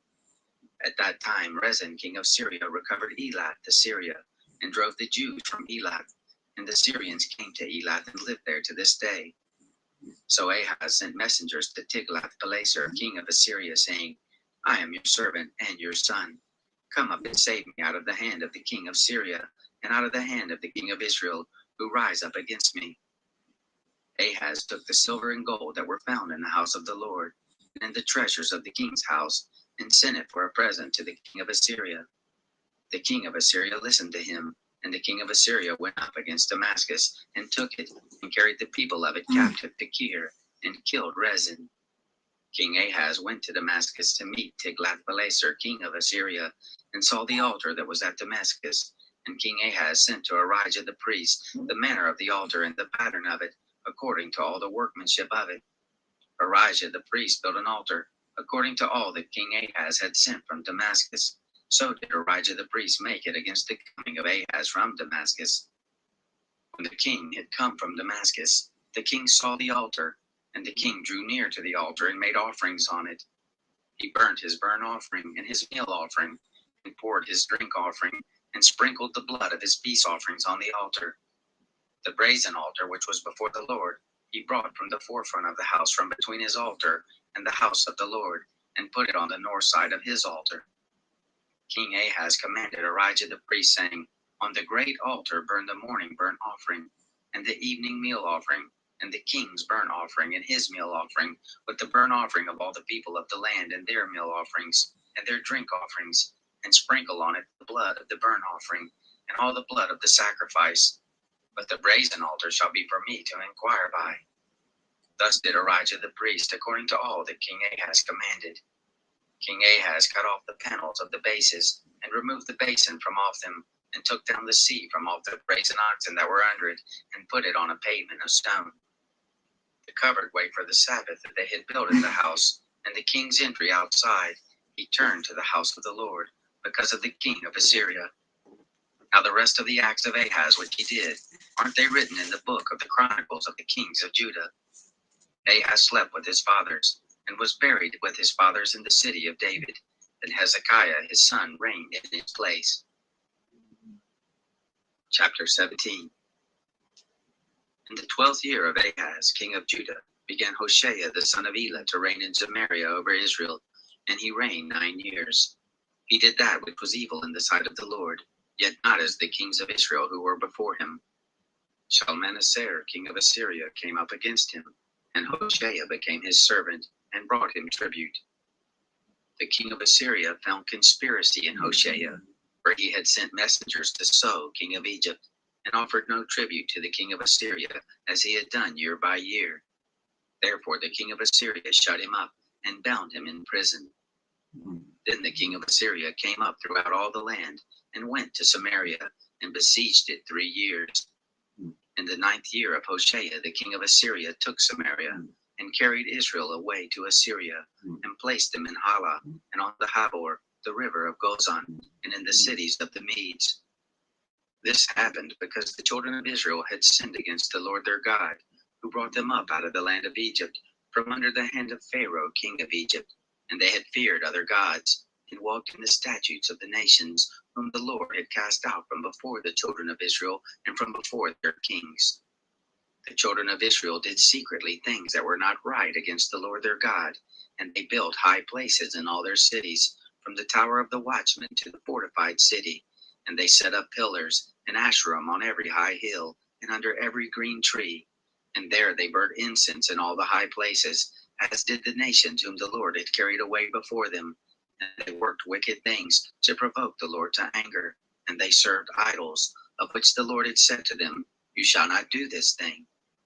Yet the Lord testified to Israel and to Judah by every prophet and every seer, saying, Turn from your evil ways, and keep my commandments and my statutes, according to all the law which I commanded your fathers, and which I sent to you by my servants the prophets. But they would not hear, but hardened their neck, like the neck of their fathers, who didn't believe in the Lord their God. They rejected his statutes and his covenant that he made with their fathers, and his testimonies with which he testified to them. And they followed vanity, and became vain, and went after the nations that were round about them, concerning whom the Lord had charged those, that they should not be like them. They forsook all the commandments of their Lord their God, and made molten images, even 2 calves, and made an Asherah, and worshipped all the hosts of the sky, and served Baal. They caused their sons and their daughters to pass through the fire, and used divination and enchantments, and sold themselves to do that which was evil in the sight of the Lord, to provoke him to anger. Therefore the Lord was very angry with Israel, and removed them out of his sight. There was none left but the tribe of Judah only. And Judah also didn't keep the commandments of the Lord their God, but walked in the statutes of Israel which they had made. The Lord rejected all the seed of Israel, and afflicted them, and delivered them into the hand of spoilers, until he had cast them out of his sight. For he tore Israel from the house of David, and they made Jeroboam the son of Nebat king, And Jeroboam drove Israel from following the Lord, and made them sin a great sin. The children of Israel walked in all the sins of Jeroboam which he did, and they didn't depart from them, until the Lord removed Israel from out of his sight, as he spoke by all his servants the prophets. So Israel was carried away out of their own land to Assyria to this day. The king of Assyria brought men from Babylon, and from Cutha, and from Ava, and from Hamath, and from Sepharvaim, and placed them in the cities of Samaria instead of the children of Israel, and they possessed Samaria and lived in the cities of it. So it was at the beginning of their dwelling there that they didn't fear the Lord. Therefore the Lord sent lions among them, which killed some of them. Then they spoke to the king of Assyria, saying, The nations which you have carried away and placed in the cities of Samaria don't know the law of the God of the land. Therefore he has sent lions among them, and they kill them, because they don't know the law of the God of this land. Then the king of Assyria commanded, saying, Carry there one of the priests whom you brought from there, and let him go and dwell there, and let him teach them the law of the God of the land. So one of the priests whom they had carried away from Samaria came and lived in Bethel, and taught them how they should fear the Lord. However, every nation made gods of their own, and put them in the houses of the high places which the Samaritans had made, every nation in their cities in which they lived. The men of Babylon made Succoth Benoth, and the men of Cuth made Nergal, and the men of Hamath made Ashima, and the Avites made Nibhaz and Tartak, and the Sepharvites burnt their children in the fire to Adramelech and Anamelech, the gods of Sepharvaim.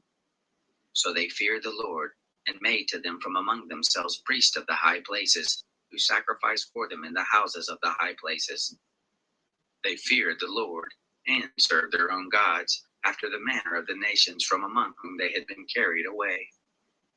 They follow these practices to this day. They don't fear the Lord, neither do they follow after his statutes, or after his ordinances, or after the law, or after the commandment which the Lord commanded the children of Jacob, whom he named Israel, with whom the Lord had made a covenant and charged them, saying, You shall not fear other gods, nor bow yourselves to them, nor serve them, nor sacrifice to them, but the Lord, who brought you up out of the land of Egypt with great power and with an outstretched arm, him shall you fear, and to him shall you bow yourself, and to him shall you sacrifice. And the statutes and the ordinances, and the law and the commandment which he wrote for you, you shall observe to do forever, and you shall not fear other gods. And the covenant that I have made with you, you shall not forget, neither shall you fear other gods. But the Lord your God shall you fear, and he will deliver you out of the hand of all your enemies. However, they did not listen, but they did after their former manner. So these nations feared the Lord, but served their engraved images, their children likewise, and their children's children, as did their fathers, so they do to this day. Chapter 18. Now it happened in the 3rd year of Hoshea, son of Elah, king of Israel, that Hezekiah, the son of Ahaz, king of Judah, began to reign. He was 25 years old when he began to reign, and he reigned 29 years in Jerusalem. His mother's name was Abi, the daughter of Zechariah. He did that which was right in the eyes of the Lord, according to all that David his father had done. He removed the high places, and broke the pillars, and cut down the Asherah, and he broke in pieces the brazen serpent that Moses had made. For to those days the children of Israel did burn incense to it, and he called it Nehushtan. He trusted in the Lord, the God of Israel, so that after him was none like him among all the kings of Judah, nor among them that were before him. For he joined with the Lord. He didn't depart from following him, but kept his commandments, which the Lord commanded Moses. The Lord was with him. Wherever he went forth, he prospered. And he rebelled against the king of Assyria and didn't serve him. He struck the plaza and the borders of it, from the tower of the watchman to the fortified city. It happened in the 4th year of King Hezekiah, which was the 7th year of Hoshea, son of Elah, king of Israel, that Shalmaneser, king of Assyria, came up against Samaria and besieged it. At the end of 3 years they took it, and in the 6th year of Hezekiah, which was the 9th year of Hoshea, king of Israel, Samaria was taken. The king of Assyria carried Israel away to Assyria, and put them in Hala, and on the Habor, the river of Gozan, and in the cities of the Medes, because they didn't obey the voice of the Lord their God, but transgressed his covenant, even all that Moses, the servant of the Lord, commanded, and would not hear it nor do it. Now in the 14th year of King Hezekiah did Sennacherib, king of Assyria, come up against all the fortified cities of Judah and took them. Hezekiah, king of Judah, sent to the king of Assyria to Lachish, saying, I have offended. Return from me. That which you put on me I will bear. The king of Assyria appointed to Hezekiah, king of Judah, 300 talents of silver and 30 talents of gold. Hezekiah gave him all the silver that was found in the house of the Lord and in the treasures of the king's house. At that time Hezekiah cut off the gold from the doors of the temple of the Lord and from the pillars which Hezekiah, king of Judah, had overlaid, and he gave it to the king of Assyria. The king of Assyria sent Tartan and Rabsaris and Rabshakeh from Lachish to King Hezekiah with a great army to Jerusalem. They went up and came to Jerusalem. When they were come up, they came and stood by the conduit of the upper pool, which is in the highway of the fuller's field. When they had called to the king, there came out to them Eliakim, the son of Hilkiah, who was over the household, and Shebna the scribe, and Joah the son of Asaph the recorder. Rabshakeh said to them, Say now to Hezekiah, Thus says the great king, the king of Assyria, What confidence is this in which you trust? You say, but they are vain words. There is counsel and strength for the war. Now on whom do you trust that you have rebelled against me? Now behold, you trust on the staff of this bruised reed, even on Egypt, whereon if a man lean, it will go through his hand and pierce it. So is Pharaoh, king of Egypt, to all who trust in him. But if you tell me, we trust in the Lord our God, isn't that he whose high places and whose altars Hezekiah has taken away, and has said to Judah and to Jerusalem, You shall worship before this altar in Jerusalem?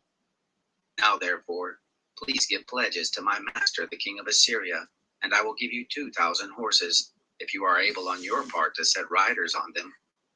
How then can you turn away the face of one captain of the least of my master's servants, and put your trust on Egypt for chariots and horsemen?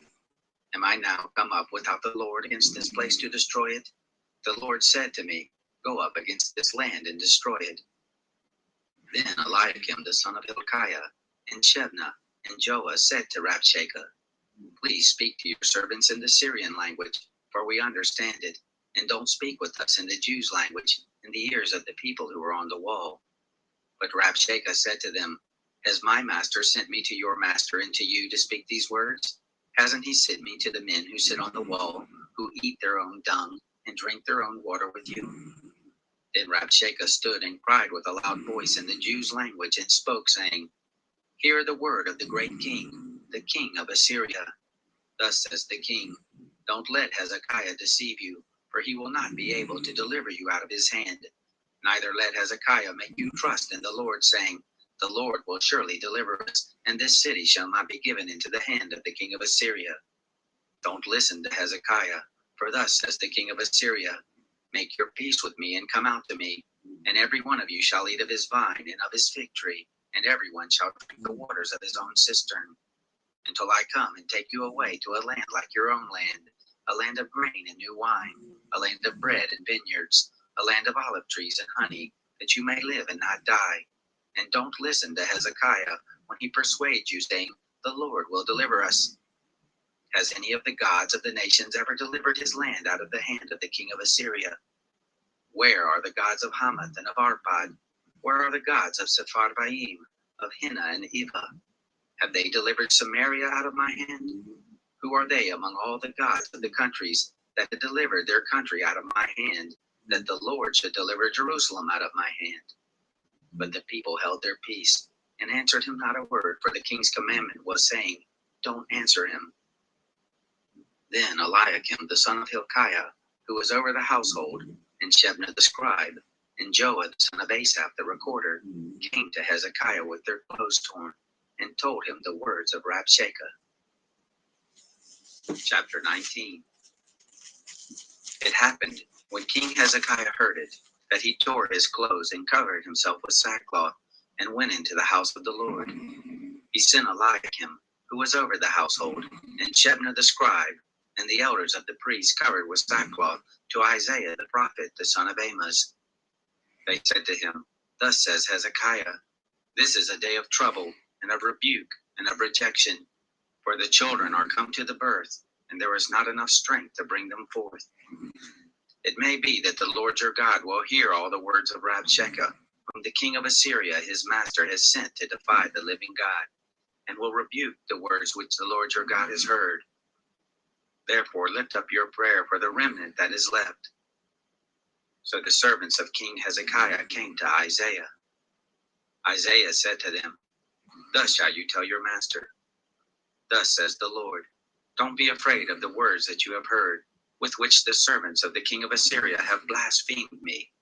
Behold, I will put a spirit in him, and he shall hear news, and shall return to his own land, and I will cause him to fall by the sword in his own land. So Rabshakeh returned and found the king of Assyria warring against Libnah, for he had heard that he was departed from Lachish. When he heard say of Tirkah, king of Ethiopia, Behold, he has come out to fight against you, he sent messengers to Hezekiah again, saying, Thus shall you speak to Hezekiah the king of Judah, saying, Don't let your God in whom you trust deceive you, saying, Jerusalem shall not be given into the hand of the king of Assyria. Behold, you have heard what the kings of Assyria have done to all lands, by destroying them utterly. And shall you be delivered?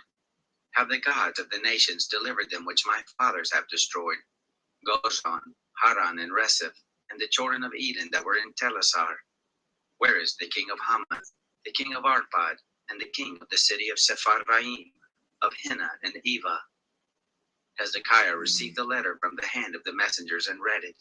And Hezekiah went up to the house of the Lord and spread it before the Lord. Hezekiah prayed before the Lord and said, O Lord, God of Israel, who sits above the cherubim, you are God, even you alone of all the kingdoms of the earth, for you have made heaven and earth. Incline your ear, O Lord, and hear. Open your eyes, Lord, and see, and hear the words of Sennacherib, with which he has sent him to defy the living God.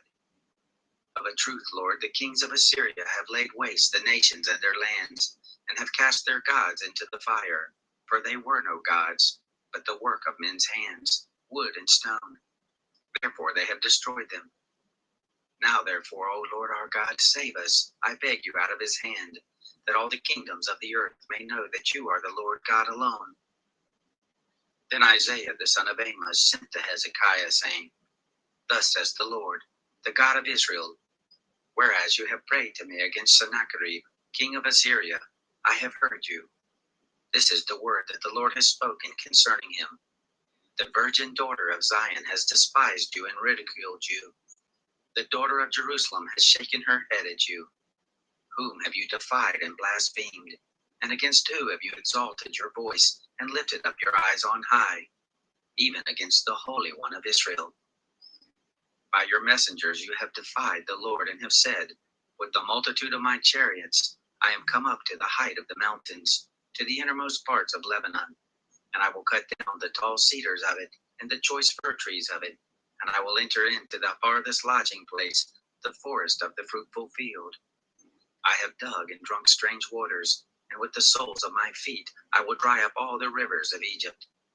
Haven't you heard how I have done it long ago and formed it of ancient times? Now I have brought it to pass, that it should be yours to lay waste fortified cities into ruinous heaps. Therefore their inhabitants were of small power. They were dismayed and confounded. They were as the grass of the field, and as the green herb, as the grass on the housetops, and as grain blasted before it is grown up. But I know you're sitting down, and you're going out, and you're coming in, and you're raging against me. Because of your raging against me, and because your arrogance has come up into my ears, therefore I will put my hook in your nose, and my bridle in your lips, and I will turn you back by the way which you came. This shall be the sign to you. You shall eat this year of that which grows of itself, and in the second year of that which springs forth of the same. And in the third year you will sow and reap and plant vineyards, and eat the fruit of it. The remnant that has escaped of the house of Judah shall again take root downward, and bear fruit upward. For out of Jerusalem shall go forth a remnant, and out of Mount Zion those who shall escape, The zeal of the Lord of hosts shall perform this. Therefore thus says the Lord concerning the king of Assyria, he shall not come to this city, nor shoot an arrow there, neither shall he come before it with shield, nor cast up a mound against it. By the way that he came, by the same shall he return, and he shall not come to this city, says the Lord. For I will defend this city to save it, for my own sake, and for my servant David's sake. It happened that night that the angel of the Lord went out and struck in the camp of the Assyrians 185,000 men. And when they arose early in the morning, they saw all the dead bodies. So Sennacherib, king of Assyria, departed, and went and returned and lived in Nineveh. It happened, as he was worshipping in the house of Nisroch his god, that Adrammelech and Sharezer struck him with the sword, and they escaped into the land of Ararat. Esarhaddon his son reigned in his place. Chapter 20. In those days Hezekiah was sick unto death. Isaiah the prophet the son of Amos came to see him and said to him, Thus says the Lord, set your house in order, for you shall die and not live. Then he turned his face to the wall and prayed to the Lord, saying, Remember now, Lord, I beg you, how I have walked before you in truth and with a perfect heart, and have done that which is good in your sight. Hezekiah wept greatly. It happened, before Isaiah had gone out into the middle part of the city, that the word of the Lord came to him, saying, Turn back and tell Hezekiah, the prince of my people, Thus says the Lord, the God of David your father, I have heard your prayer, I have seen your tears. Behold, I will heal you. On the third day you shall go up to the house of the Lord. I will add to your days 15 years, and I will deliver you in this city out of the hand of the king of Assyria. And I will defend this city for my own sake, and for my servant David's sake. Isaiah said, Take a cake of figs. They took it and laid it on the boil, and he recovered. Hezekiah said to Isaiah, What will be the sign that the Lord will heal me, and that I should go up to the house of the Lord the third day? Isaiah said, This will be the sign to you from the Lord, that the Lord will do the thing he has spoken. Shall the shadow go forward 10 steps, or go back 10 steps? Hezekiah answered, It is a light thing for the shadow to decline 10 steps. No, but let the shadow return backward 10 steps. Isaiah the prophet cried to the Lord, and he brought the shadow 10 steps backward, by which it had gone down on the dial of Ahaz. At that time, Baladan, the son of Baladan, king of Babylon, sent letters and a present to Hezekiah, for he had heard that Hezekiah had been sick. Hezekiah listened to them, and showed them all the house of his precious things, the silver and the gold and the spices, and the precious oil, and the house of his armor, and all that was found in his treasuries. There was nothing in his house, nor in all his dominion, that Hezekiah didn't show them. Then Isaiah the prophet came to King Hezekiah and said to him, What did these men say, and from where did they come? Hezekiah said, They have come from a far country, even from Babylon. He said, What have they seen in your house? Hezekiah answered, All that is in my house they have seen. There is nothing among my treasures that I have not shown them. Isaiah said to Hezekiah, Hear the word of the Lord. Behold, the days come, that all that is in your house, and that which your fathers have laid up in store to this day, shall be carried to Babylon. Nothing shall be left, says the Lord. Of your sons who shall issue from you, whom you shall father, they shall take them away, and they shall be eunuchs in the palace of the king of Babylon. Then Hezekiah said to Isaiah, The word of the Lord which you have spoken is good, because there shall be peace and truth in my days. Now the rest of the acts of Hezekiah, and all his might, and how he made the pool and the conduit, and brought water into the city, aren't they written in the book of the Chronicles of the kings of Judah? Hezekiah slept with his fathers, and Manasseh his son reigned in his place. Chapter 21. Manasseh was 12 years old when he began to reign, and he reigned 55 years in Jerusalem, and his mother's name was Hephzibah. He did that which was evil in the sight of the Lord, after the abominations of the nations whom the Lord cast out before the children of Israel. For he built again the high places, which Hezekiah his father had destroyed. And he reared up altars for Baal, and made an Asherah, as did Ahab king of Israel, and worshipped all the host of the sky, and served them. He built altars in the house of the Lord, of which the Lord said, In Jerusalem I will put my name. He built altars for all the host of the sky in the two courts of the house of the Lord. He made his son to pass through the fire, and practiced sorcery, and used enchantments, and dealt with those who had familiar spirits and with wizards. He worked much evil in the sight of the Lord, to provoke him to anger. He set the engraved image of Asherah that he had made in the house, of which the Lord said to David and to Solomon his son, In this house and in Jerusalem, which I have chosen out of all the tribes of Israel, will I put my name forever.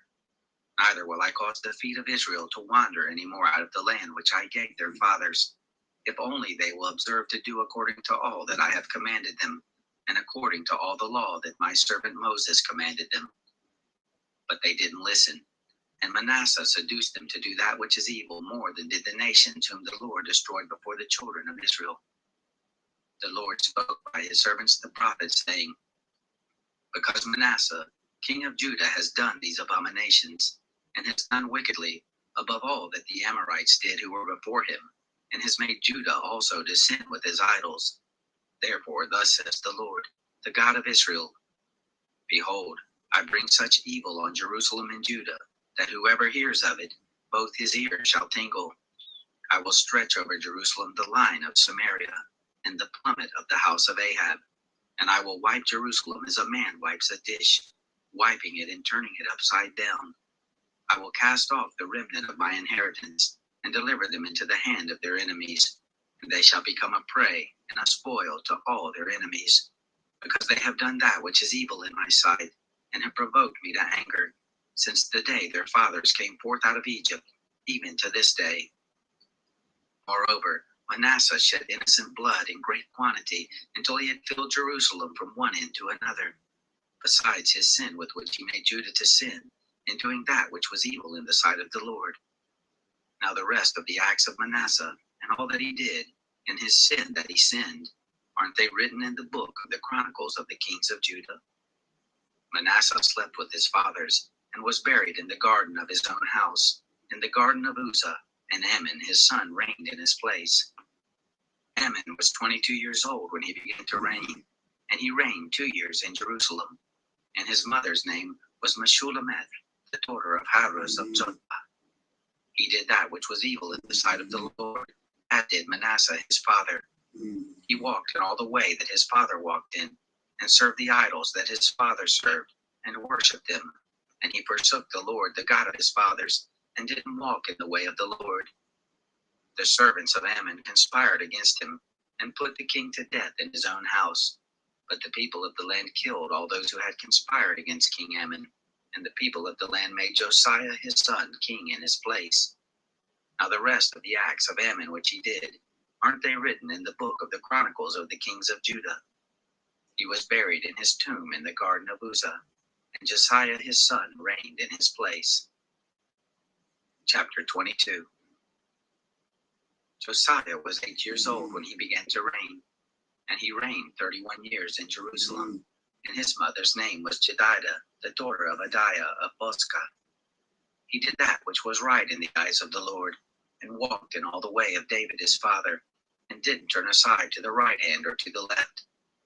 It happened in the 18th year of King Josiah, that the king sent Shaphan, the son of Azaliah, the son of Meshullam the scribe, to the house of the Lord, saying, Go up to Hilkiah the high priest, that he may count the money which is brought into the house of the Lord, which the keepers of the threshold have gathered of the people, and let them deliver it into the hand of the workmen who have the oversight of the house of the Lord, and let them give it to the workmen who are in the house of the Lord to repair the breaches of the house, to the carpenters, and to the builders, and to the masons, for buying timber and hewn stone to repair the house. However, there was no accounting made with them of the money that was delivered into their hand, for they dealt faithfully. Hilkiah the high priest said to Shaphan the scribe, I have found the book of the law in the house of the Lord. Hilkiah delivered the book to Shaphan, and he read it. Shaphan the scribe came to the king, and brought the king word again, and said, Your servants have emptied out the money that was found in the house, and have delivered it into the hand of the workmen who have the oversight of the house of the Lord.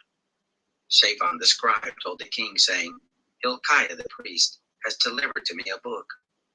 Shaphan read it before the king.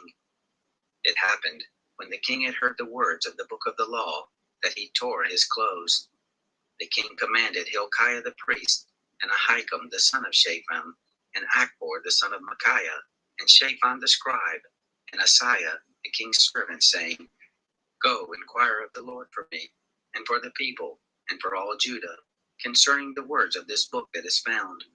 For great is the wrath of the Lord that is kindled against us, because our fathers have not listened to the words of this book, to do according to all which is written concerning us. So Hilkiah the priest, and Ahikam, and Achbor, and Shaphan, and Asaiah went to Huldah the prophetess, the wife of Shallum the son of Tikvah the son of Harhas, keeper of the wardrobe. Now she lived in Jerusalem in the second quarter, and they talked with her.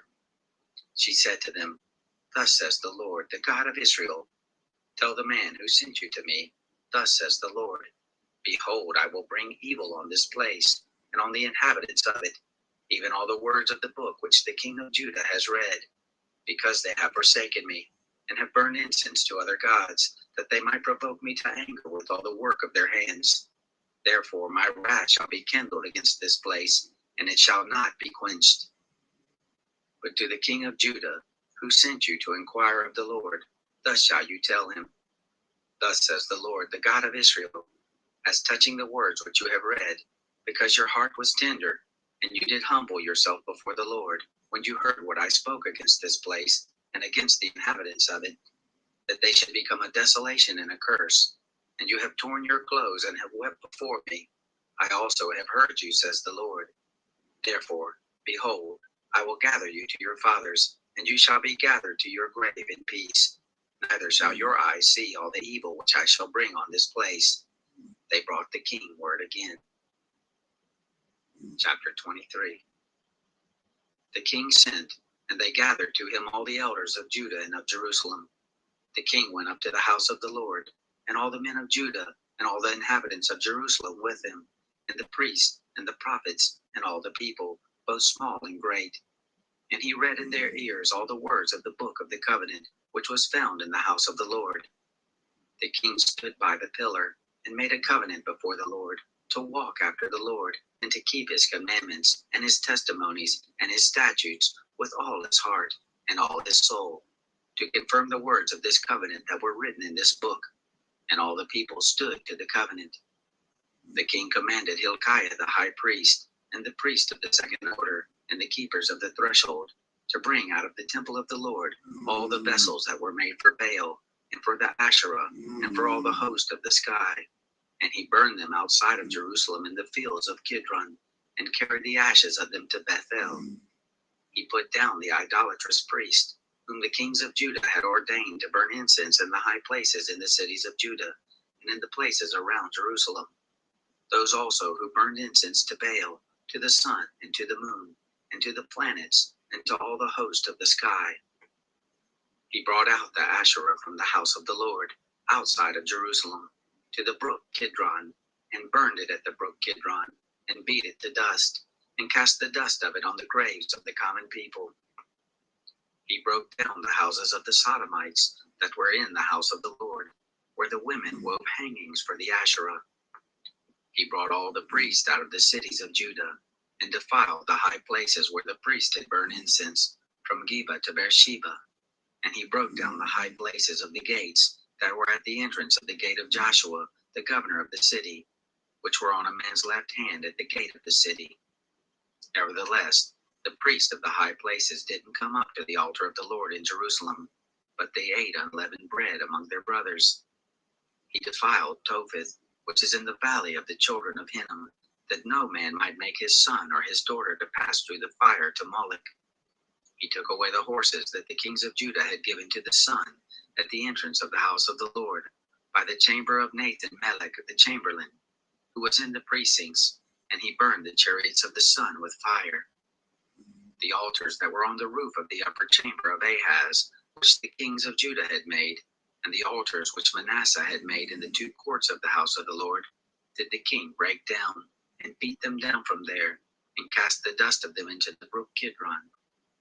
The high places that were before Jerusalem, which were on the right hand of the mountain of corruption, which Solomon the king of Israel had built for Ashtoreth, the abomination of the Sidonians, and for Chemosh, the abomination of Moab, and for Milcom, the abomination of the children of Ammon, did the king defile.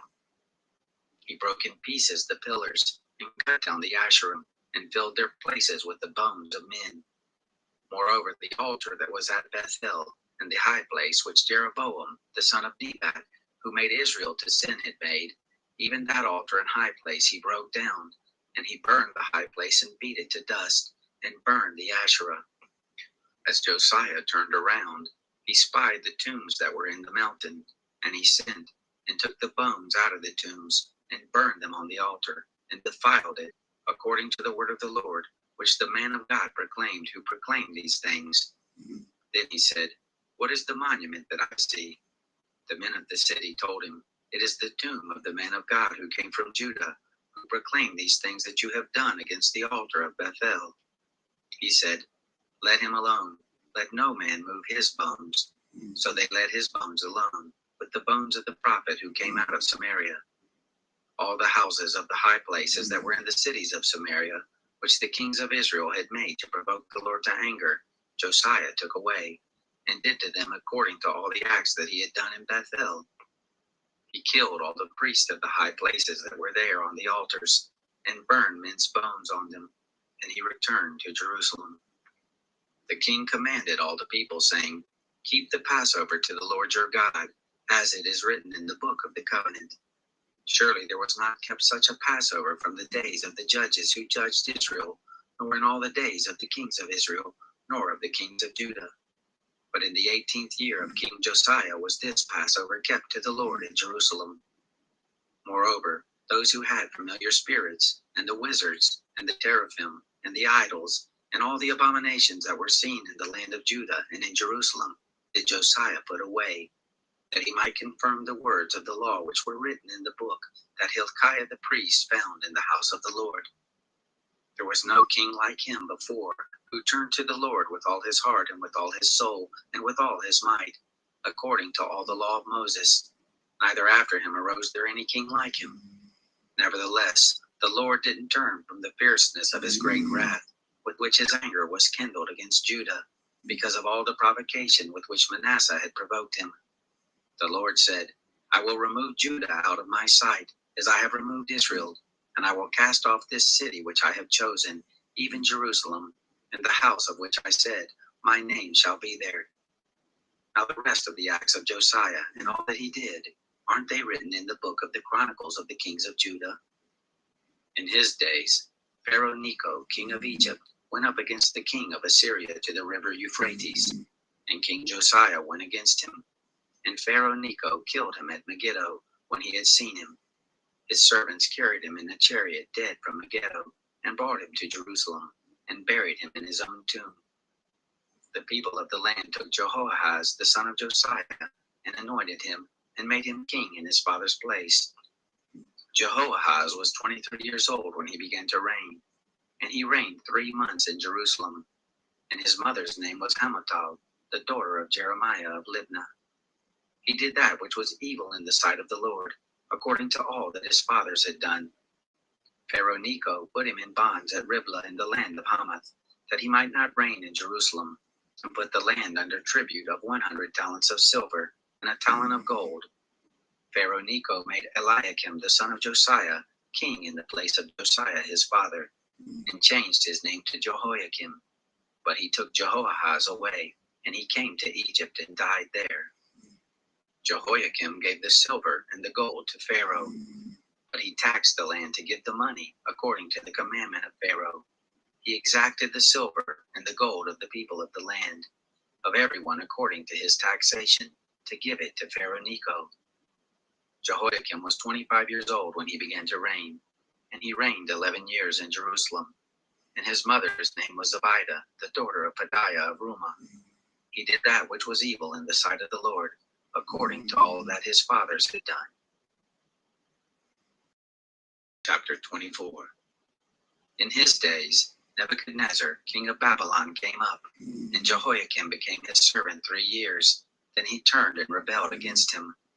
The Lord sent against him bands of the Chaldeans, and bands of the Syrians, and bands of the Moabites, and bands of the children of Ammon, and sent them against Judah to destroy it, according to the word of the Lord, which he spoke by his servants the prophets.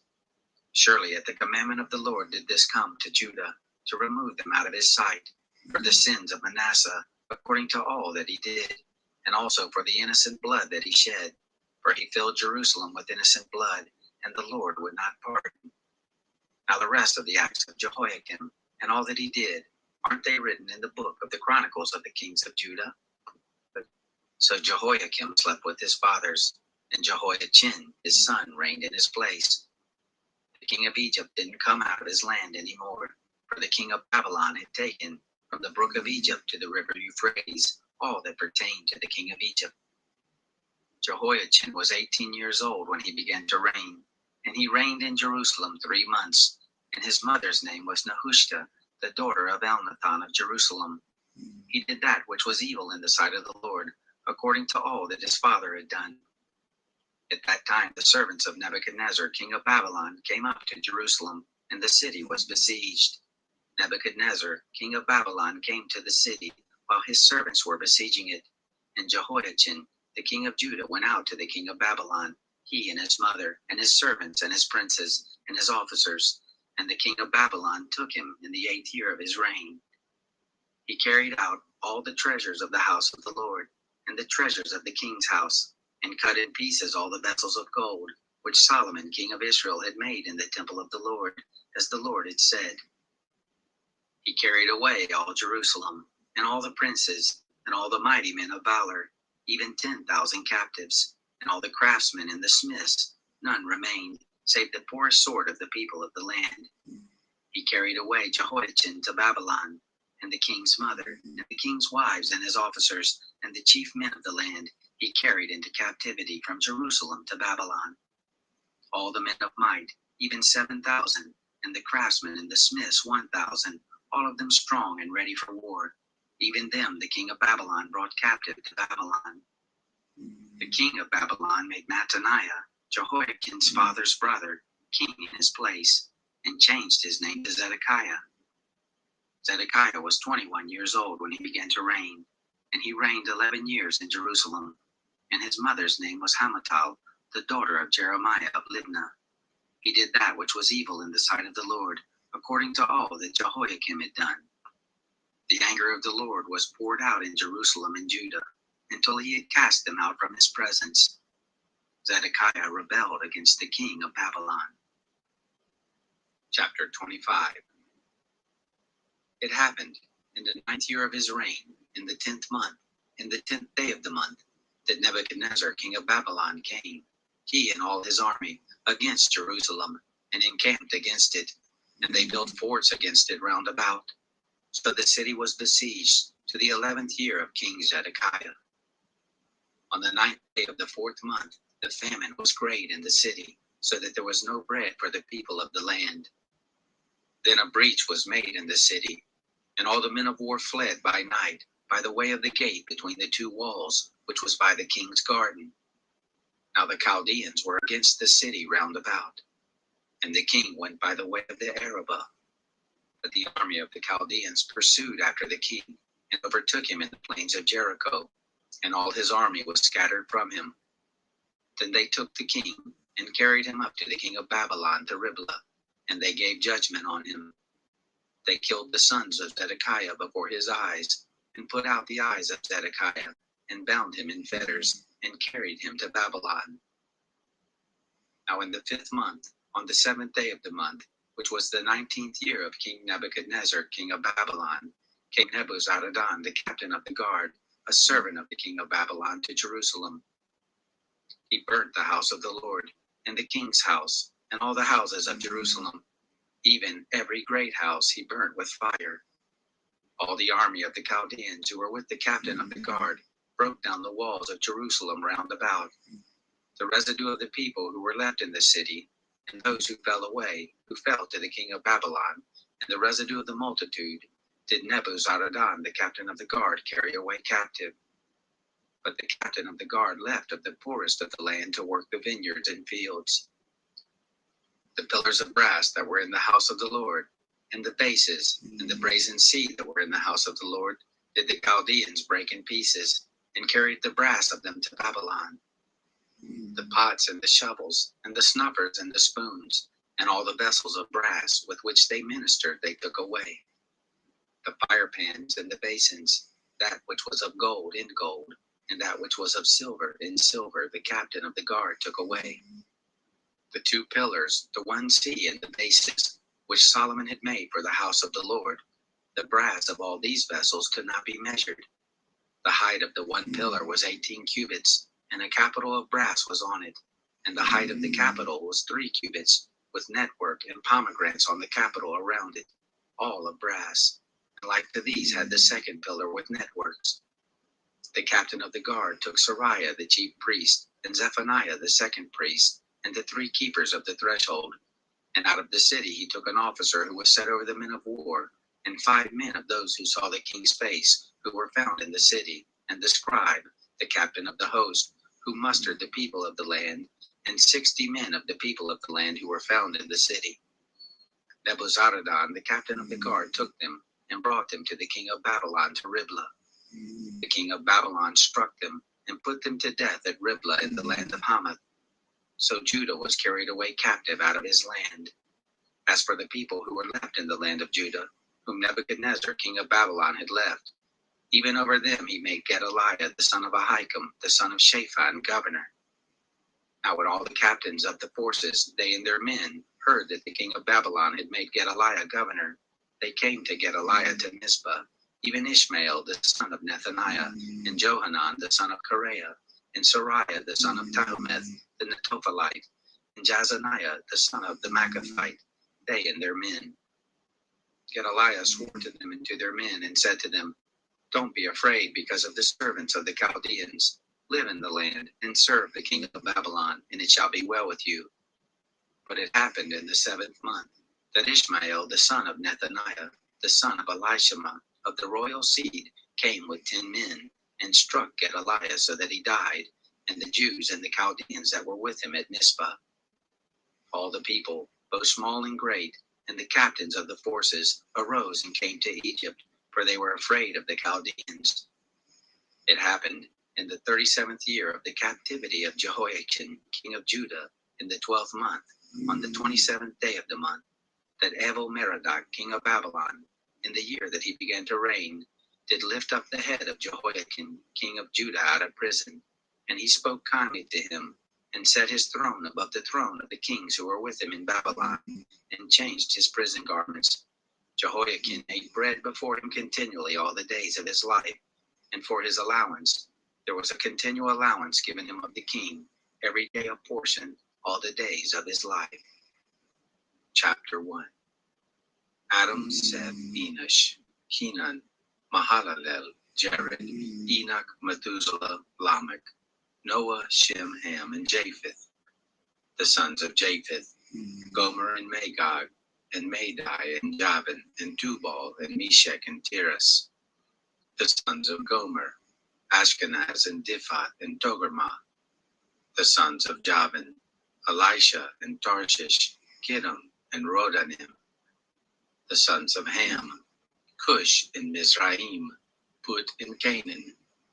The sons of Cush, Seba, and Havilah, and Sapta, and Rama, and Sabteka. The sons of Rama, Sheba, and Dedan. Cush became the father of Nimrod. He began to be a mighty one in the earth.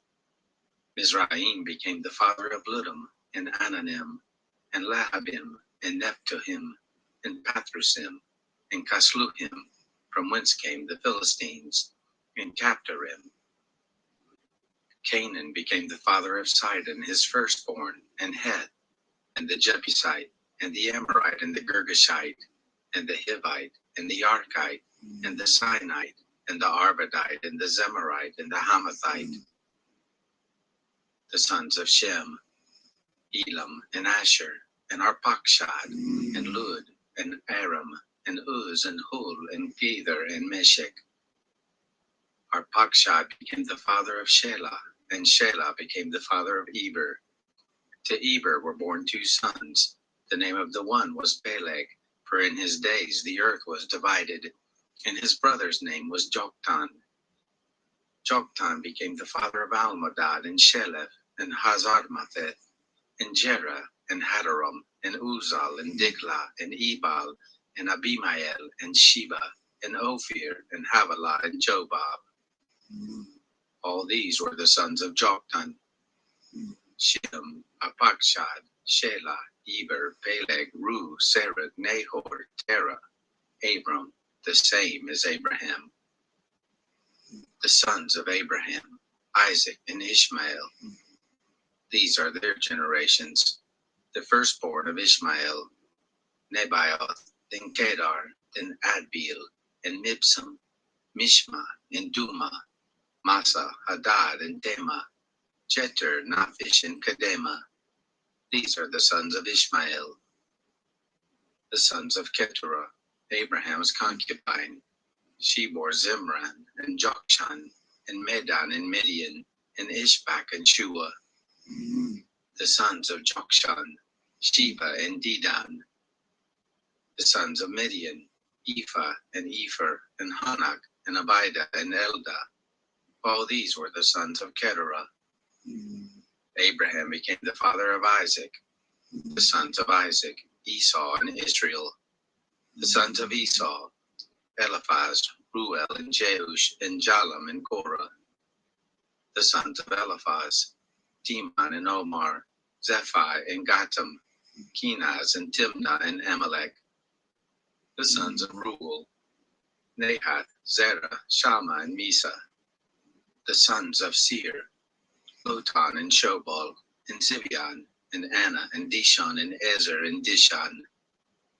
The sons of Lotan, Horai, and Homam, and Timnah was Lotan's sister. The sons of Shobal, Alian, and Manahath, and Ebal, Shephi, and Onam. The sons of Zibeon, Aiah, and Anna. The sons of Anna, Dishon. The sons of Dishon, Amran, and Eshban, and Ithran, and Cheran. The sons of Ezer, Bilhan, and Zavan, Jachan. The sons of Dishan, Uz, and Aran. Now these are the kings who reigned in the land of Edom, before there reigned any king over the children of Israel. Bela, the son of Beor, and the name of his city was Dinhaba. Bela died, and Jobab, the son of Zerah of Bozrah, reigned in his place. Jobab died, and Husham of the land of the Timonites reigned in his place.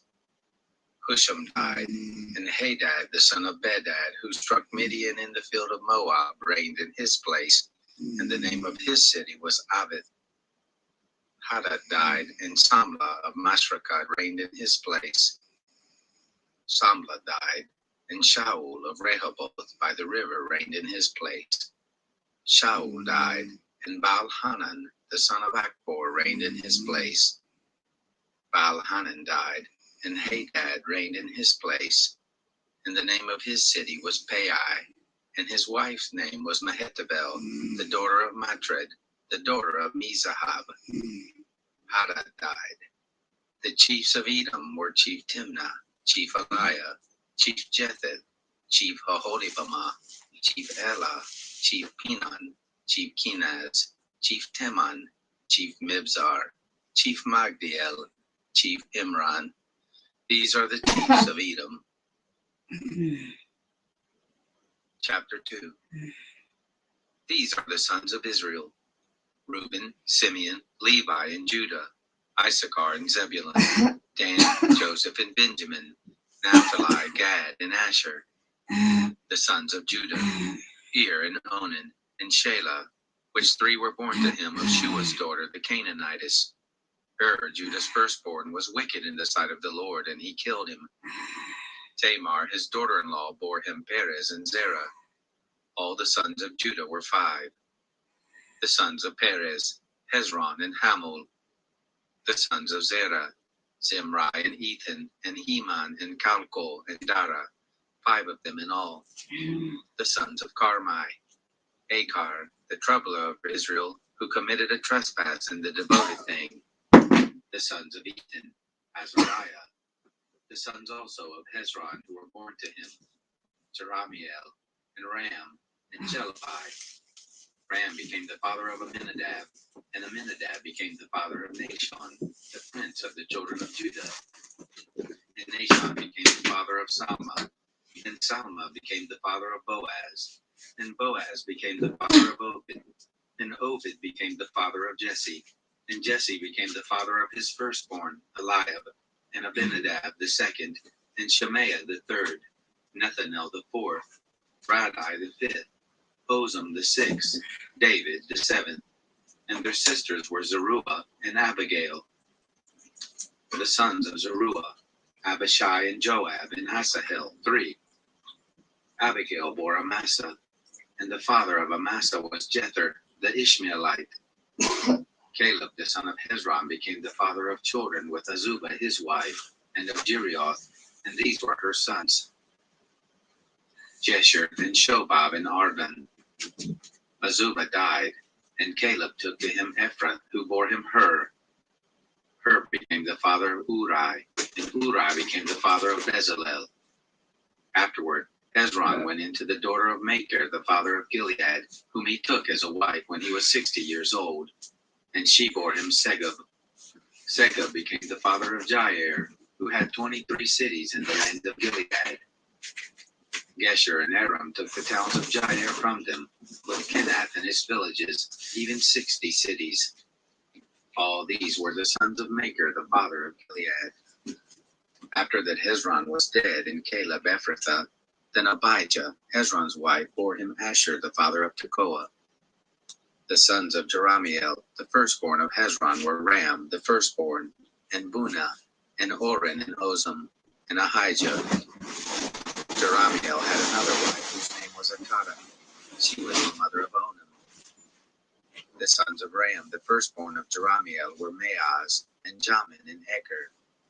The sons of Onam were Shammai and Jada. The sons of Shammai, Nadab and Abishur. The name of the wife of Abishur was Abihail, and she bore him Aban and Molid. The sons of Nadab, Selab and Abaim, but Seled died without children. The sons of Abaim, Ishai. The sons of Ishai, Shishan. The sons of Shishan, Alai. The sons of Jada, the brother of Shammai, Jether and Jonathan, and Jether died without children. The sons of Jonathan, Peleth and Zaza. These were the sons of Jeramiel. Now Sheshan had no sons, but daughters.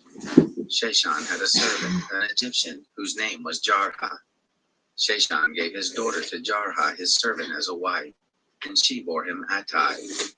Attai became the father of Nathan, and Nathan became the father of Zabad, and Zabad became the father of Ephlal, and Ephlal became the father of Obed, and Obed became the father of Jehu, and Jehu became the father of Azariah, and Azariah became the father of Helez, and Helez became the father of Eliashah, and Eliashah became the father of Sismai, and Sismai became the father of Shalom, and Shalom became the father of Jechamiah, and Jechamiah became the father of Elishama. The sons of Caleb, the brother of Jeramiel, were Misha, his firstborn, who was the father of Ziph, and the sons of Marisha, the father of Hebron. The sons of Hebron, Korah, and Tapua, and Rechem, and Shema.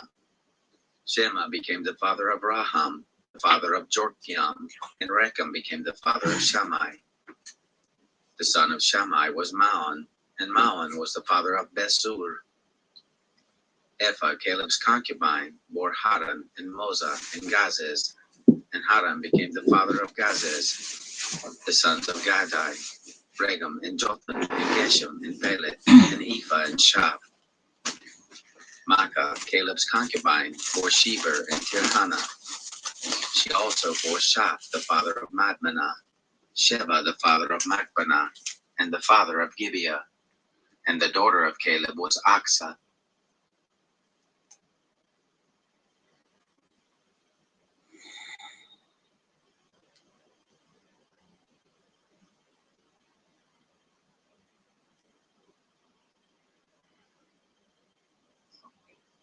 And at the time, my daughter-in-law Sit well with the child. She answered, God is come here. The priest consented that they should take no more money from the people, neither repair the breaches of the house.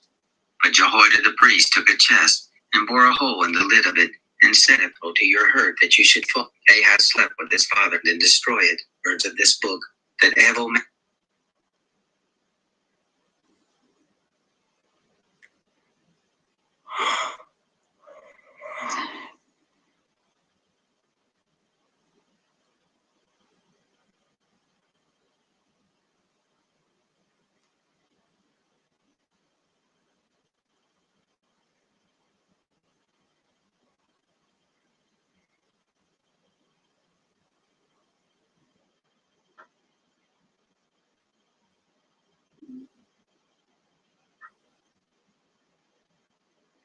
of Assyria appointed to Hezekiah king of Judah 300 talents of silver and 30 talents of gold.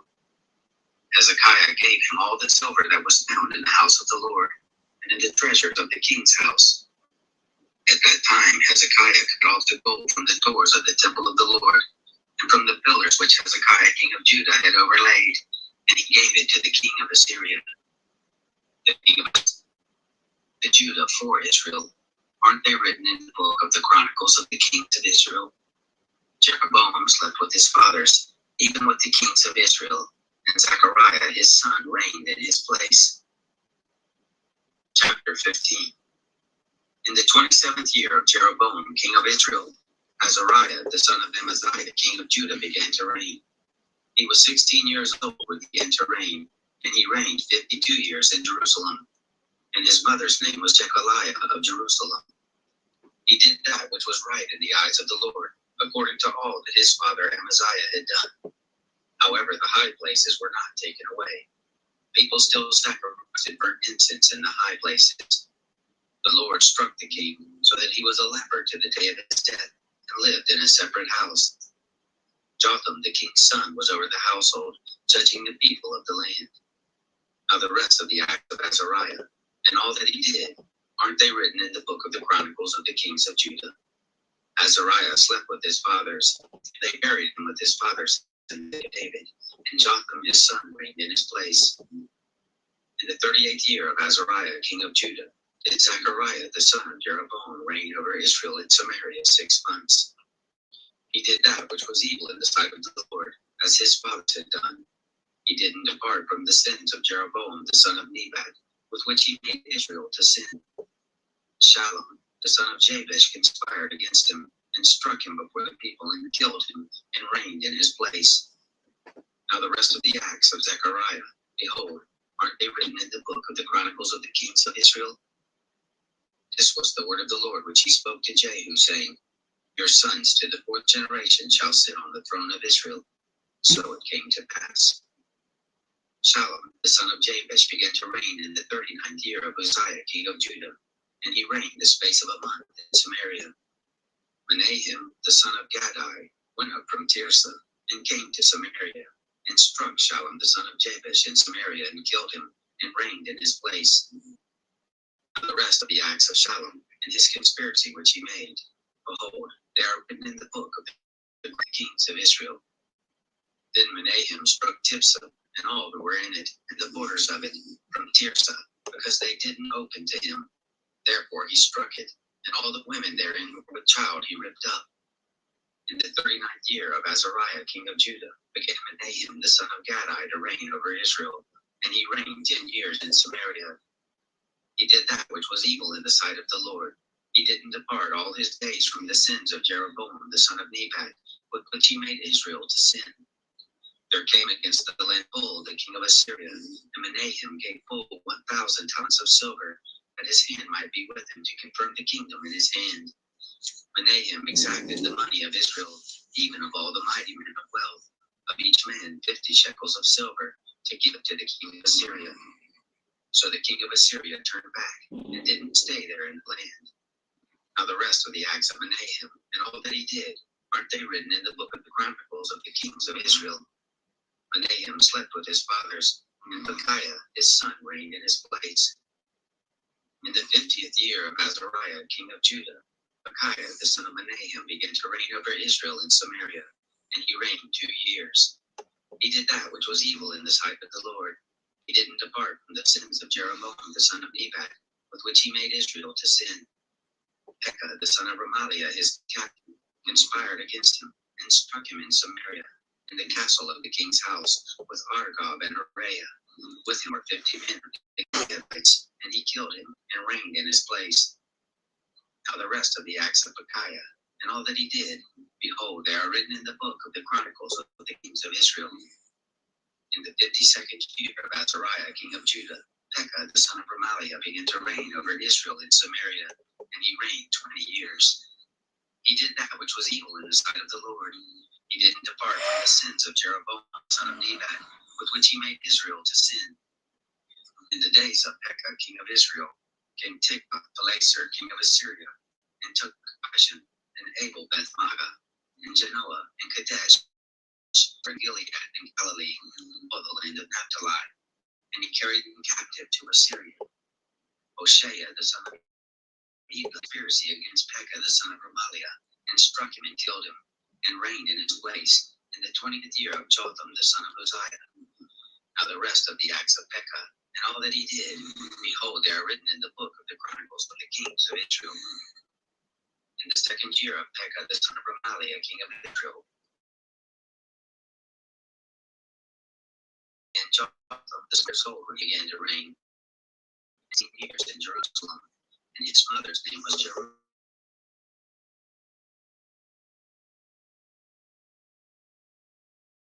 Uzziah had done. However, the high places were not taken away. The people still sacrificed and burned. He built the upper gate of the Lord's house. Now the rest of the acts of Jotham and all that he did, aren't they written in the book of the Chronicles of the kings of Judah? In those days the Lord began to sin against Judah, Rezin the king of Syria, and Pekah the son of Remaliah. Jotham slept with his fathers, and was buried with his fathers in the city of David his father, and Ahaz his son reigned in his place.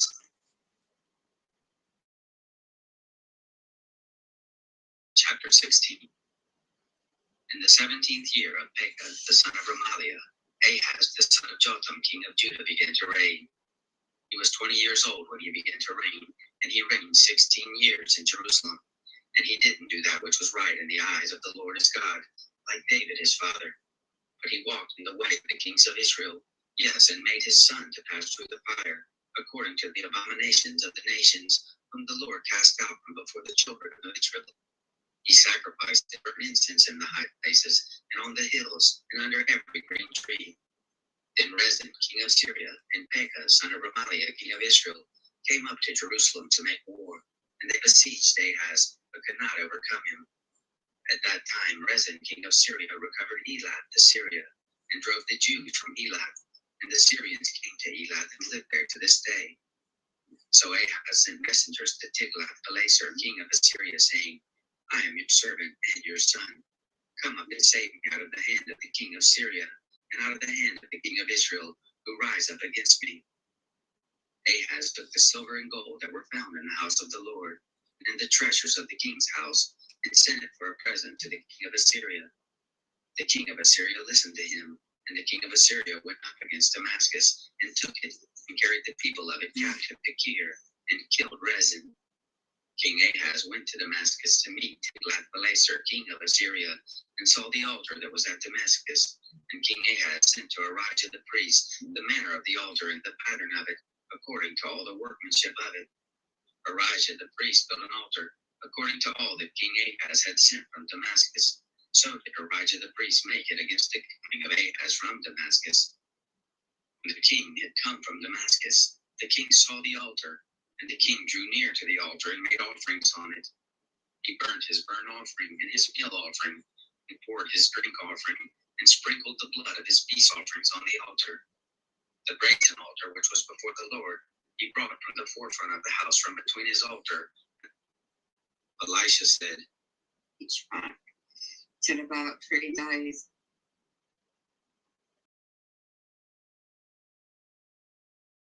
Father, So that's what the technology does. It's knock you out. That's mine. It's somewhere else now. So I didn't get much sleep then, did I? Wow, my head's still hurting. The radiating my stomach as well. So I'm gonna stop this stream and play some audio in the background to try and get some sleep.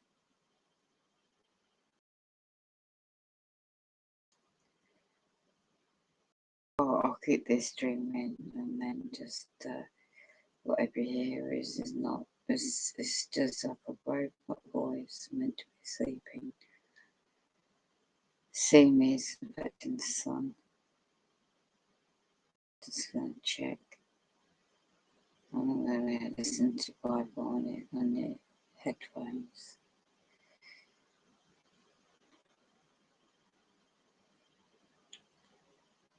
Doing like it is.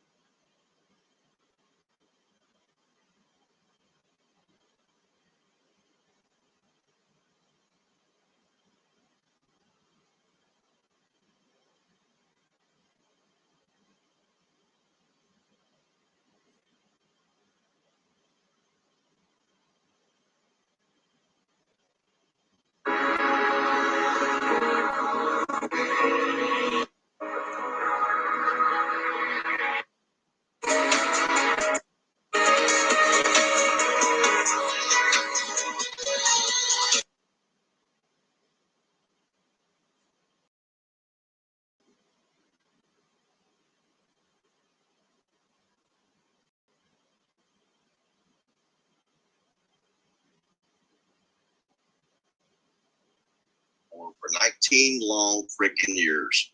I just wanted to cut a real quick video to say thank you to everybody that donated. You made They got fake, very fake people begging for cash, donate, to keep their lifestyles going, to monetize.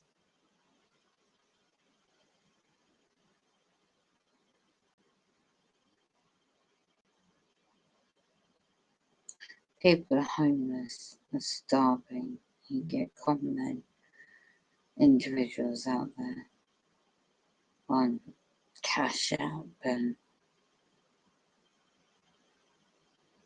good gosh. So what? I struggle like everybody else paying that stuff you can pay for. And you go begging, and this is evil spirits in people sometimes. Oh, I can have to pay my rent, internet bill, food, medicine, groceries. People haven't got jobs themselves. Good gracious me. And people fall for what he says. your difference in my life by donating. Gotta plug my internet back in. Well, that's in America, I can't say, but I'm not here to judge. Jesus Christ, Heavenly Father, died upon the cross to save humanity. This guy's going to answer to him when the time is up. I was able to get gas so I could go to work today. I've got enough gas to get me through the week, and able to buy a few groceries and able to buy a prescription.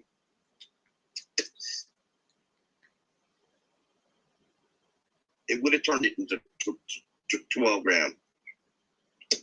I took half that money, which is about $900. I gave half it to my grandmother, who helped put me through nursing school, and I kept the other half for myself.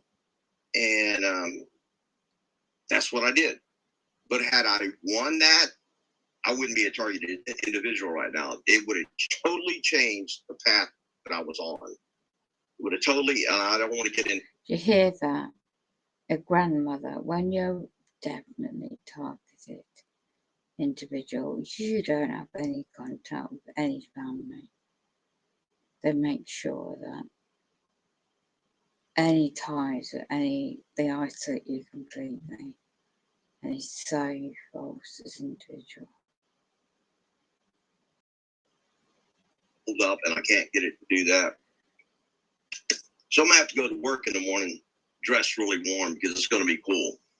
I couldn't get my window to roll up, and when I came home, before I left home this morning, I turned. This individual is able-bodied, fit and healthy. And there's so many people out there starving and homeless. And you don't know what it's like. Oh my goodness. My fan off, your box fan, I turned it off, and I'm like, what's wrong with this thing? And I turned it back on, it wouldn't come on. So I had. All he does is talk. Every video, there's beg for donations. There's no real evidence of what I'm going through, many people like me are going through. Nothing. Come over here to my table and take it apart and lube it up and clean it up to get it back working, because I cannot go to bed without a fan. So we got 6 people, 2 more people can hit that thumbs up. I'm a targeted individual, but I can tell you this: if I were to win the lottery today, tomorrow, next week, next month, next year, whenever, there's 3 things I would do. Number 1, I would create a place for homeless people to come get their lives together, because I've talked to. It's all talk, there's no evidence. The psychological tactics he's using. A lot of homeless people, and I see homeless people all the time. When I got money, I donate to them, I help them out. I even take It's all talk. None of his channel shows the evidence.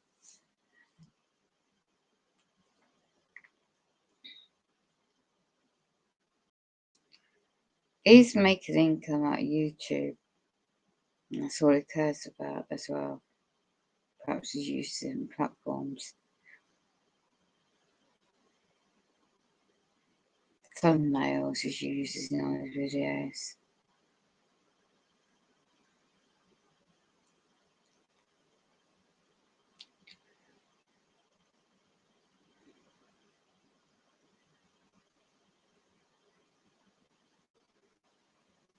It is okay to be so stressed and overwhelmed that you feel like you need to talk to someone about it. He's such a crook. Monetizes his videos as well. And they're begging for people who haven't got it in the first place. PayPal me. Or donate.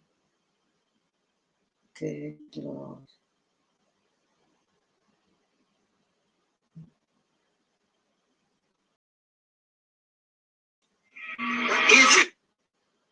Stalking. Yeah. And then there were other signs and symptoms, but then Snowden comes out.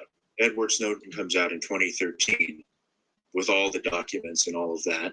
Yeah. That the NSA basically taps into all emails, all just everything that crosses the pipeline of the internet. They plug right into the pipeline and they have it all. They don't have to decrypt it. They have backdoors given to them by all the big tech companies.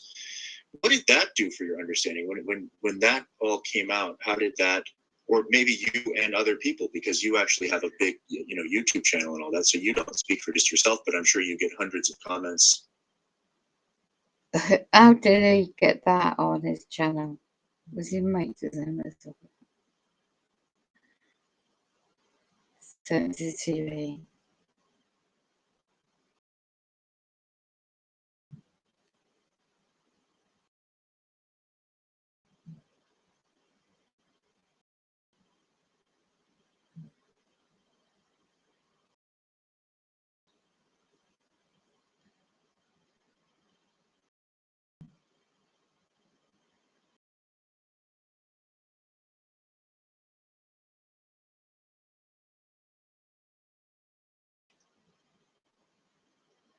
Deception, I tell you.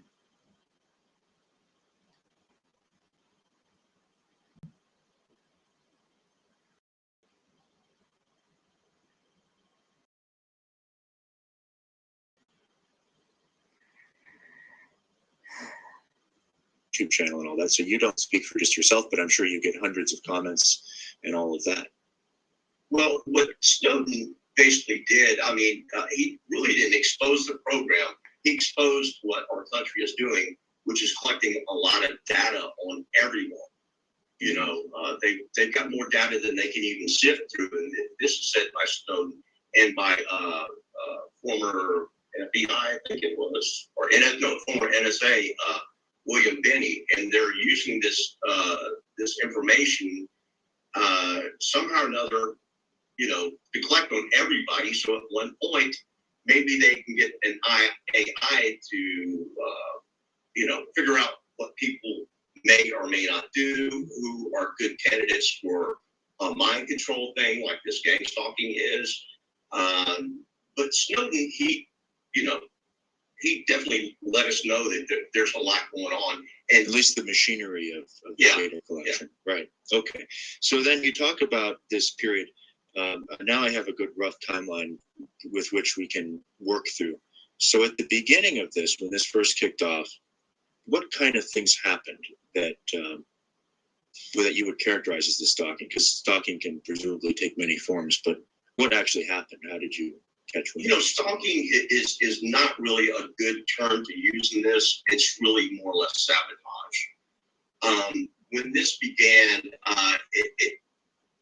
it began before I even knew it began, because one of the things that they do before they start, honing in on you and doing all these crazy things to you is they do a profile. It's like if you've got the FBI that's got some guy under surveillance, they will send a guy out to that guy's home and like have a garbage truck that looks like the local garbage truck, and the guys have uniforms on that kind of matches the uniforms of the local garbage truck. And on trash day, they will send that truck out going down that block, and they'll pick up that target. The ability of the gang stalking is to make it appear that everyone is involved and everyone hates you, and in the sense that all started at once.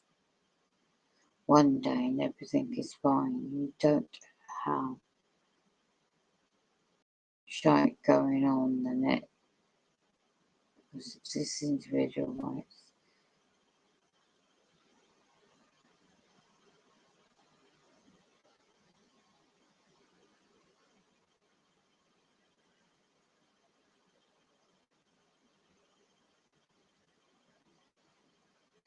Yeah, you need to look back at this to see why you've done this.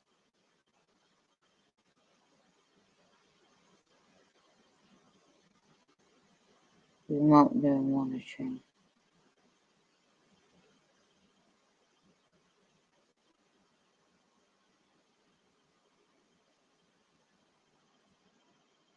Interesting. It's that suspected criminal. They'll pick up his trash and maybe pick up a few more people's trash, and then they'll light out. They'll go back to headquarters, and then they'll don masks, gloves, respirators, and everything, and they will pick apart the target's trash, looking for DNA, looking for things that can help profile them, like prescription bottles, your bills, anything that might be in your trash. We just go through everything, and that's a way to profile someone to get a broader picture. They don't need that. The technology is too advanced. I'll listen to that.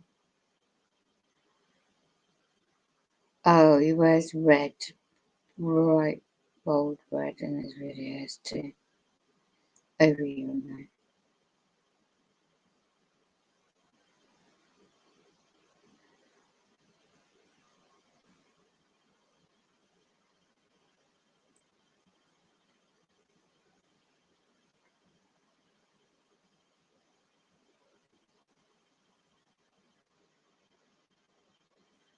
No, there's no evidence of this. What you genuine people are going through. Just been making income out of people.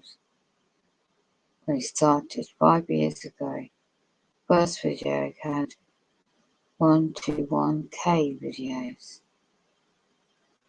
Yeah, look at that.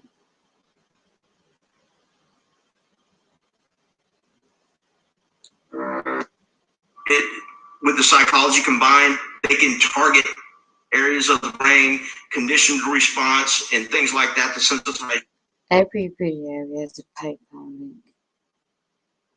you to make you flip out and, mentally implode. Like I said, long before the gang stalking started, someone selected you as a target. Probably somebody in your life that fucking hates you, doesn't like you at all, and they want to cause you as most emotional grief as possible. These are not conflict resolution types of people. They're not people who follow social norms. These tend to be people with personality disorders or sociopaths, and most importantly, people that are narcissistic. I'm not going to explain all that stuff. It's all done by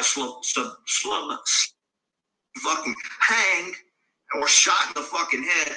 But that was my daughter, which is totally fucking fictitious, hog fucking wash quackery. But I've watched at least 3 programs where a guy would be tricked and manipulated by his new spouse or girlfriend or whatever, and she would tell them that my ex, he was a fucking pedophile, he molested my daughter, whatnot. And guess what? Every one of these stupid fucking Joes would go out and kill the ex-spouse, and it would come out in court that the guy never touched his daughter or touched anybody. He was never even suspect for it.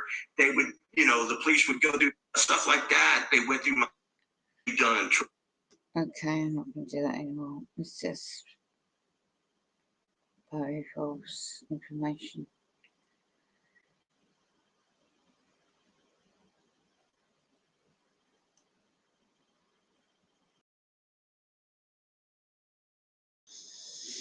Right.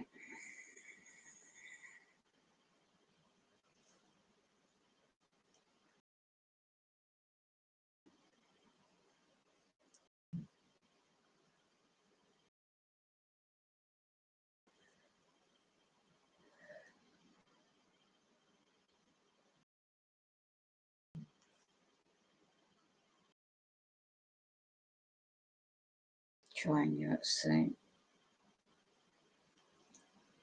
I'd say 50 March 2023. I think it's 2025. Bloody charger. Ouch.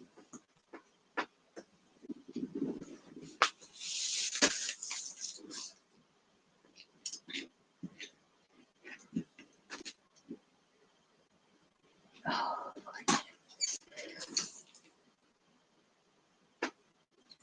oh.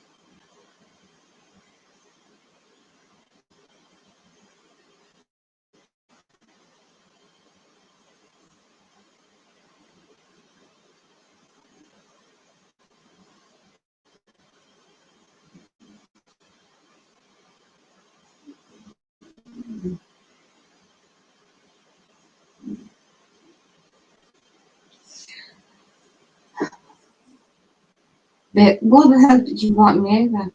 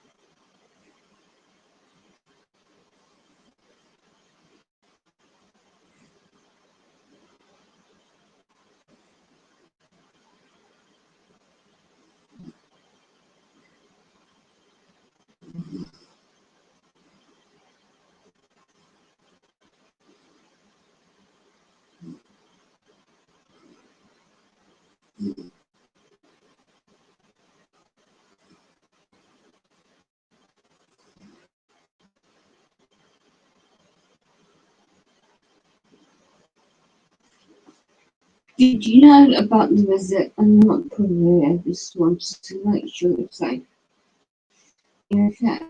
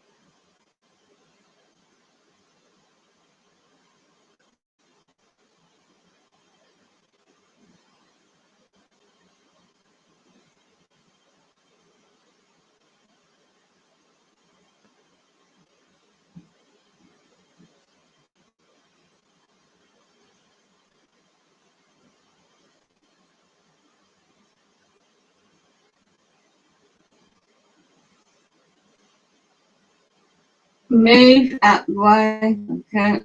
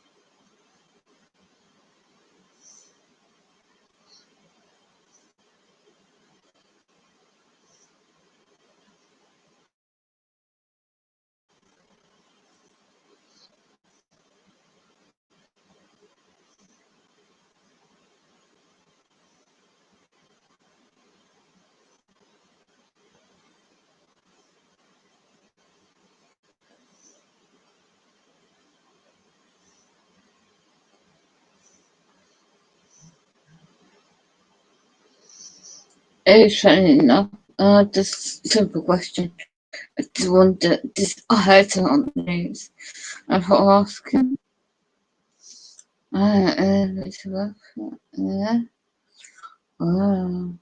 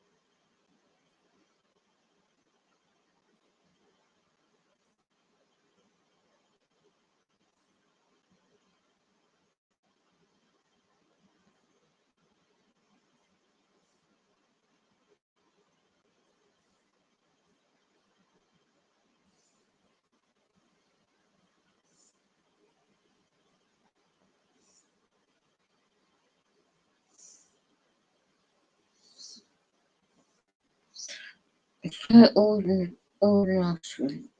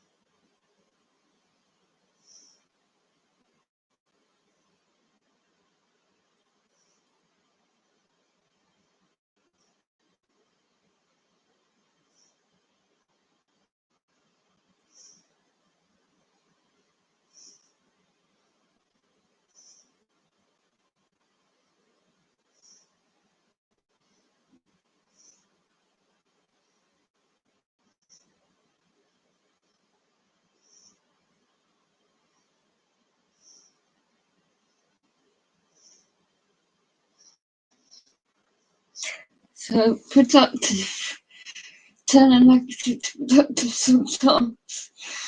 Well, you can't, please don't work out. Just take my, it's just hard, it's weird. I want me to be negative all day.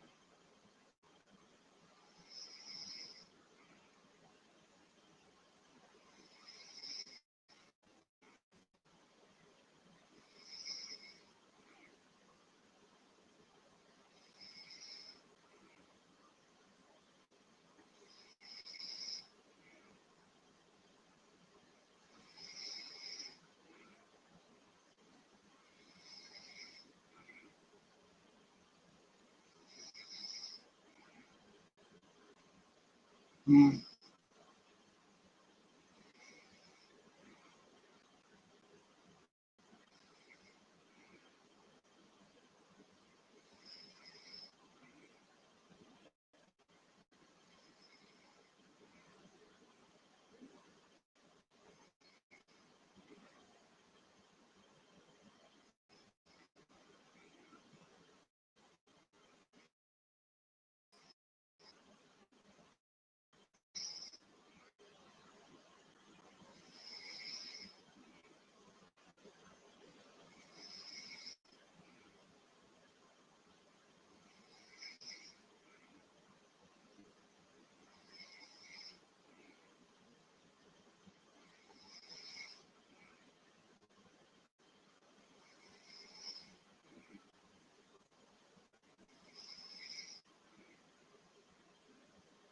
Mm.